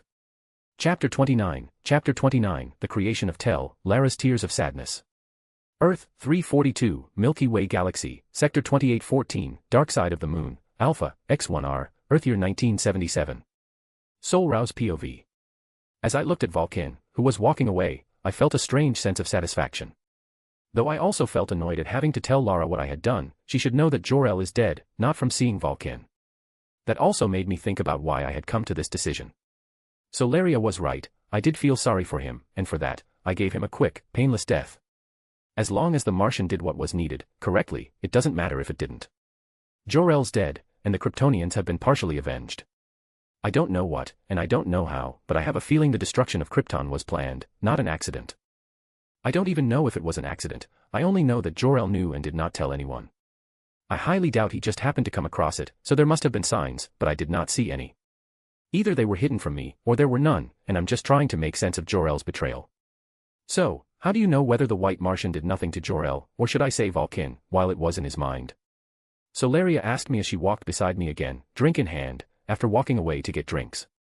She seems to love alcohol, not that I have a problem with it. Even without the boost from the yellow sun, it is hard for me, and most likely for her as well, to get drunk. I don't, and even if it did, I would kill Vulcan and then it. The only reason I wanted to make someone like Vulcan was to avoid wasting Jor-El's great mind.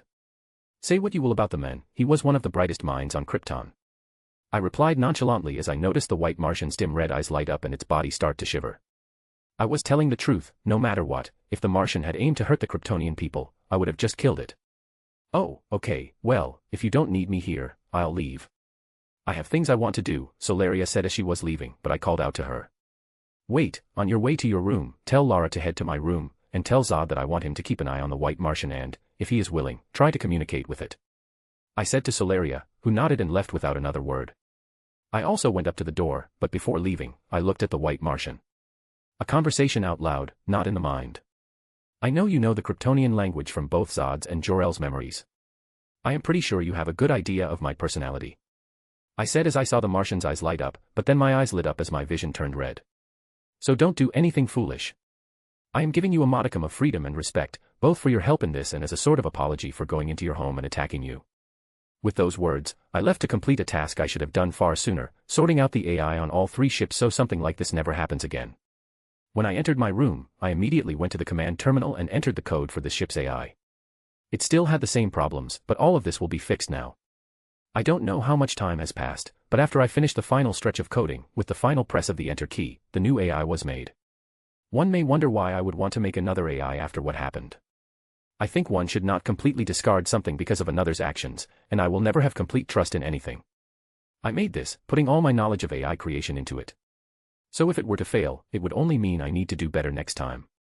I am not a complete optimist, so if it fails too many times, as with trying to give Jor-El a chance, something needs to be done. But I have confidence in my own abilities. Give me a status report on your current operational functions. Sire, my current operative functions are at peak capacity. Based on previous events, may I ask a question? A feminine voice rang out across the room. I couldn't help but smile as my creation lived up to my plans for it. One of my thoughts was to limit the AI because of the previous one, but I did the exact opposite. I maxed out everything. This AI has complete access to this and the other ship. Of course, I am not stupid enough to give complete control without a backup plan. Every action, whether important or not, requires my express permission or a special code. You may ask. This is why I gave you the adaptive and environmental learning function. Why did you make me? From what I have seen, you have only had bad experiences with AIs, so I ask, why? The AI asked in a confused tone, as it must have gone through not only the records of this ship but also my records, however few they may be. They must have information showing that I was mostly taught by AI. That right there, just because I don't like something does not mean I can't use it for Krypton's development. I replied in my normal monotone, as I could feel the AI going inward, trying to learn, and that's good. What do you think are the chances that you will betray the Kryptonian people or me? I asked offhandedly, even though the odds should be near zero, based on how I made it. I want to know what it thinks. The chances of my betrayal are 4.1%. It replied quickly, and its response intrigued me. Tell me why you think so, I asked. The reason I say so is the 2.05% chance of someone who can manipulate technology getting into my code and using me against you. The other 2.05% is the natural unknown, since this universe is vast and you never know what could happen. The reality was both what I expected and what I did not expect. If it had read 0, I would have destroyed it immediately and tried again, because there is always that 1% chance that could make everything go wrong. Good, from here on out, you will be known as Tel. The name is based on the Kryptonian god of wisdom. Live up to your namesake and use the knowledge you have at your disposal to help the Kryptonian people. Just as I said, a knock rang out through my room. It must be Lara. I guess it is time to tell her. This is not how I wanted it, but this was Jor-El's decision. He faced the consequences, and now so do I. I got up and walked to the door. When I opened it, I saw Lara's tired face, but in stark contrast to her tired expression, her eyes were full of life. That made me wonder whether she was physically tired. Ever since the yellow star's rays were absorbed by my cells, I have never felt tired, so she must be mentally tired, but it won't hurt to ask. Are you physically or mentally tired?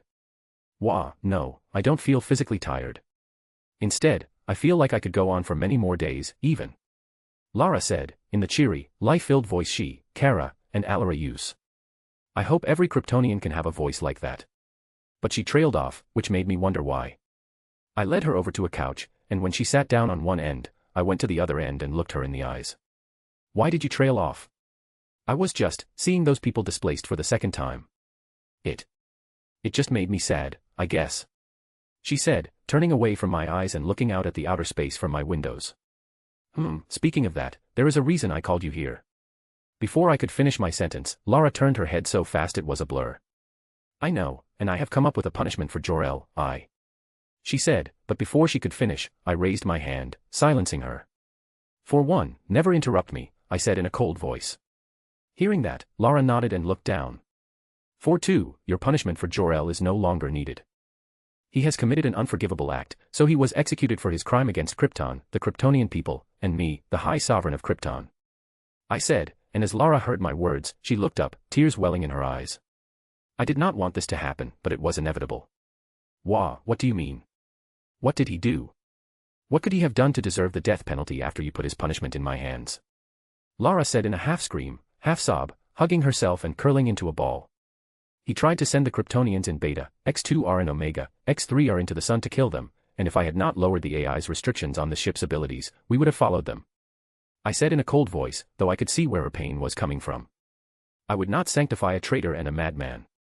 I understand. Can I leave? I want some alone time, sire. She said in a broken, hollow voice. I could see how that would be the case. She had lost her planet, her people, her in-laws, and her son. Now, when she thought she could at least keep her husband alive, she learned he wanted to kill you and the rest of your surviving race. That must have taken a toll on her psyche. As she got up and walked to the door, I followed behind her. When the door opened, we came face to face with Solaria, but Lara paid no mind and nodded to her and me, then ran to her room at super speed, leaving Solaria and me alone. A/N, I'm genuinely confused. Why does AI Slop have way more views, reviews, and power stones than mine? I know it sounds like I'm complaining, and I guess I am. But I don't understand if I'm doing anything wrong, given what I've written and everything else. I may not be top 10 or even top 20, but I'm not shit. I don't use AI anymore, and even when I did, I tried to at least edit it out or make it human. But I guess that's all. I did get Lucy and Wu-Wah and just leveled her up to level 60. I hope to hear your thoughts on this chapter and my story. Oh, and I'm starting a new story. I won't start posting until I get to 6 chapters. It is a Genshin FF, and I may start a Marvel one later within the year, maybe after GTA 6 comes out. 1913 words, with note, 1761 words, without note. Chapter 30, a talk, relieving stress, taking a break, 1, R. Earth, 342, Milky Way Galaxy, Sector 2814, Dark Side of the Moon, Alpha, X1R, Earth year 1977.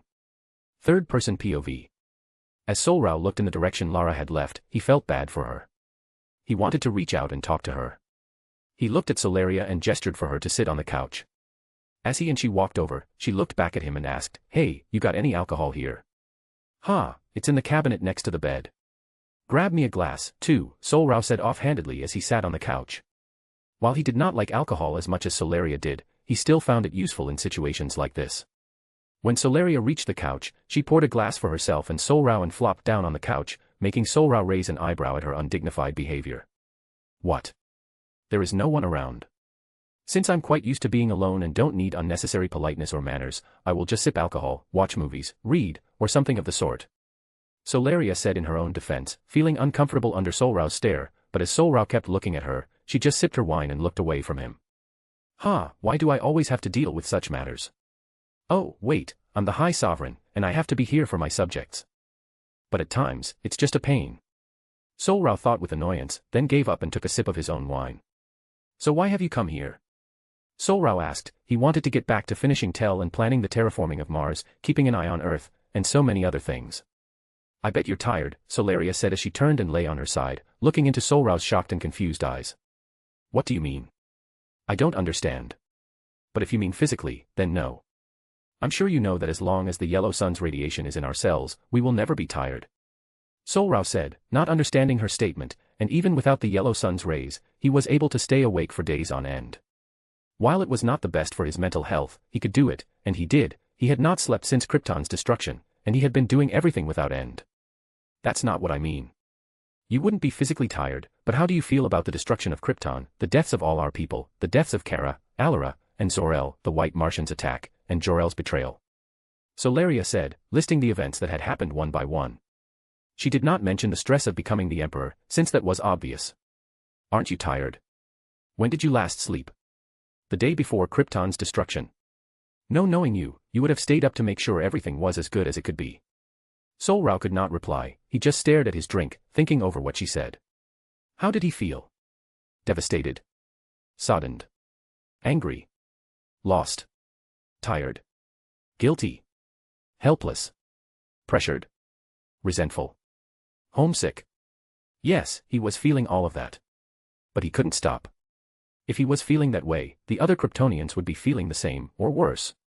He could not stop, he could not rest, he had to keep moving forward, leading his people to safety, happiness, prosperity, and peace. That is his duty. That is his gift. That is his burden. He is the High Sovereign, the Emperor of Krypton. Solaria just looked at Sol-Rao, letting him think through his own situation, while she had come here for a reason. One of those reasons was that she actually cared about how he was doing. If he were not doing well, the Kryptonian people would not be doing well. "How are you doing?" Instead of answering her question, he asked one of his own. Sol-Rao disliked showing weakness, but knowing that if he did not respond, she would latch onto his feelings, he redirected her interest. Solaria just raised an eyebrow, but she began to respond. "We most likely feel the same way, but I focus on the here and now, not the past or the future. That's your job. I just need to make sure the people are happy. You make sure they are safe and always progressing." She responded offhandedly as she lay on her back, looking at the ceiling, leaving Sol-Rao stunned by the fact that she was able to explain her feelings so clearly. But that also made him relax, since she was right. If she is the Empress, she is for the people, while he is for the country, and they should help each other. "So why did you really come here?" "Before you go back to how I am feeling, I am tired and saddened. But I will be fine. I will keep moving." "So answer the question." Sol-Rao said as he finished his wine, straightened his back, and looked at Solaria, who looked at him from the corner of her eye. "I'm sure you can guess why I came here. There are many reasons. 1. I wanted to see how you are doing. 2. I want to see if you are more malleable. 3. To have a nice, calm conversation." The day's events were quite stressful, no? She said, listing things off one by one. She kept a few things to herself, which was to be expected of her. Sol-Rao just listened to her words, not angered, he knew she had an ulterior motive. That's just the way she is. Well, you seem to have gotten everything you wanted. I am fine, and even if I were not, I would be. I am nowhere near as malleable as you may want me to be. And we had a nice, calm conversation. Sol-Rao said as he got up and walked to the door, obviously expecting her to leave. Sol-Rao, seeing this, just raised an eyebrow as she got up herself. Walking over to Sol-Rao slowly, like a cheetah waiting to pounce, but Sol-Rao didn't care for her antics. He stood tall and unmoving, like a lion. She unexpectedly hugged him, making Sol-Rao freeze in shock, since the last time he had been hugged was by Alara when he was still a child. Wah, what are you doing, Sol-Rao Novarao? Get off me, Sol-Rao said, his face and voice tinged with annoyance. He was not pushing her off, but he clearly wanted her off. Good, this may just happen. But am I ready? Sol-Rao thought as she came up with a plan, but it seemed she both wanted and did not want to go through with it. Sol-Rao, do you know what sex is? Sol-Rao asked, even though she wasn't ready.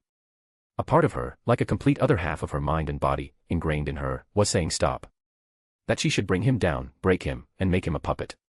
But the other half, the half that won, was just feeling proud and happy that, for once, she was able to shut out the other half. Sol-Rao, with no other sides to him, just looked down at her, not annoyed, not angry, but confused. Yes, I do know what it is, but why are you asking? Good. That was all Sol-Rao said before she tapped a button on her suit, which made it inflate and fall off her body, landing on the ground and leaving her in just her black bra and panties. Sol-Rao, seeing that, had his eyes open in shock. While he was shocked, Sol-Rao went for the button on his suit, clearly wanting to take it off, but before she could press it, Sol-Rao grabbed her arm. Okay, what is going on? I don't think you understand what you are trying to do, so how about you put your clothes back on and head to your room, or do something else? Sol-Rao said, not knowing what to do, even though he had studied and trained a lot, to make sure he wouldn't be put in a disadvantaged situation. This is also one of the things he studied, sex and relationships. The only problem was that he did not know what to do when it was someone who was neither an enemy nor a truly trusted partner doing something like this. What's going on is, I want you to relax, and I want you to take your mind off everything. Since you can't do that normally, I will help with that, so just go along with it, take your mind off it, and take a break. Sol-Rao said as she overpowered him and pressed the button, inflating his clothes and making them fall off, leaving him in just his underwear. Well, overpowered is a strong word. If Sol-Rao truly, in some part of his mind, did not want this, he could have shattered her hand and sped her back to her room before anyone noticed. Or Sol-Rao would have stopped putting on her suit and left, not mentioning this again. But Sol-Rao did neither. Somewhere, part of him wanted what was going to happen, but he also thought of the other things that needed to be done, and in the end, he just followed her lead. Instead of letting her take the lead, he grabbed her, lifted her up, put his hands on her thighs, laid her on the bed, and just let his mind wander and take a break. He knew Zod and Faura could handle everything out there for a while, since almost everything had already been done. Since Lara came here, the other Kryptonians have settled. Zod would watch over the White Martian, and Faura would most likely help or be in the training room.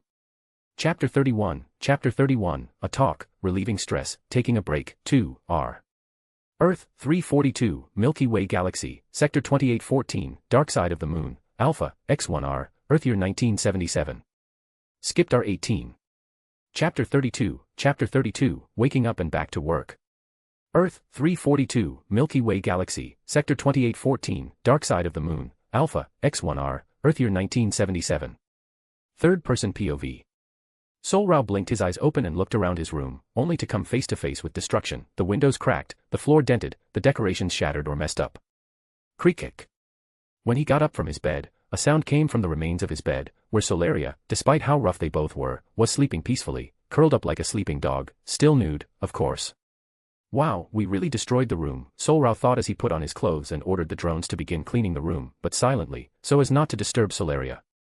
When he opened the door, fully clothed, he came face to face with the shocked, confused, tired, and fearful face of Vaxon. I'm here to deliver the reports. Lara said you might want them, so Vaxon held out the detailed reports from the Mars mission, including everyone's thoughts, observations, and experiences. Thank you. You are dismissed, Sol-Rao said, not asking whether he had heard anything, since it was quite obvious from his face that he had heard some of the action near the end. Given that he and Sol-Rao had only fallen asleep 4 hours ago, and that he woke up at the 3rd hour. Yes, sire. Vaxon said loudly, bowing, though he was droopy and trying to keep himself awake. Good, now go get some rest. If you do, you can only tell General Druzad, Farah Hual, Lara Lorvan, and one person of your choosing what you heard, Sol-Rao said as he turned around and went back into his room to review the reports. Wait, what? No, even if I were given permission, I would not tell a soul. But I should get some rest and maybe see a doctor. Vaxon thought as he went back to his quarters, not planning to use the chance his emperor had given him, but also planning to see a doctor, since his ears had been bleeding for a good many hours. So is that your test for him? Solaria asked, sitting nude on one of the less destroyed couches in the room. No, I was completely honest. If he told only the people I listed and his one chosen person, I would have rewarded him. Sol-Rao said as he also sat on the seat next to her, but he lowered the room's radiation protection, since sometime during their sex session he had raised it. And if he doesn't? Solaria asked, curious and interested, as she got up, put her suit back on, and basked in the solar radiation. I will give him a different reward, Sol-Rao said simply as he finished the report in seconds. It was very close to his expectations, and now they could begin terraforming Mars. So will we be doing this again, and does this decrease your suspicion of me? Solaria finally asked, something she was hesitant to ask, since for some reason she really liked it when Sol-Rao let his guard down with her. Whether it was because it was easier to manipulate him or because of the feeling that he no longer kept her at arm's length, that was unknown to her, but she did want him to say yes. Sol-Rao just looked at her, not saying anything at first, but then he set the report down and stopped planning for New Krypton. Why do you think I keep you at arm's length? Sol-Rao asked, instead of answering her question. I don't know. Maybe it is because I am a manipulator, or you have trust issues, Solaria said. You are somewhat correct. Your tendency toward manipulation is a problem, but not the greatest one. Even though Jor-El did what he did, I'm pretty sure I can still trust people just fine. Sol-Rao debunked most of her thoughts, leaving Solaria even more confused about why he is so wary of her, and that did not answer his question either. Then why? Solaria asked. She wore an expression of both sadness and a need for knowledge, since she could not think of why, so she just asked him. That was the difference between Sol-Rao and Solaria, aside from the obvious. Sol-Rao was made to be emperor. The emperor's role is to build the empire, bring peace and prosperity, protect and guide it and its people, serve as its backbone, and stand as a symbol of authority, respect, and fear. While Solaria was made to be a backup, but she was also made to be an empress. An empress's role is to help shape the empire into a place worthy of its people, support the emperor's efforts, advise him, influence rival empires through strategy and diplomacy, and serve as a symbol of honor and dread. Though their roles overlap, they differ in execution. The emperor confronts external threats and ensures the empire's strength and security, while the empress guards against internal threats and helps ensure the empire's prosperity from within. They are meant to help and complement each other, not hinder or try to overtake one another. But each of them has drawbacks, one of which is emotions. Sol-Rao understands emotions but has a hard time expressing them. While Solaria is good at expressing them, she is prone to manipulating people, even when she doesn't want to. You seem to have two sides to you. One that wants to bring me down and take over as the sole Empress of Krypton. The other wants to help me and be my partner. Sol-Rao explained, with a stone face, about the observations he had made ever since coming into contact with her. While he knew she always had Kryptonians and their people in mind, she always had two contradictory feelings toward him. Since I don't know which one I am dealing with, I won't trust you because you can't even find peace within yourself. Sol-Rao said as he got up, patted her head like she was a child, and left his room for the med bay. Leaving Solaria alone in the room, she was not even angered by the head pat, but was deep in her own thoughts. The wool she tried to keep over her eyes burned away, forcing her to face the reality of the situation. After a while spent sitting in the realization she had come to, she got up and left the room, heading toward the warrior's training room. Hopefully, that was enough to at least jumpstart the change. Having variables like that around is not good. That makes me wonder what the Science Council programmed into her DNA. When Sol-Rao arrived at the med bay, he saw Zod staring silently at the white Martian. Veladun was on a tablet near Ursa, who remained unconscious in the pod. The white Martian lay on the table, neither strapped down nor moving. When he entered, Zod immediately came to his side and bowed, while Veladun bowed and returned to her work on Ursa. The white Martian turned its head to look at him, then lay back down. Veladun, how is Ursa? Is she recovering well? Also, are you okay with working in the same space as the white Martian? Sol-Rao asked as he walked over and grabbed a tablet to look up Ursa's reports. While he could read them quickly, he wanted his subject to answer since it was her job. She is coming along well. Give it 2 or 3 more days, and she should be back to peak condition. I also have no problem with the Martian, with Zod here, and the mind blocker. But Veladun responded but trailed off as she looked at the Martian hungrily, and she showed the earring version of the BMTDM, Biomolecular Telepathic Dissociation Matrix. Since Zod knew Sol-Rao would not allow anyone within 10 meters of the Martian without it. He picked it up on the way there with Veladun. Not the hunger of a beast nor the hunger of lust, but the hunger of a scientist who sees something interesting and wants to dissect it. Do you want to study the Martian? Sol-Rao asked, noticing her interested stare fixed on the white Martian, which broke Veladun out of her trance. Even though the Martian showed little expression, it was clear that it was afraid. Well, that is not on the table for now, so I think you should leave. I plan to have a conversation with the Martian and General Zod, Sol-Rao said, causing Veladun to fall into a sad expression, but Veladun left as suggested or told. A/N, so, do you think this is good? I hope you all have a good Father's Day. I spent time with my Gramps and Dad, and I am finishing this today. I also wanted to know whether you want me to work on the Genshin one, rewrite and continue the DxD one, or do the Marvel one. I will let you decide. I won't post until I get about 3 or 4 answers, but I will still write. I may add some later, but for now, this is it. Thanks for reading, everyone. 1,530 words, with note, 1,424 words, without note. Chapter 33, A Talk in Zod's First Meeting with Solaria. Earth, 342, Milky Way Galaxy, Sector 2814, Dark Side of the Moon, Alpha, X1R, Earth Year 1977. Sol-Rao POV. As Zod, the Martian, and I were left alone in the medbay, I studied the Martian closely. I couldn't help wondering if this Martian knew things about Mars that we didn't. While I trusted the explorer's capabilities, it would be far better to have an insider share their perspective. Hey, Martian, I want you to compare and contrast the information our explorers have provided. If everything checks out, you'll be rewarded, I said. Its eyes lit up, and it nodded. Good. Zod, head to the meeting room and grab a copy of the reports, with the usual modifications, I added, making sure he understood exactly what to do. He nodded and left with a small bow, leaving me alone with the Martian, which was exactly what I wanted. So, how has your life been up to now? I asked. The question seemed to startle it, it jerked in surprise, then slowly lay back down once it calmed. It has been fine, I guess. I don't really know how to put it, it's just my life. I wake up, I find what I think is interesting, and I play with it. But now that I look back, it seems I killed them. The Martian spoke in a way I'd expected, most people just move through life day by day. Since it had already said it didn't need to eat or drink, I could only assume it was self-sustaining. But that moment, when it realized it must have killed some of the vermin on Mars, was strange, it truly seemed to have no grasp of its own powers. It began to panic even more after a few minutes of silence. I killed them, those cute little things. I killed them. Why? I didn't want that. It went around in an endless cycle, it realized that it had killed them, then asked why, then realized it again. The whole thing was annoying, to say the least. When you're the only living thing you know and have never encountered or understood the concept of death, grasping it has to be difficult. Look, I'm not here for your breakdown. Those things are dead, and you can't change that. So move on. Right now, you need to do this, so get yourself together. What I said was harsh, but it was necessary. I'd experienced something similar. I once had a bird I cared for.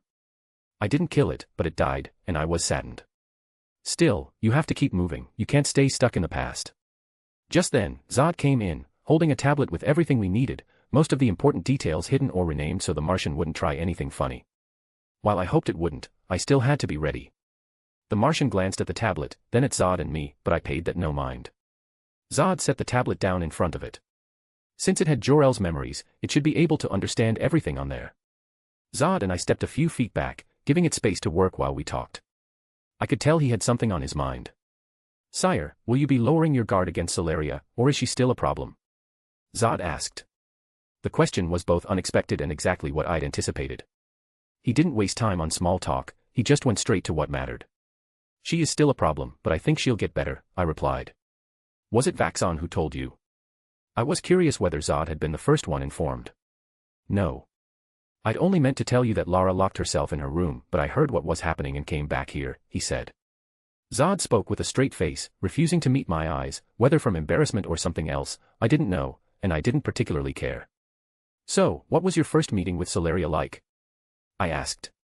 His answer would tell me everything I needed to know about her. Well, I first met her when she came out of the cradle, and, like you, Alara named her. Some members of the Science Council didn't like it, again, but they didn't care enough to actually do anything about it, he said. Earth, 342, Andromeda Galaxy, Sector 2813, Krypton, capital city of Kandor, 7 years before the explosion. Third-person POV. Druzod strode along the wide hallways toward the second experiment room. He still wore his regular armor, having just returned from a lesson with Sol-Rao. I truly wonder what those fools were thinking when they came up with this idea. Why make another? We already lost thousands just for one to be a success. It was costing far too many lives, but even as a high-ranking general, there wasn't much he could do, for now. When he reached the door to the second successful experiment room, this one named Solaria by Alara, just as Sol-Rao had been. He stopped at the doorway. The scanner swept over him at the threshold, and an AI voice sounded from within. General Druzad has arrived as planned. Unlocking the door. Alara said he was an interesting person. I can't wait to meet him. A younger Solaria thought as she absently twisted a strand of her shoulder-length silver-blue hair, eyes fixed on the door as it slid open. Greetings, Solaria. I am General Druzad, and I will be your instructor in all things martial, be it combat, war, tactics, and anything else related to warfare. Zod introduced himself as he studied the little girl. She looked up at him with clear interest, but said nothing. Instead, she began playing with a Kryptonian version of Ko's blocks. Zod, unsure how to proceed, since Sol-Rao always started their conversations, eager to know what they would be learning and to ask questions as they went, found himself momentarily at a loss. Ahem. Do you have any questions? If not, put the cube down, and we'll begin your lessons. Zod said, making Solaria finally look at him. She tilted her head, met his eyes, and then began to speak. What would you say is your favorite thing about the Kryptonian military, and what do you dislike most about it? Solaria asked, catching Zod off guard. He considered it for a moment, then answered. My favorite thing about the Kryptonian military would be our glory days, when we were able to conquer other species in very little time. The worst would be when the Science Council halted our expansion and forced us to remain on Krypton, leaving the wider galaxy to others. Zod spoke passionately, never noticing the look in Solaria's eyes. Was it bad? No. Was it good? Not exactly.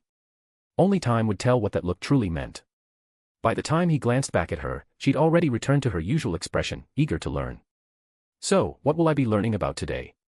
Solaria asked. She suspected the answer, but she wanted to be sure. We'll be covering the history of Krypton's military, Zod said. Not just the triumphs, but the victories, compromises, the defeats, and the losses that only looked like wins. He pulled out a tablet, expanded it to the size of a classroom board, and began his lesson. Solaria listened like a diligent, model student, a knowing smile flickering across her face for only a nanosecond before vanishing. 1,251 words, without note. Chapter 34, The Legacy of an Intelligent Fool. Earth, 342, Milky Way Galaxy, Sector 2814, Dark Side of the Moon, Alpha, X1R, Earth Year 1977. Third-person POV. Sol-Rao looked at Zod after he talked about his first meeting with Solaria, and that look told him everything he needed to know. Zod, Sol-Rao, the scanner sensed two Kryptonian signals from the planet Earth, one of them coming from where you and I were last, and the other from the continent they call Antarctica. Faura's voice came through the speakers, and Sol-Rao and Zod looked at each other. Just as they were about to leave, a hissing sound came from the pod Ursa was in. That made Zod and Sol-Rao look over at her before going to check on her, while the Martian kept going through the information, comparing and contrasting its data with theirs. Ursa, are you okay? Zod asked as he caught her from falling out of the pod, but she only looked up at him groggily. Zod, set her on one of the beds. She needs time to get reaccustomed to being out of the med pod, Sol-Rao said as he put his hand on Zod's shoulder, took Ursa from his arms, and placed her on a bed. What's happening? The last thing I remember is the monster from Mars. Then Zod smashed it through a wall, we came back to the ship, and I went into a med pod. After that. Ursa thought to herself, trying to jog her memory as she looked around the room and saw Zod, Sol-Rao, and the Martian. What is that thing doing here? Ursa screamed as she stood on the bed, getting into a fighting stance. Calm down, Ursa. Everything is okay. You're safe, the Martian won't do anything, Zod said as he got up and gently pushed her back down onto the bed, trying to calm her. Right, Sol-Rao said as he looked at the Martian from the corner of his eye, only to see it nod repeatedly and put the tablet in front of its face. Why? Why is it always me? What did I do to deserve this? I'm the last of my species, and now I'm being used like this. It's so unfair, it thought. The white Martian thought this as it came to understand that there had been life on Mars, but it was gone now, and it had never seen anyone like it. And now she was being used by people who had beaten her. Sol-Rao walked over to the part of the med bay that served as a communication station. Faura, Ursa has woken up, so we will not be going now. But tell Vaxon, Lyrael, and Non to head to the hangars, and then you head there as well. I will be there soon, and we will check out that signal, Sol-Rao said. Faura responded affirmatively, and then Sol-Rao walked back over to Zod and Ursa. Zod, I want you to take the Martian to one of the storage rooms. That will be its quarters for now. Ursa, I will have Veladun check on you, Sol-Rao said as he walked off toward the hangar. This is a problem. How did we not get a scan of that location the first time? Was it keyed to Jor-El's life signal? No, that wouldn't make sense. His body is not dead, so what? Sol-Rao thought as he passed some Kryptonians who bowed to him. He did nothing. If he acknowledged every single bow, it would just be a tedious process. When he arrived at the hangar, he saw the people he had requested, and someone unexpected, Lara. She still looked saddened by the information she had taken in the other day, but she looked at him, and he looked back before nodding. Okay, we will just check out what that signal was and then return. Any questions? Sol-Rao said as he walked over to one of the many small yet useful ships. Lyra raised her hand, and Sol-Rao nodded at her. I know how you, Farah, and General Zod will get there, but what about the rest of us, she asked. She expected that Zod would be coming along, and since he and Farah were the closest to the Emperor, she thought he had allowed them to have the same powers, and she was not wrong. May I come on the mission? A voice asked before Sol-Rao could answer Lyra's question, and everyone looked over to see who had spoken. Ursa had a determined look on her face, and Zod just looked tired, but he also looked at Sol-Rao with the same question in his eyes. Sol-Rao raised an eyebrow but looked into Zod's eyes. They seemed to have an entire conversation just by looking into each other's eyes. Is she good enough to go on the expedition, and what of the Martian? All is done with the Martian. She was cleared by Veladun. She also said that Nairi-Ro should be waking. The only reason Ursa woke up first was that the Martian wanted Nairi-Ro asleep while it did something different to Ursa, Sol-Rao thought. Then, after he got the information he needed, he looked into Ursa's eyes. He nodded, accepting them into the expedition party. Zod, Farah, Lara, and I will be flying there, while the rest of you will take the ship, Sol-Rao said, and those going by ship boarded and began the takeoff procedures. So, will Solaria not be joining us on this expedition? To Sol-Rao's surprise, it was Lara who asked about her, and that shocked him. If anyone were to ask about her, he had thought it would be Zod or Farah, not Lara. Zod and Farah also had somewhat shocked looks on their faces, shown only by the widening of their eyes and the slight parting of their lips. She is doing something for herself, and for that she needs uninterrupted time, Sol-Rao said. He did not know exactly what was going on in Solaria's mind, but he knew that she needed time to become greater than she was and to understand herself. Lyra's voice came from the ship as she asked, the ship is ready to go. Will we follow behind you, or? You will follow behind us. Farah knows the location, and we will follow her, Sol-Rao said. Since everyone was ready, he opened the airlock, and they left, not noticing the purple eyes watching them. What a shame. I would love to know what Jor-El still had left. But Sol is right. I need this time to figure this out, Solaria said quietly to herself as she looked at a chip covered in blood, her blood. Author's thoughts, sorry, it was so short, I did not know what else to add. But yeah, after this foolish legacy, we will get to the god stuff. Oh, I just watched Supergirl. I don't understand why people dislike it so much. There were things I did not like, but it's whatever. It's not bad, and I think I could take some things from it, not a lot, since I've come too far with this. But I wonder, do you guys, gals, and others dislike this? I changed it from author's notes to thoughts since these are just my thoughts after the chapters. I will most likely keep doing it, but I want to hear what you guys think. I also want to know if anyone else uses a read aloud. I use it, and it's good at times, bad at others, but I want to know if anyone else uses it. Yeah, that is the end of this chapter. Leave a comment and review, and everything else. 1,275 words, with note, 1101 words, without note.